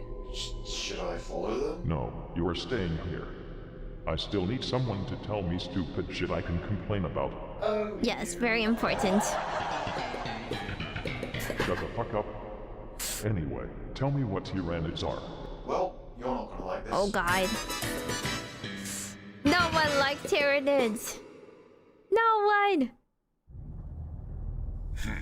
So, it begins. I suppose it's time to go do something completely inexplicable. Again. Who?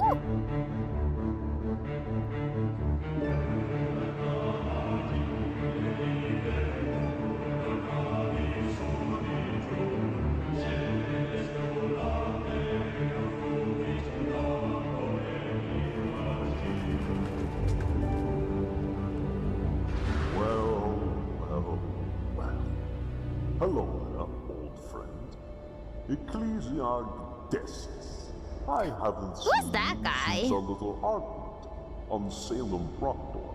Who is it? You wouldn't weren't treating that preacher like you did. Is that a goat sitting on a chair? I had every right, Dessus. I'm a Lord Inquisitor for Terra's sake. If I suspect someone of heresy, I will take them away and torture them until they give me an answer. That's not a chair, little Billy. That's a toilet, I think. I need to poo. He saved his entire world. With his people, he led and reconquered his planet for the Emperor, defying the heathens who controlled it. That young boy was nothing but a false prophet who lusted for power. That's just not right.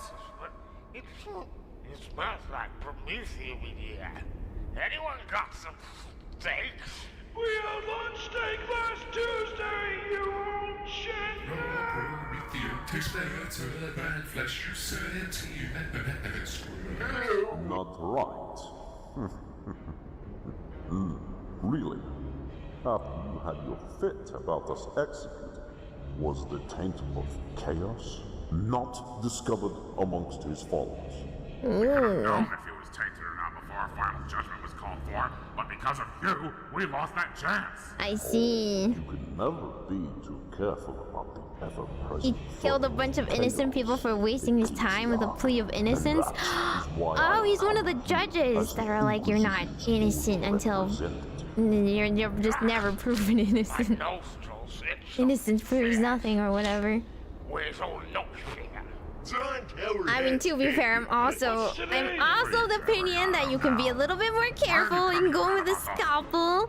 And check if people are actually tainted first. Inquisitor in the galaxy have received a message from Terra, telling us that the Inquisition and the Adeptus Ministorum are to be disbanded. Yes, I know about this message. No one here has sent it. Well, there is no doubt in it. It definitely came from Holy Terra itself. A forgery of its seal cannot possibly be this precise. However, it's clear that the Emperor of Mankind himself wrote it. Is blasphemous. It is clearly written by a heretic, hiding somewhere. I don't think heretics will be that blatant, not gonna lie. Being such deluded fool. I feel like heretics are a little smarter than that. Good. Seems like that habit of yours is at least allowing enough blood to flow from your scalp for you to understand. Oh, Inquisition has different factions? Requires mending. So what is your purpose? The only ones I know about the Inquisition are like the like sleeper agent assassin ones. Wasn't there some of those? Oh, I just made myself sad.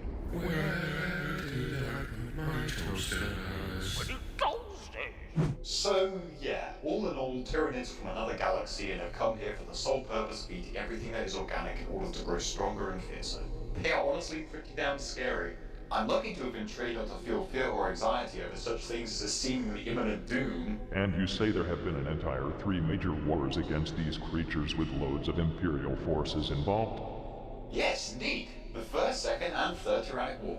As I said, the most notable must have been the first. There were that many Tyranid wars? Their entrance into our galaxy. Starcraft. They stripped the planet Tyra of full life, thereby getting the name of Tyranids. Oh. And you said during this war they destroyed the Ultramarines, devoured their entire first company, and crippled the leader of the Ultramarines, Papa Smurf, when they first arrived. That How in sucks. the name of Leman Ross's overinflated ego did that happen? Well, yes. All Ultramarines in the galaxy were needed to beat off the assault on Macragge, but the 2 main events that are most important would be the confrontation between Marnie's Calgar. Papa Smurf? Yeah. Papa Smurf and the Swarm, and the event that ended the battle in decisive Imperial victory. What the fuck is a Smurf anyway? I can already tell Space this Marine is 2 going is the to be a roller fourth coaster one? ride of There's so many wars. Tell me what happened.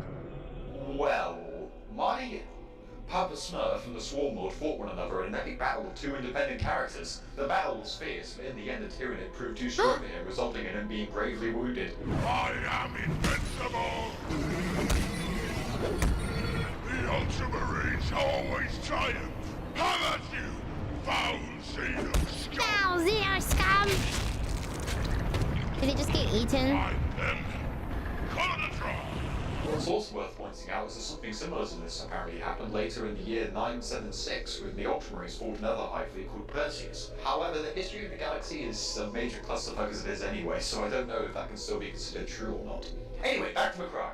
Unable to stand the mere thought of losing a sacred spiritual legion of their already grievous losses, the Oligarch of our first company sacrificed themselves to evacuate him. So this guy could not even fight an overgrown fucking bug Gargamel and ended up force-feeding his bodyguards to it. Wow. Continue with the story. It makes my bones rattle with condensed and overpowering amusement and joy. Well, They long saved story him? short, after being fixed up a bit, Marnie Papa Smurf went to command the orbital battle over Macragge, but was led into a trap at the ringed world of Sersky. Things were looking very grim for them. Led into a trap by a bunch of space locusts. This is dumber than those oiled up fucking strippers So- I call companions. The Emperor He's still alive? Dominus Astra valiantly That's how, is that why he's on ice? and detonated its warp drives, causing a cataclysmic vortex that sucked both it and the entire Tyranid fleet into oblivion. Victory at Sersky spelled the defeat of High Fleet Behemoth. I am sorry. I am just absolutely living at the moment. Remind me again. Technology is pretty backwards at the moment, correct? I guess he's a pretty important dude, but Declined somewhat in your absence, yes? they just And really those want to keep him Emperor-class alive. Battleships are pretty much Even though he's, irreplaceable at this like, on point life support. because of the sheer resources and manpower needed to make them, correct? More or less, yes. So this asshole Papa Smurf, instead of just calling back his fleet to a more advantageous position in, you know, fucking space, let one of those warships be lost forever in the warp for some depraved minion of chaos to find and diddle around with. This is getting me harder than Terminator armor. Oh, it's just in there. I want you to change my orders. Tell the Ultramarines to get back Magnus without the Geller fields turned on. Let's see how they enjoy being fucked by demons, like those poor assholes in the battleships. Oh my. Anyway, avoiding the subject of the Ultramarines further, these Tyranids actually sound pretty fucking fascinating. How easy my job would be if every human was just part of me and my giant intelligence, and everything we did was in perfect harmony. Yes, hive minds. Actually, They do remind me sound about that idea very when I get convenient. off this fucking throne. But that's why I think they're very disgusting. Human hive mind would surely be something fantastic to be part of. You're just saying that because you're thoroughly trained to be my bodyguard and not A little think, bit. nor feel, or have any other purpose in life. Yes. That's right, my lord. Fucking automaton. So anyway, these Tyranids come from the eastern fringe of the galaxy in large bug flesh ships and chomp the fuck out of everything they see. Yes? Correct, my lord. And every encounter recorded with them describes them as insect-like creatures with biological weaponry, and that they are countless in number. Right. Yes, that is right, my lord. They come in endless streams, too numerous to count, with beasts both minuscule and massive, all killing in their own unique, painful ways. Has anyone ever considered fucking bug spray? I'm sorry, my lord, but bug spray? What is that? Sorry, I forgot. They stopped manufacturing those after the dark age of technology. Well, my lord, if it's a biochemical weapon you're referring to, I can say that it is not of much use. Aren't they immune to that sort of stuff? Yeah. Many of them also have extremely advanced immune systems, so not much will work. In addition, the race is very adaptable, and if we actually were to concoct a poison against them to use it, they'd most likely gain resistance to it soon That's what after. happens when there's so many of them. You can just evolve right then and there. Against them? If it's not regular steel and bullets, there's They're actually like a special cockroaches. mutagen acid developed by the Death Watch that ruins You can never targets truly organs kill from them. inside and out. It is used in Hellfire rounds. It works fairly well against anything that's made up of flesh. But since Tyranids do not even have any kind of real armor, it seems to work best against them. Then why have any of you fucking idiots had the idea of filling a massive space-sized spray can with a constant stream of oxygen, promethium, and this hellfire compound, and sprayed the fuck out of the Tyranids' organic fleet while still in space? That's a great but there's too many of them. Wouldn't you have to nuke numerous planets? Sometimes I wish I hadn't made you custodies to be mindless automatons. By the time you do without that, feelings or wouldn't they make It gets more lonely here Tyranids? Sometimes. Oh my, Emperor, you're truly the most funny being in the galaxy as well. Fucking automaton. Well, my lord. Oh, we should understand Necrons. Those Necrons. So we're talking about those sleepy soulless skeletons now. You throw a Do virus tell me what bomb the in fuck they've Space been Marine up to. 2 that's supposed to liquefy people with viruses. It only slowed the bugs for a month. Oh boy. Tyranids, I think. Scary bugs. Scary bugs annoying. Imperial quote of the day. Without the dark, there can be no light. We have purpose. Without the lie, there can be no truth. We have purpose. Without the like and comment, there can be no video. Yeah. Like and comment and subscribe to me too, please. Truth. Yeah, I want to see which ones are the Yu-Gi-Oh episodes. Yes. This is definitely. Which one are the Yu-Gi-Oh episodes? Yes. This is definitely it. The Crimson Path. The center point of the Oriole subsector. Oh, when my work here is done, this planet shall rival Terra itself in its sacredness. Now I would act really into this, but I've just got to stay on. I am curious. Who is this mysterious person? So I don't think I can. But, well, I suppose one squeal might not harm anything. The special episodes?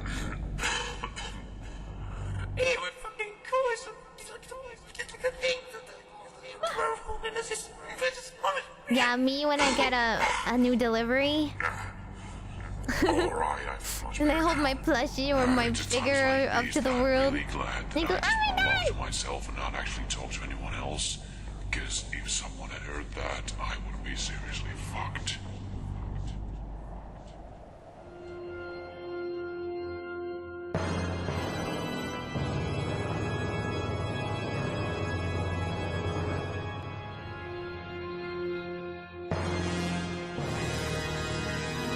We're gonna talk about Necrons! They are so weird. I don't know. I don't know if I can like or dislike Necrons. They're just like kind of silly.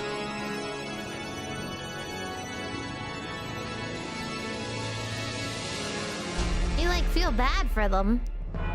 But also they, I don't know, they're kind of not that good either. The holiest, grandest, and most populated planet in the universe. To find the one who sent this message? No household shall be left unchecked, and no person shall go unquestioned. Well, if you say so. It's not like you care much for your reputation anyway. Wait. What are you Testament cheeks doing now?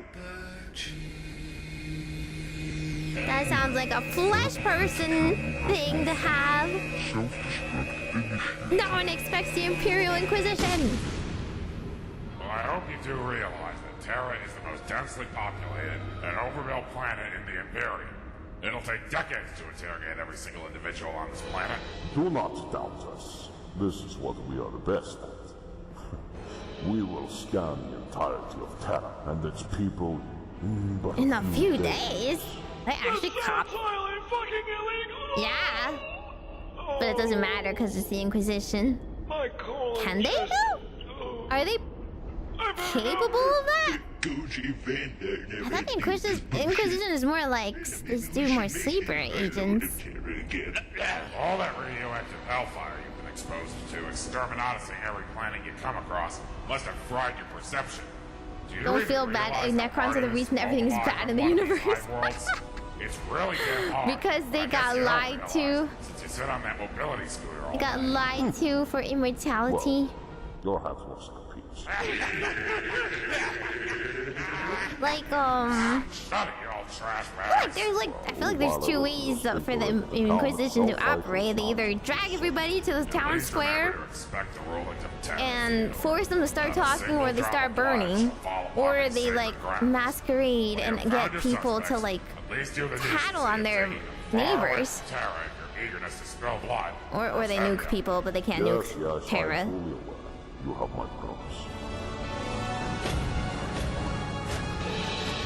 Soldiers. Well, sure they don't need warrants. But take heed. Not a single citizen of Terra shall have his or her blood spilled on these sacred grounds. Wow, how do they do that then? So, remember. Take them off planet? Only to burn. Oh, okay, burning them is a little bit more, yeah. My lord, was it really that funny? Really? Come on, the Necrons still pose a major threat. Just because the Blood Angels teamed up with them at once doesn't mean they're the Imperium's allies or anything. With the Blood Angels? Maybe it is kind of funny. No, you are incapable of finding things funny because you are a custodes. Alright, I forgot. But anyway, what was I?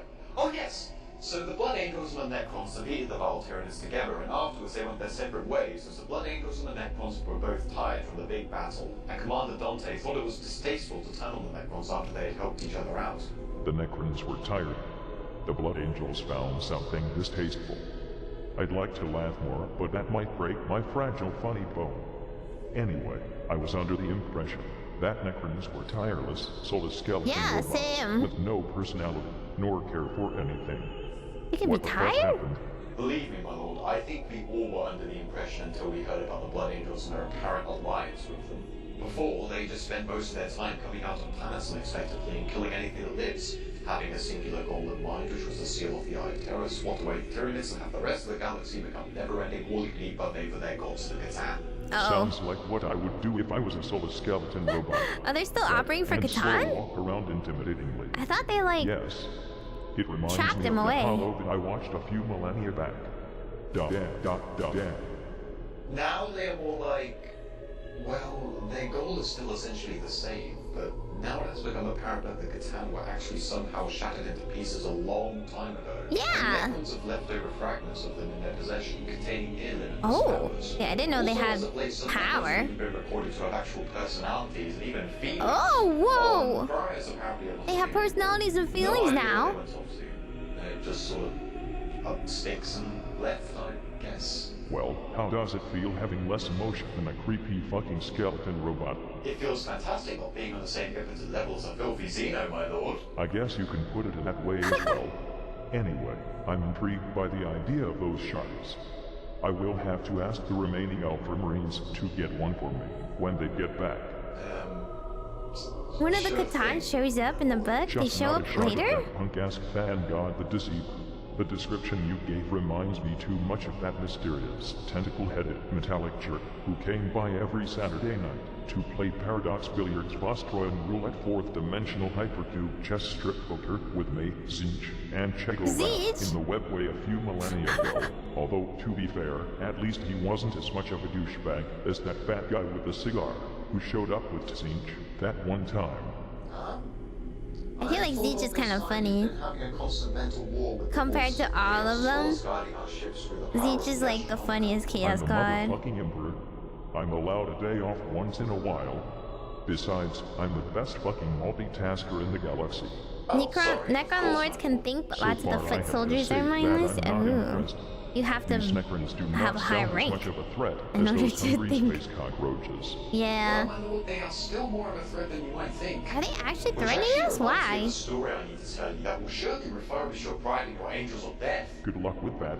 You see, during year 912, the Necron lords of the two Mod Bosses got really mad because Necrons of another empire started to expand in his territory. In response to this, the Necron lord suddenly revealed a massive planet-sized space vessel called the World Engine. And started what drifting now? through Imperial space, destroying anything that crossed its path. Later, during year 926, after several Imperial planets had been destroyed by the World Engine, a whole lot of Space Marines and the entirety of a local Imperial fleet were sent to destroy it. Holy shit, a giant skeleton space robot planet that shoots molecule-breaking beams and destroys everything it spots. I want one. Same, I want one. World Engine at the same time, but apparently a very strong void shield was surrounding it, making it nigh impervious to harm. This, together with the vessel's mighty arsenals of planet-devastating weaponry, cost millions of lives during that. Millions of I lives? guess no one knows what retreating is in this fucking Imperium nowadays. Nah, we just throw Kriegers at it. The Space Marines known as the Astral Knights. I never made anything called Astral Knights. No, seriously, my lord, you won't even care that you didn't directly make them.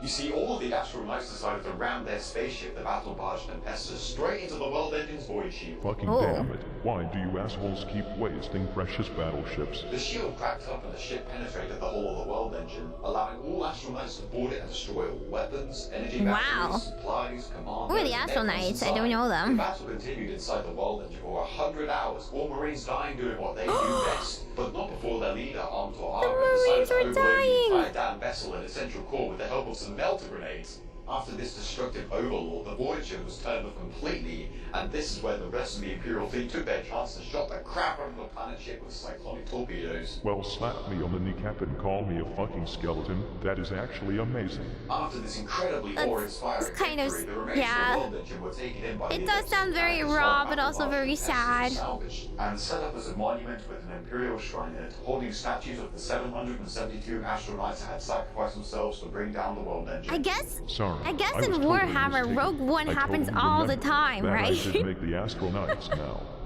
They were one of the secret legions I made before the Great Crusade that I never told anyone about. They were the best around. Nothing was ever going to keep them down.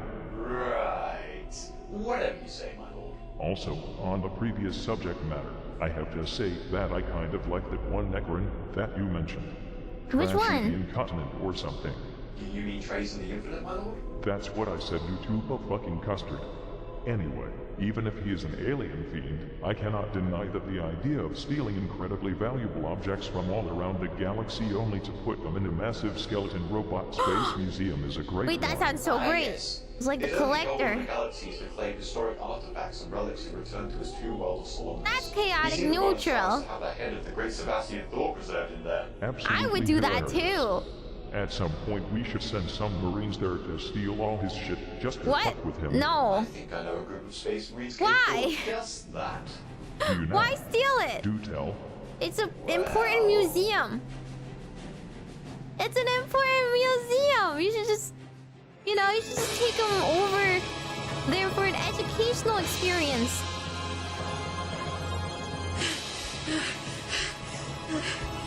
Why is this part so loud? Stop right there. We are here to interrogate you with a certain message. Who wrote the message? I don't know what you're talking about. Didn't you hear me? Who wrote the message? Excuse me, are you allowed to do this? Of course we are. Haven't you heard from the high lords? We are here to interrogate everyone on Terra. Who wrote the fucking message? Where are the gene stealers? Help me. Whoa. What? They're back? Some unfashionable tranks running around harassing civilians here on Holy Terra. You came to the wrong neighborhood. They're actually doing something. What makes you lunatics think you are allowed to do this? Destinies? Aren't you supposed to stay within the Imperial Palace? Well, you see, this is a special occasion. Special enough that my loincloth is just bursting with anticipation. What's a more interesting question I demand an answer for is what you Inquisitors are doing here, burning Terra and harassing its citizens. We are here because of a message supposedly sent from God Emperor himself, telling us the Inquisition is to be disbanded. Clearly, the message was written by a heretic, and we are going to find it. Fools. The message is from the Emperor. Fools, it's Straight from the Sanctum Imperiale within the Imperial himself. Palace. He is Uno the reason why we're reverse. outside the Also, hi, I'm Emily. How are you? How is stream? I hope it was good and you get a break afterwards. For those of you who don't know me, I am a little fortune-dealing witch from GlitchStars, Virus, and Ephemera. Majokko Meimi desu. Meimi-mu-me-mo. Hi. We're just watching a little bit of Warhammer lore catch up so that I can be informed before I play my Warhammer games at some point. Wow. Maybe Emily can join us. I want to play games together too. Hello. Yes, we are Uno reversing this guy. Although I might be ending soon just because it is a little late. But it's okay. Let's see. Astronauts are a splinter of space marines that came from the Imperial Fist. Oh, the guys that are the construction workers.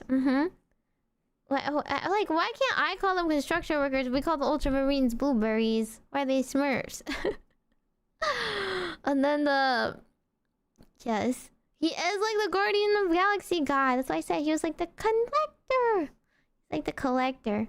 Okay, so this is pretty much the Emperor, the one and only guy who does not want religious fanatics worshipping him, but unfortunately he does not get a say in that. He is in fact being worshipped at this time. Except apparently he sent his JoJo guards off to go do something useful. Are they gonna be useful? Who knows? Hi. There's like 40 years of Warhammer 40k lore. You only need to know the basics? No! I need to know more! Because I forget every time I learn something. There'll be a video that will go over everything, and then I'm like, okay, I only remember the fun facts from that video, and then I watch another video and they have slightly different fun facts about the same things. Someday I'll get it down. Someday I'll get it down enough so that I can learn about sub-factions and lesser known lore. Yes, the Emperor is the sassiest. I can't blame him. I would also feel sort of the same vibes. But also, I don't know, I feel like the Inquisition is being made out to be the bad guys here. They're only the bad guys some of the time. Okay, there's much worse out there. This is being framed. They're being framed. Okay? Listen. What about the like heretics? What about the actual heretics out there? We need to worry about them. Hmm?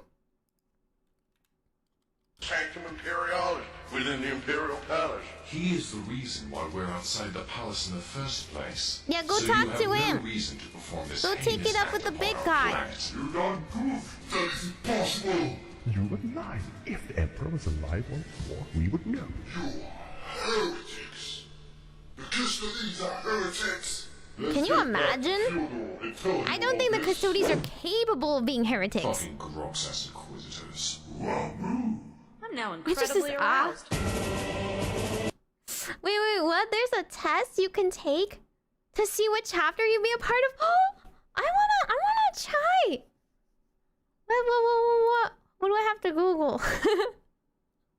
I wanna see what I'd be a part of.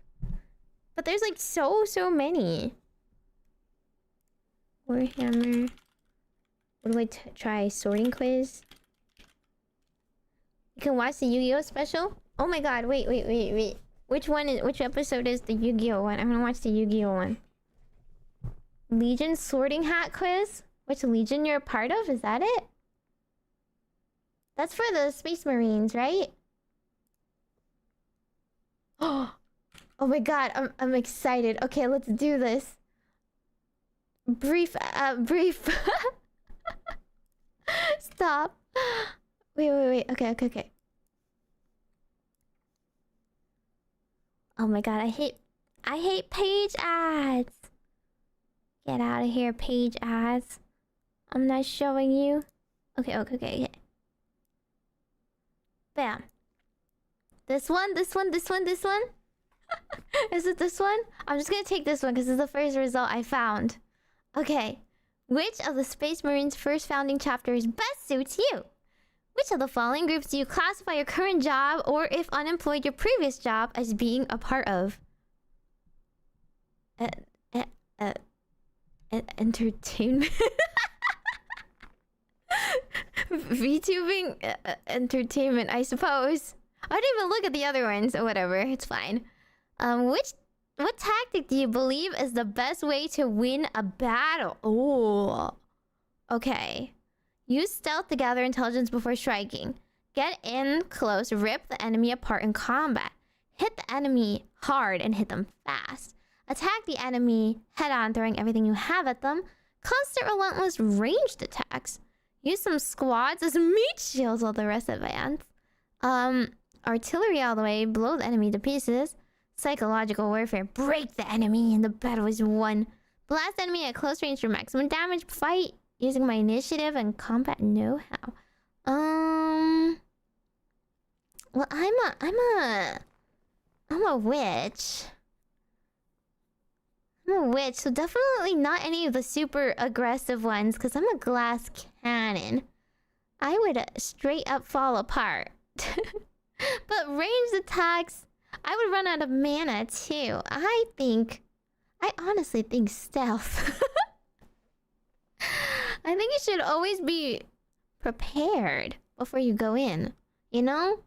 You should like drink an invisibility potion, sneak around, see what angles you go in, and then surprise attack them. Okay, your weapon of choice: rifle, chainsaw, vortex ring gun, pair of clawed gauntlets, poison sword, flamethrower, bazooka, scimitar, silence pistol, laser, scepter. I mean, like, flamethrower is a little obvious.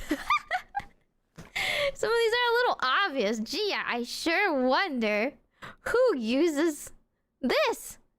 Do you think a scepter is the closest to a magic wand? I'm a little biased here because I use a wand. I'm out of spells, but not out of shells. True, I'm not out of options. What color do you wear the most often? They don't have purple. They don't have purple. Oh my god, if I choose blue, I'm gonna be Smurf colored. I didn't ask for this. I wouldn't normally choose it. I don't wear green either, though. I wear purple. Varies from day to day. That's not true. I like the same colors. Definitely not red or yellow. sometimes black, which sounds very emo, but actually it's just black is just a versatile color. I don't actually wear that much pink, do I? No, actually I think I do. Sorry, like not that much pink compared to other girls, but still a lot of pink because I'm very girly. I guess I gotta choose blue. I guess I gotta be a Smurf. Your favorite method of transport? Motorcycle, car, van, tank, helicopter, jetpack, running or walking. Who likes running or walking the most? Jetpack sounds really cool. Do you think jetpack is the closest to a broom? Is it my current color blue? I'm purple. It's actually purple.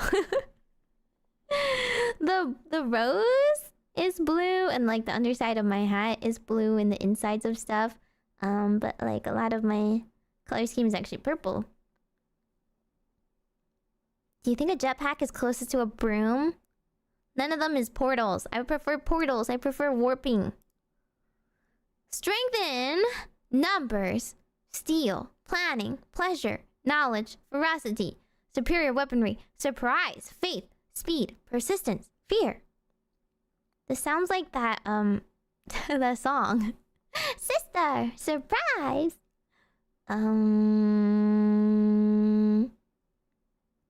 Strengthen. Man, I don't want to be a nerd and see knowledge.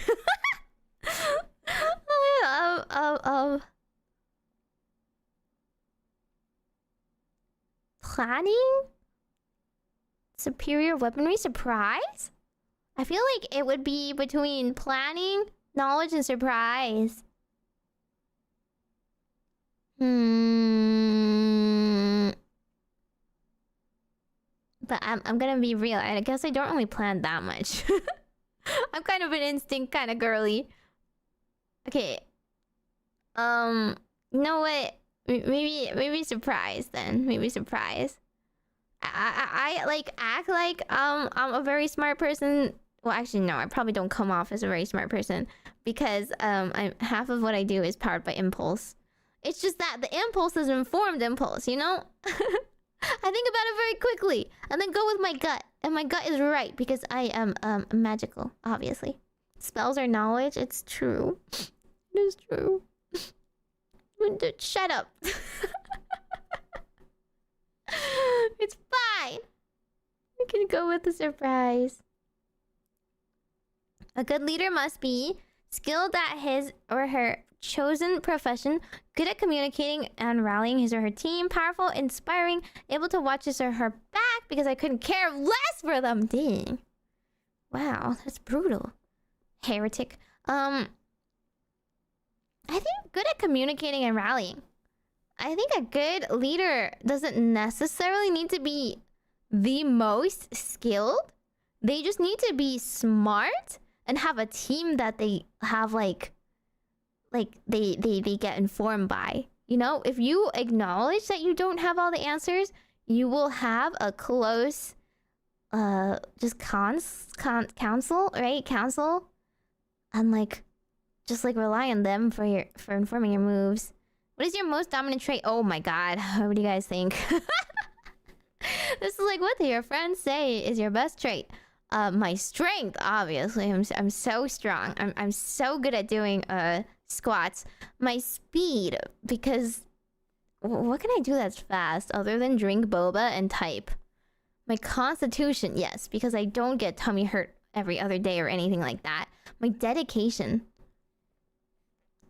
I'm gonna be real. I kind of drop games very easily. My intellect. Yeah, I don't think any teacher has ever told me that. My charisma. I don't know. I'm pretty charismatic, right?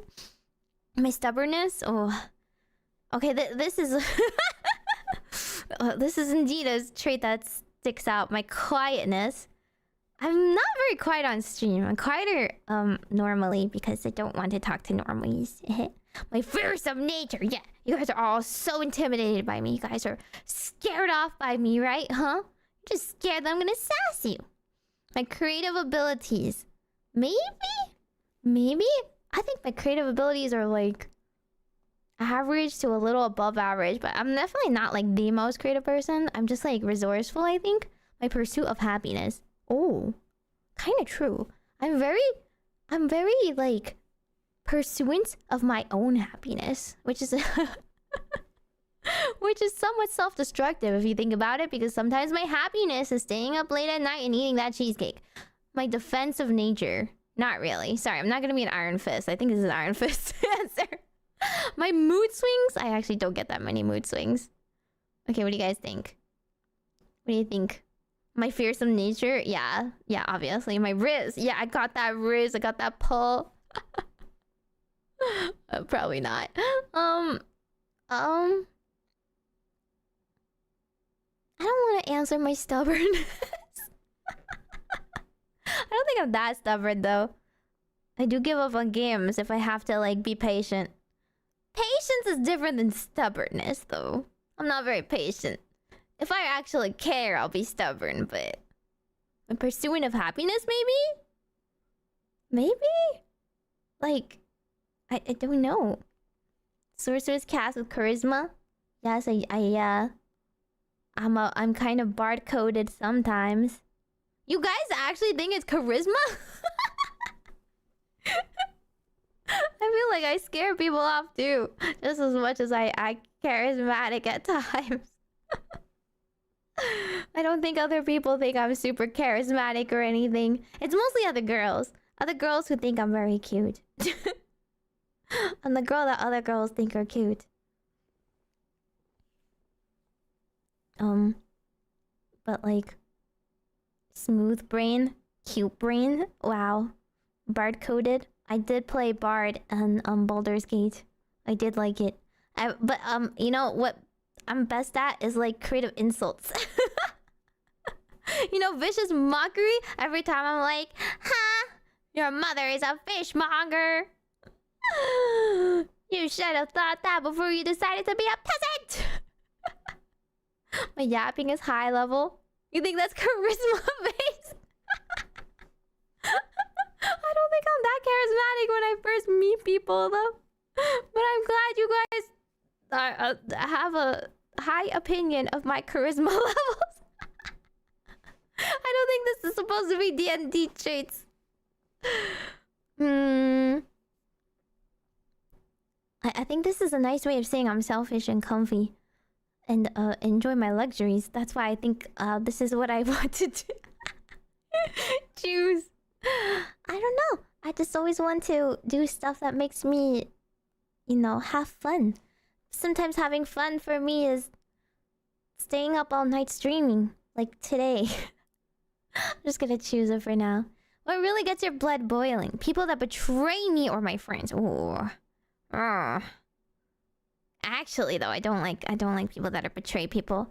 Blasphemers or non-believers? Non-believers of what? Of me? You guys aren't non-believers of me. Just kidding. You guys never believe in me. You guys always exit out me. Slavers? Okay, well, that's the correct answer, I guess. People telling me what to do. I hate that. Don't tell me what to do!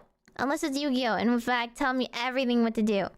Or how to do taxes. People whose skills rival my own. Nah. It's fine. Aggressive and pointless attacks. I don't like that, but it's not like something that makes my blood boiling. It's more something that's annoying. Imperfections? Nah. I'm no fulcrum. Ignorance. Ignorance is annoying, but I don't think it's necessarily bad in itself. I mean, like, people don't know things sometimes. I'm one of them sometimes. It's only if they, like, parade their ignorance around, right? People making a fool out of me?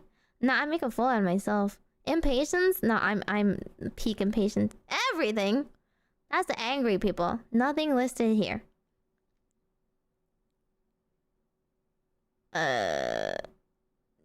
People telling me... people telling me what to do.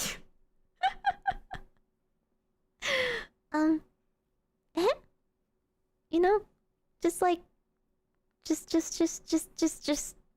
suggest it, but don't order me. What is your main flaw?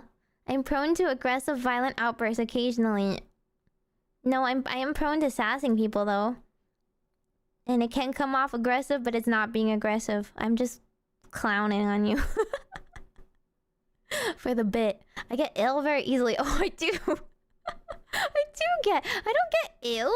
I get tummy hurtitis. It's different. I don't get like the flu. I hide a very dark secret from my past. Yeah, I'm actually a witch. I know. I seem very human for a witch. Jack of all trades, master of none. I don't even think I'm jack of all trades though. We're really obsessive about what I believe in. Not really. Incredibly stubborn. A little bit. Incredibly sensitive senses. No, I'm like the opposite. I'm rather insensitive at times. My reactions are slower than average. Absolutely not. I'm like pretty quick to react. Physically fit, but my body doesn't completely work properly. I wish I was physically fit. We're gonna start there. We're gonna like have to do some ring fit. I identify better with machines than I do people. Leah? Not mean. Something not listed here. Okay. Stubbornness, I think. I'd be unstoppable if not for the EP. Oh, actually, true. That is my biggest nerf. I'm too EP.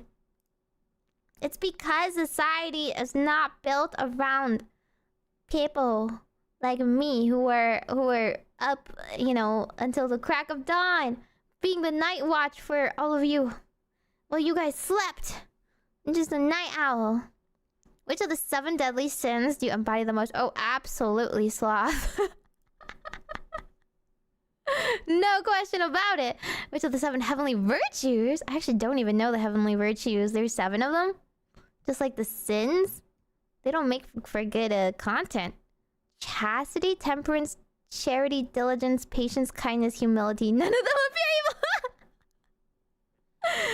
Hell yeah, I'm pure evil. I don't know. Which one am I the most? It's definitely not diligence or patience. Definitely not humility or... I don't think it's any of them. I think I'm evil. I think I'm a witch. I think I'm evil. I don't know. What do you guys think? I think I'm evil. I'm gonna get it. I'm gonna get a heretic at this rate. I'm gonna get a traitor faction. Oh no. I don't actually like them that much though. Unless it's a magic one. That's pretty cool. I think I'm evil. I think I'm evil. You know, it's like those questions where like, would you, you know, do you practice delayed gratification? Absolutely not. I do not believe in delayed gratification. If I buy a treat, I'm gonna eat that treat the same day. I'm gonna buy it and eat my ice cream. What do you mean I have to wait? What do you mean I have to not eat it right now? It's not excess. It's called having fun. It's called I deserve a little treaty treat. What do you mean chastity? Because I'm maidenless. I have so many maidens. But what else can chastity actually mean? That's like such a useless virtue. You can't stereotype witches as evil. We're mostly evil. I think we're kind of evil. Gratification up front. Yeah. I want my cake and I want to eat it too. Anyway, I think I'm evil. What is your ultimate goal in life? To unite everyone as one entity. To kill, maim, and slaughter. To preach the word of my God to the world. To find a cure for a disease. To pursue new knowledge in any shape or form. To make amends for our past mistakes. To experience the pleasures of life. I'm going to... This will lend me to Slanesh. No. I'm not that into it. To seek revenge on those who have wronged me in the past. To create wondrous things for people to enjoy or use. To spread fear and terror. To perfect myself and become stronger. To spread my blessings throughout the world. To gain more power and dominance. I'm not going to unveil something like that to a quiz. That's the secret faction. Some of them are a little too obvious. I'm trying not to choose the most obvious ones. I don't have a chip on my shoulder. I don't care that much. I don't know. I don't think I create wondrous things for people to use. Unless you count streaming for people to enjoy. But I think I do it for myself.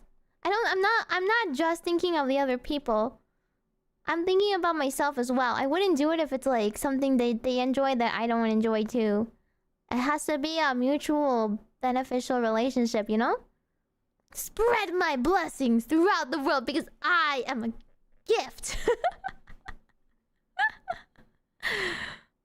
Oh, I'm not gonna perfect myself, but I wanna grow, but I'm not gonna be fulcrum. Do you know what I'm saying? Like, I know where this one leads. I do want to perfect myself, but I don't want to be fulcrum. We have opposite ideas of what perfection is. I'm gonna get a chaos one. Oh, maybe. That's why we'll never get Meimi Elden Ring. You got 2 whole Meimi Elden Ring streams. Live with it. Man. I'm not any of these. I don't think I'm pursuing new knowledge. I think I'm kind of wasting my time in regards to that because I don't study anything new unless it's like game related.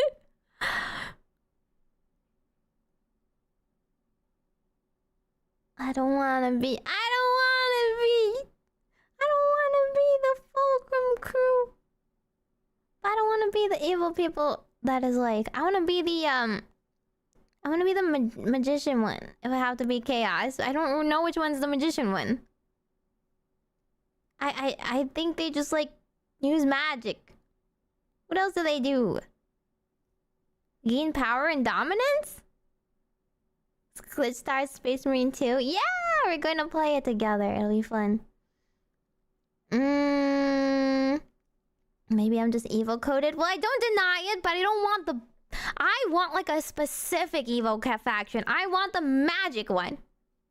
I don't want to be part of Fulgrim's crew. I don't want to be part of the other one. I don't want to be part of like Slanesh crew. I don't want to be part of the secret I don't know, roguey guys crew. But I don't know which one is the magic answer. I don't really want to kill people either for no reason. That doesn't sound very fun. No, I'm not embracing Slanesh. Okay. The knowledge one? You think that was knowledge? Sure.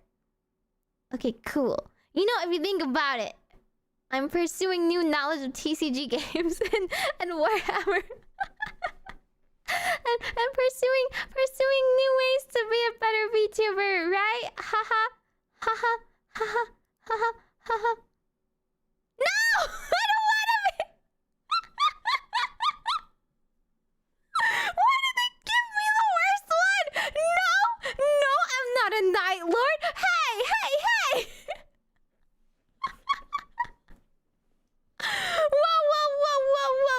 Whoa, what are they saying? This is not accurate.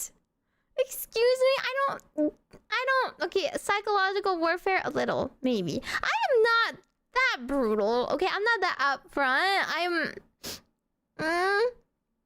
Oh my god, it's true, I don't worship any particular god. I don't tend to fight alongside the demons. I just enlist the demons.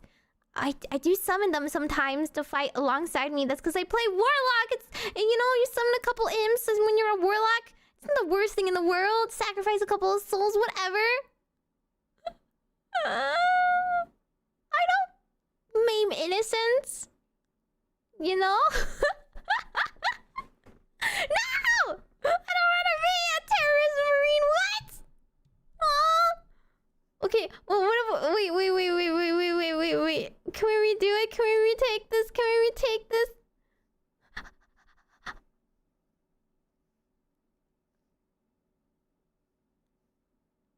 Yeah, I think it's entertainment. Dang it. Okay, it's entertainment. Okay, little thing. I'll think a little bit faster. What tactic would you do? Okay, what if we range attacks? Yeah. Yeah, because I'm a mage. Range attacks. Weapon of choice, scepter. Color, I'm blue. It's still blue. Method of transport. Who actually uses jetpacks? I don't know. Strengthen knowledge. Good leader must be good at communicating. I still think that's true. Most dominant trait. Fine, I'm gonna choose charisma. I'm gonna choose my charisma. It really gets your blood boiling. People telling me what to do. No! That's gonna be... It's gonna be incorrect. I'm gonna get a bad chaos faction if I choose that one. I don't know. People that betray me. What's my main flaw? I'm...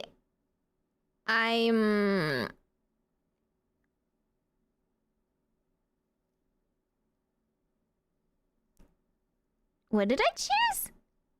What did I choose before? That I'm stubborn. Right? I think, yeah. Definitely sloth. Okay, how about charity? How about charity? I do give up my time and help people. And I like helping people. And I like giving away stuff. And I never think about... I don't think about it actively as charity though. Because I feel like that's just normal, you know? Like sharing what you have, not worrying about money and stuff. It's not like I like volunteer. But it's like if people ask, I will spend like time teaching them stuff. Or giving them stuff. What is your ultimate goal in life?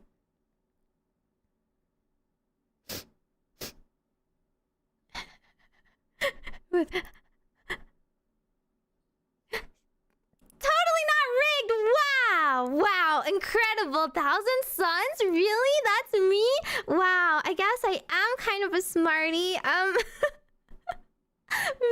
bit of a smarty pants. Yeah, I'm a sorcerer, right? I like long range combat. Yeah. Yeah, my body is a little cursed sometimes, but and Zeke, is that how you pronounce it? Zeke, yeah, he's kind of a silly guy. I am also looking for artifacts of power and knowledge. I am. Oh my god, it's so like aligned with my witchy lore. Yeah, exactly. This is totally not a spoiler for my next lore update or anything. See, I'm not pure evil, just a little evil, just a tad bit, just a no. I'm not a night lord. Gaming the quiz is very Zeech pilled. Exactly, I'm very Zeech coded actually. I'm definitely chaotic, neutral to evil kind of girly.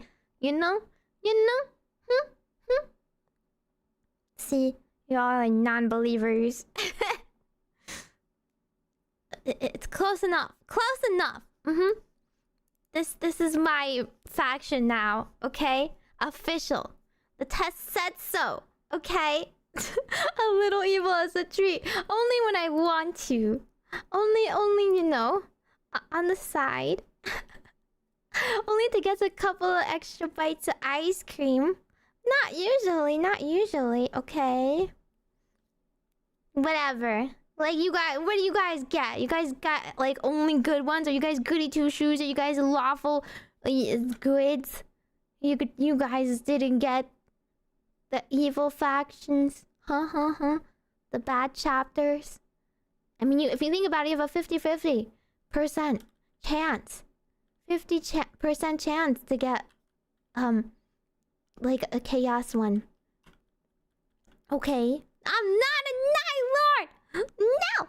I was just not answering as nicely as I should have. I shouldn't have downplayed how charitable I am and how virtuous I can be. I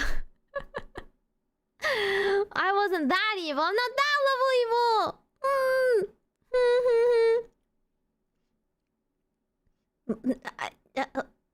Why do you guys think you're a blood angel though? Are you out for revenge all of a sudden? Blood ravens? That's not one of them. You can be ravens. They're mysterious. I don't know. I don't have a chip on my shoulder, so. Okay, let me look up the Yu-Gi-Oh one.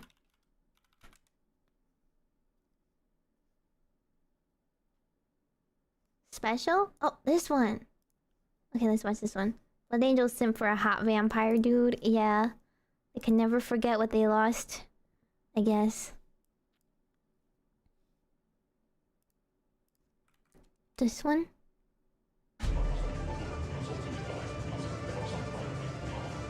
Stolen jokes and references? From Yu-Gi-Oh? I cannot believe you still have not turned off Guilliman's life support. Well, I will eventually, my lord. I am tired of all your eventualities. You must do it. It is important. And I will in due time, my lord. Do it N-O-O-O-O-W. No. I will not. Oh? Are you defying me? Yes, in this particular instance, I am. Heretic. Then I have no choice. I challenge you to a game of Paradox Billiards, Valstroy, Roulette, 4th Dimensional Hypercube Chess Strip Poker. I am scared. If you win, I will let it slide for now. But if I win, I will banish you to the realm of Ultramar until you have completed this mission. But I don't even know how to play Paradox Billiards, Hyperbole, Chips Poker. I will have a tech priest give you the knowledge instantly with the power of science. Wow. There we go. Now you will be fit with the proper gear as well. What is this and why is it necessary? You already know, so be quiet. Your deck has already been assembled based upon neural activity in your cerebrum, as well as total type casting. I wish I also didn't have to deck build. I just had all game rules implanted directly into your mind. You already know fucking everything, so stop thinking and let us play. Remember the stakes. Wait, this is the wrong reference. Come on. Wrong game. If Kitten loses this duel, which no doubt Is it time to you duel? will be sent away to Ultramar for a long time. Finally, the charge we've been waiting for. Actually, I am banishing you two. Sorry, what? This is now an altar game. This is a death game. Let's go. It's a shadow game. What happened to all the gold? There was a stupid comment. If you lose this altar game, you and your friends will all be banished to the Ultramar realm. My lord, perhaps you're taking this a tad bit too far. Kitten! You are our only hope. Please win. If you win, we won't steal your life for an entire week. I swear, no promises are made. Fine, I'll try to play, I guess. As long as you look away when the whole strip part of this comes to play. No promises are made. All right, son. Yo, start things off. Draw your 5 cards. 5 cards. Okay, here goes. Oh, they no turn. No, Good I'm all. looking at these cards right now, and my lord, I don't think this is neither billiard, chess, hypercube, strip poker, Australian roulette, nor a combination of the 5. This is just a children's card game. It is By the not Milky just. Way's memories, I will shoot you It out is of a not fucking just cannon unless a you children's start card playing. game. I'm sorry, my lord, I'll just continue. I should probably start easy and defensive. This creepy bug man Man-eater bug? If he is attacked, he will destroy whatever is A attacked. flip? I'll place this What face year down is and end my this? turn. Oh, You sorry. have This is like already lost. years It is ago. like you do not know who you are playing with. My turn. The effect of my golden What do you mean ladybug set one and activates, pass? giving me 500 extra life points. But whatever is already the lead. It has barely begun to start. 500 life points is nothing. Ivan activates Smug-ass Spot and Smug-ass Sanguineous Charity, Pot! allowing me to draw My 5 new cards in favorite. total. Graceful charity. However, due to the charity, I have to discard 2 of the cards I have into the warp, and my chosen sacrifices shall be the golden ladybug and this shitty chaos-looking brotherfucker. Goodbye. Throwing him in the grave warp gives me an extra card, so it is 6 new ones in total. Oh boy. I'm sorry, but isn't that super cheap? I mean, why wouldn't you have those cards in the deck? Shut up. Don't There's no question reason it. not to. I am the Emperor and was destined to wield the Don't very question best it. cards humanity has ever created. including the broken ones. The emperor has decided that Pot of Greed is unbanned, therefore it is unbanned. Don't question it. Ayla is not exactly merciful in the warp, sunshine. And speaking of which, I now activate Obedient School. This allows me to bring forth 3 different beasts from my deck and summon them to this realm. I choose a Happy Snake, Abomination Dawn, and Horseburn. Oh my god, look at that horse. They are all an infinite amount more loyal and tasteful in choice of attire compared to the 3 strippy tiers over there. By our blessed biceps! Our glorious overlord has 3 servants out on the field already! And they're all lusting after life points! How is Kitten ever going to it now? That is certainly bad news for me. My turn? Did I say I was done? You didn't even go to Let me attack! tell you, I am far from done serving this gold-plated shit explosion sandwich to you. For Yossi, I sacrifice all 3 of my beasts. Oh? So I can summon a much greater servant. A tribute so summon? right. Or like actual special summon here? Light reflecting upon my glistening skin is blinding me! Behold. What? Make an ultra chicken. What? Legends were true! We can't just pull out Raw like that? Huh? Where are the rules? Where are the summoning My conditions? chicken's effect allows me to pay all but 100 of my point lives to increase its attack to ludicrous amounts. True. 8,400 attack points? He's the emperor, screw the rules, he has money? We can't give up our faith in Kitten yet. I mean, our glorious overlord only has 100 life points left now. You can do it, Kitten. Just believe in the heart of the cards. Cards don't need to circulate blood. The heart is but one muscle you must believe in, Kitten. The tongue, the picture. Okay, but isn't Raw gonna hit into Maneater Bug?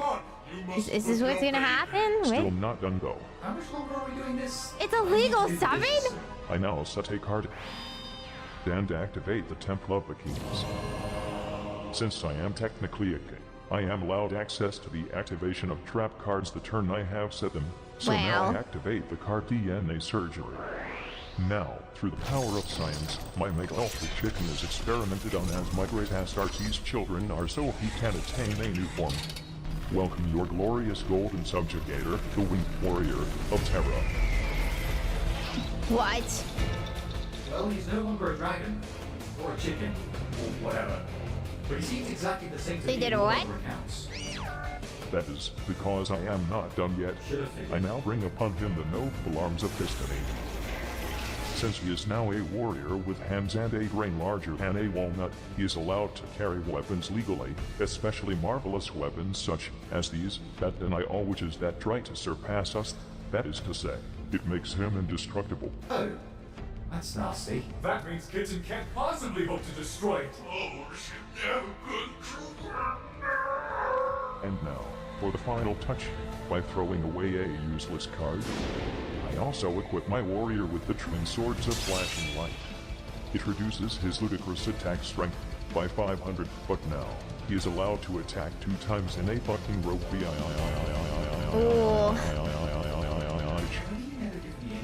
Two times in a row? That means 2 times in a row. That's the peak. Now Yeah, that's warrior, peak annihilate 2004. his face down and turn him down facing. Ow, my spleen! Okay, my emperor. Are you done now? Nope. Imagine wanting to My have a warrior may turn. be as glamorous as a golden sun filled with glitter, but I feel this realm is not golden enough. So it is time to terraform it. Excuse With me? this, I am allowed to Terraforming? take a field spell from my deck. And Screw now, ban I cards. am going to activate it. I turn this realm into an iridescent golden palace with the golden castle of Stromberg. I guess that's very on theme. such radiant beauty outside my mirror before. Your mirror being my lubricated abs, of course. Okay, so what now? My turn? This castle forces you to summon and attack with a monster every time you enter your battle phases. Oh. And each monster that tries to attack is automatically destroyed, and half of its attack points are drawn from your life. What? However, this card does have a maintenance fee. as half a deck of cards has to be thrown into the graveyard every turn for it to stay active. Half? Oh my god. It is your deck that stands for the costs. Seriously, what kind of cheap card is that? You can't have a game with a card that overpowered in it. Only I have one, so it is fair. Does anyone even play this game except you? Zinch does. Zeech is a giant nerd now, isn't he? Shut up and make your move. I need you to Maybe get I am to Zeech Ultra more coded. now, before the dishes stack up too tightly. This is really bad. If he is forced to attack, The anime effect of Golden Castle, that's ridiculous. I somehow destroyed that castle. Oh, also, the castle is I indestructible. thought you can't tribute summon on the same turn you summon your other monsters, but I guess they were summoned through spell card and therefore not through normal summon. Anything he has. There is no hope. Now draw your last pathetic card Oh, so I man. cannon this pin on it. Well, okay, I guess. Oh shit, there goes half my deck. Good. It is time. My lord, you did say your castle was indestructible, right? Nothing to destroy it? Whatever measly attempt you throw at it will not even scratch it. I guess in that case, I'll play this. Giant True Nade. Giant All spells and True traps Nade. go back to people's hands. Oh, No the destructions bounce! here. Oh my god, he reads his cards! Oh my god! Oh my god, he I reads! summon Wind Up Kitten, and then I use its own effect so your monster goes back to your hand. W-A-W-A-W-A-W-A-W-A-W-A-W. And yes, Wind Up Kitten, attack its life points directly with your Wind Up Cat attack.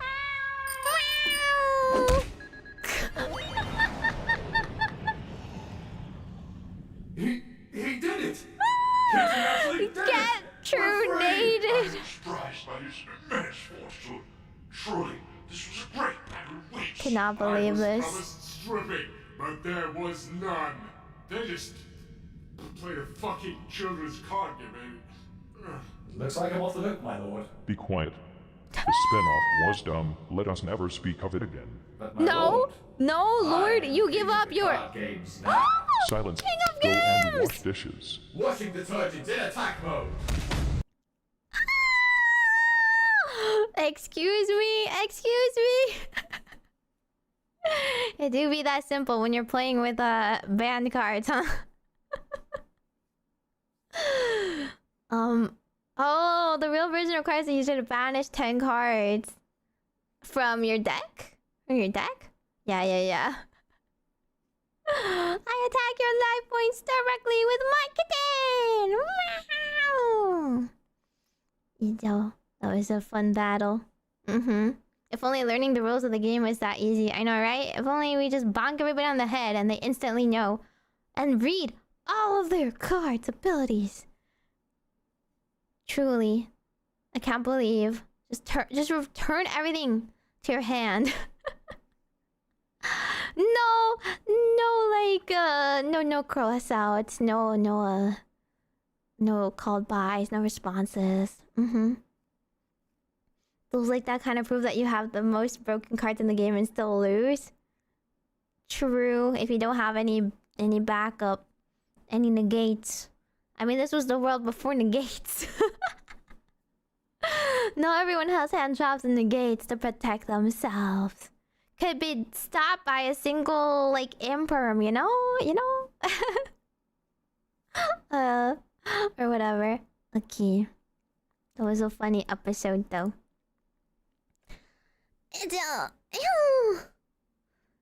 It really do be 2004 gaming. Which reminds me, I still need to play my Duelist Cup. Oh, it's so painful. Why did I start at such a low Duelist, like, level? I'm like so far behind everybody else. I need to hit 15. I thought I hit 15 last time. When did they keep me so low? Failed to use Magic Jammer. True. Skill issue. Skill issue. The wages of hubris. So the Emperor was Kaiba. And he didn't have main character syndrome. Didn't have his eyeball. Wind Up Kitten. I barely reached the level 15 yesterday. I don't want to do it. When does it end? Do I have to like grind it overnight or something? Please, I'm busy. I can't stand it any longer. I hate it when they just play like whatever.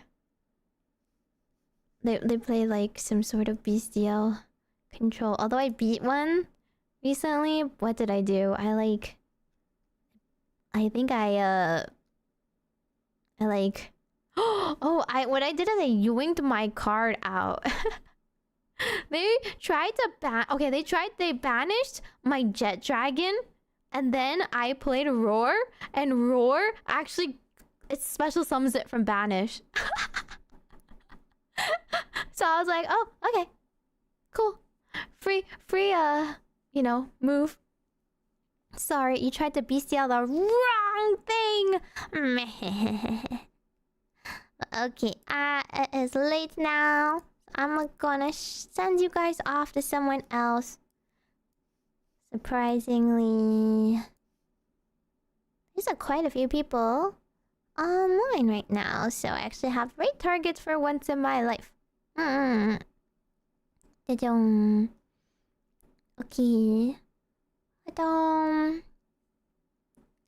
In a few days, okay. I'll do my best. I'll do my best to try and get my gems, but I don't think I'll get any further than 15. I think I will simply die after 50. Kill over. No, I'm not a Night Lord. At least call me 1,000 son. But why is it a son? What if I'm a daughter? Huh? What if I'm a daughter? Why can't it be the other son? That's like so much cooler and funnier and whatnot. This is discrimination. Am I only allowed to be a battle sister or whatever? The glasses are cute. Yeah, unlike my other set of glasses, I suppose. Okay, I will raid you guys off. Let me see. How about I raid you guys off into Miss Charlotte Suzu's POV. She's playing with Nene right now, and they're both playing Split Fiction. I don't have anyone to play Split Fiction with. I don't know if I even want to stream it. Is it like fun to stream it multiple times? Because it's like, it's the new It Takes Two, right? And after you watch it a couple times, I don't know if you want to watch it that many more times. So I kind of I'm not on the train of like collabing it right away. No girls allowed. What about a witch? I'm not just a girl, I'm a witch. Think about it that way, right? I'm sorry, Twitch crowd, I wasn't able to play with you guys today. Okay, but I'm gonna read you guys off and see you guys later. I don't think I have a stream tomorrow, because I have the World of Warcraft collab on Thursday. And then Nikkei collab on Friday, which is off channel. And then Sunday, if you are a member, you should have already saw my members post on my channel. But if you haven't, or if you joined recently, take a look at the membership tab. Make sure you see the last two posts. You can make a suggestion for the Meiges music review stream I'm gonna be doing Sunday. So the stream is still going to be live for everyone to view, because it's probably gonna be unarchived.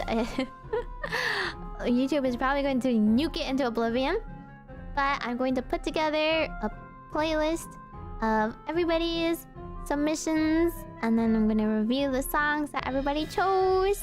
And then even if the VOD is kind of dead, maybe the Twitch VOD will survive. It'll just be probably kind of muted. So I'm going to be reviewing all of your music choices. So far, most people have chosen a song I've never heard of before, so it'll be interesting. It'll be a journey across different genres. Okay. Atu Meimi. Bye bye. Thanks for hanging out today. Meow.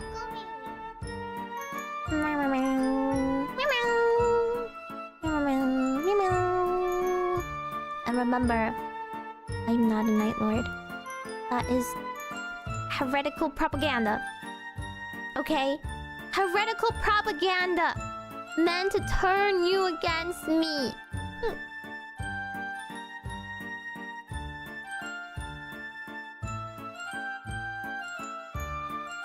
Oh, and check out my clip channel, which recently put out a clip from when I played XCOM. You know, because you guys like seeing me scream a lot. You should go check that out.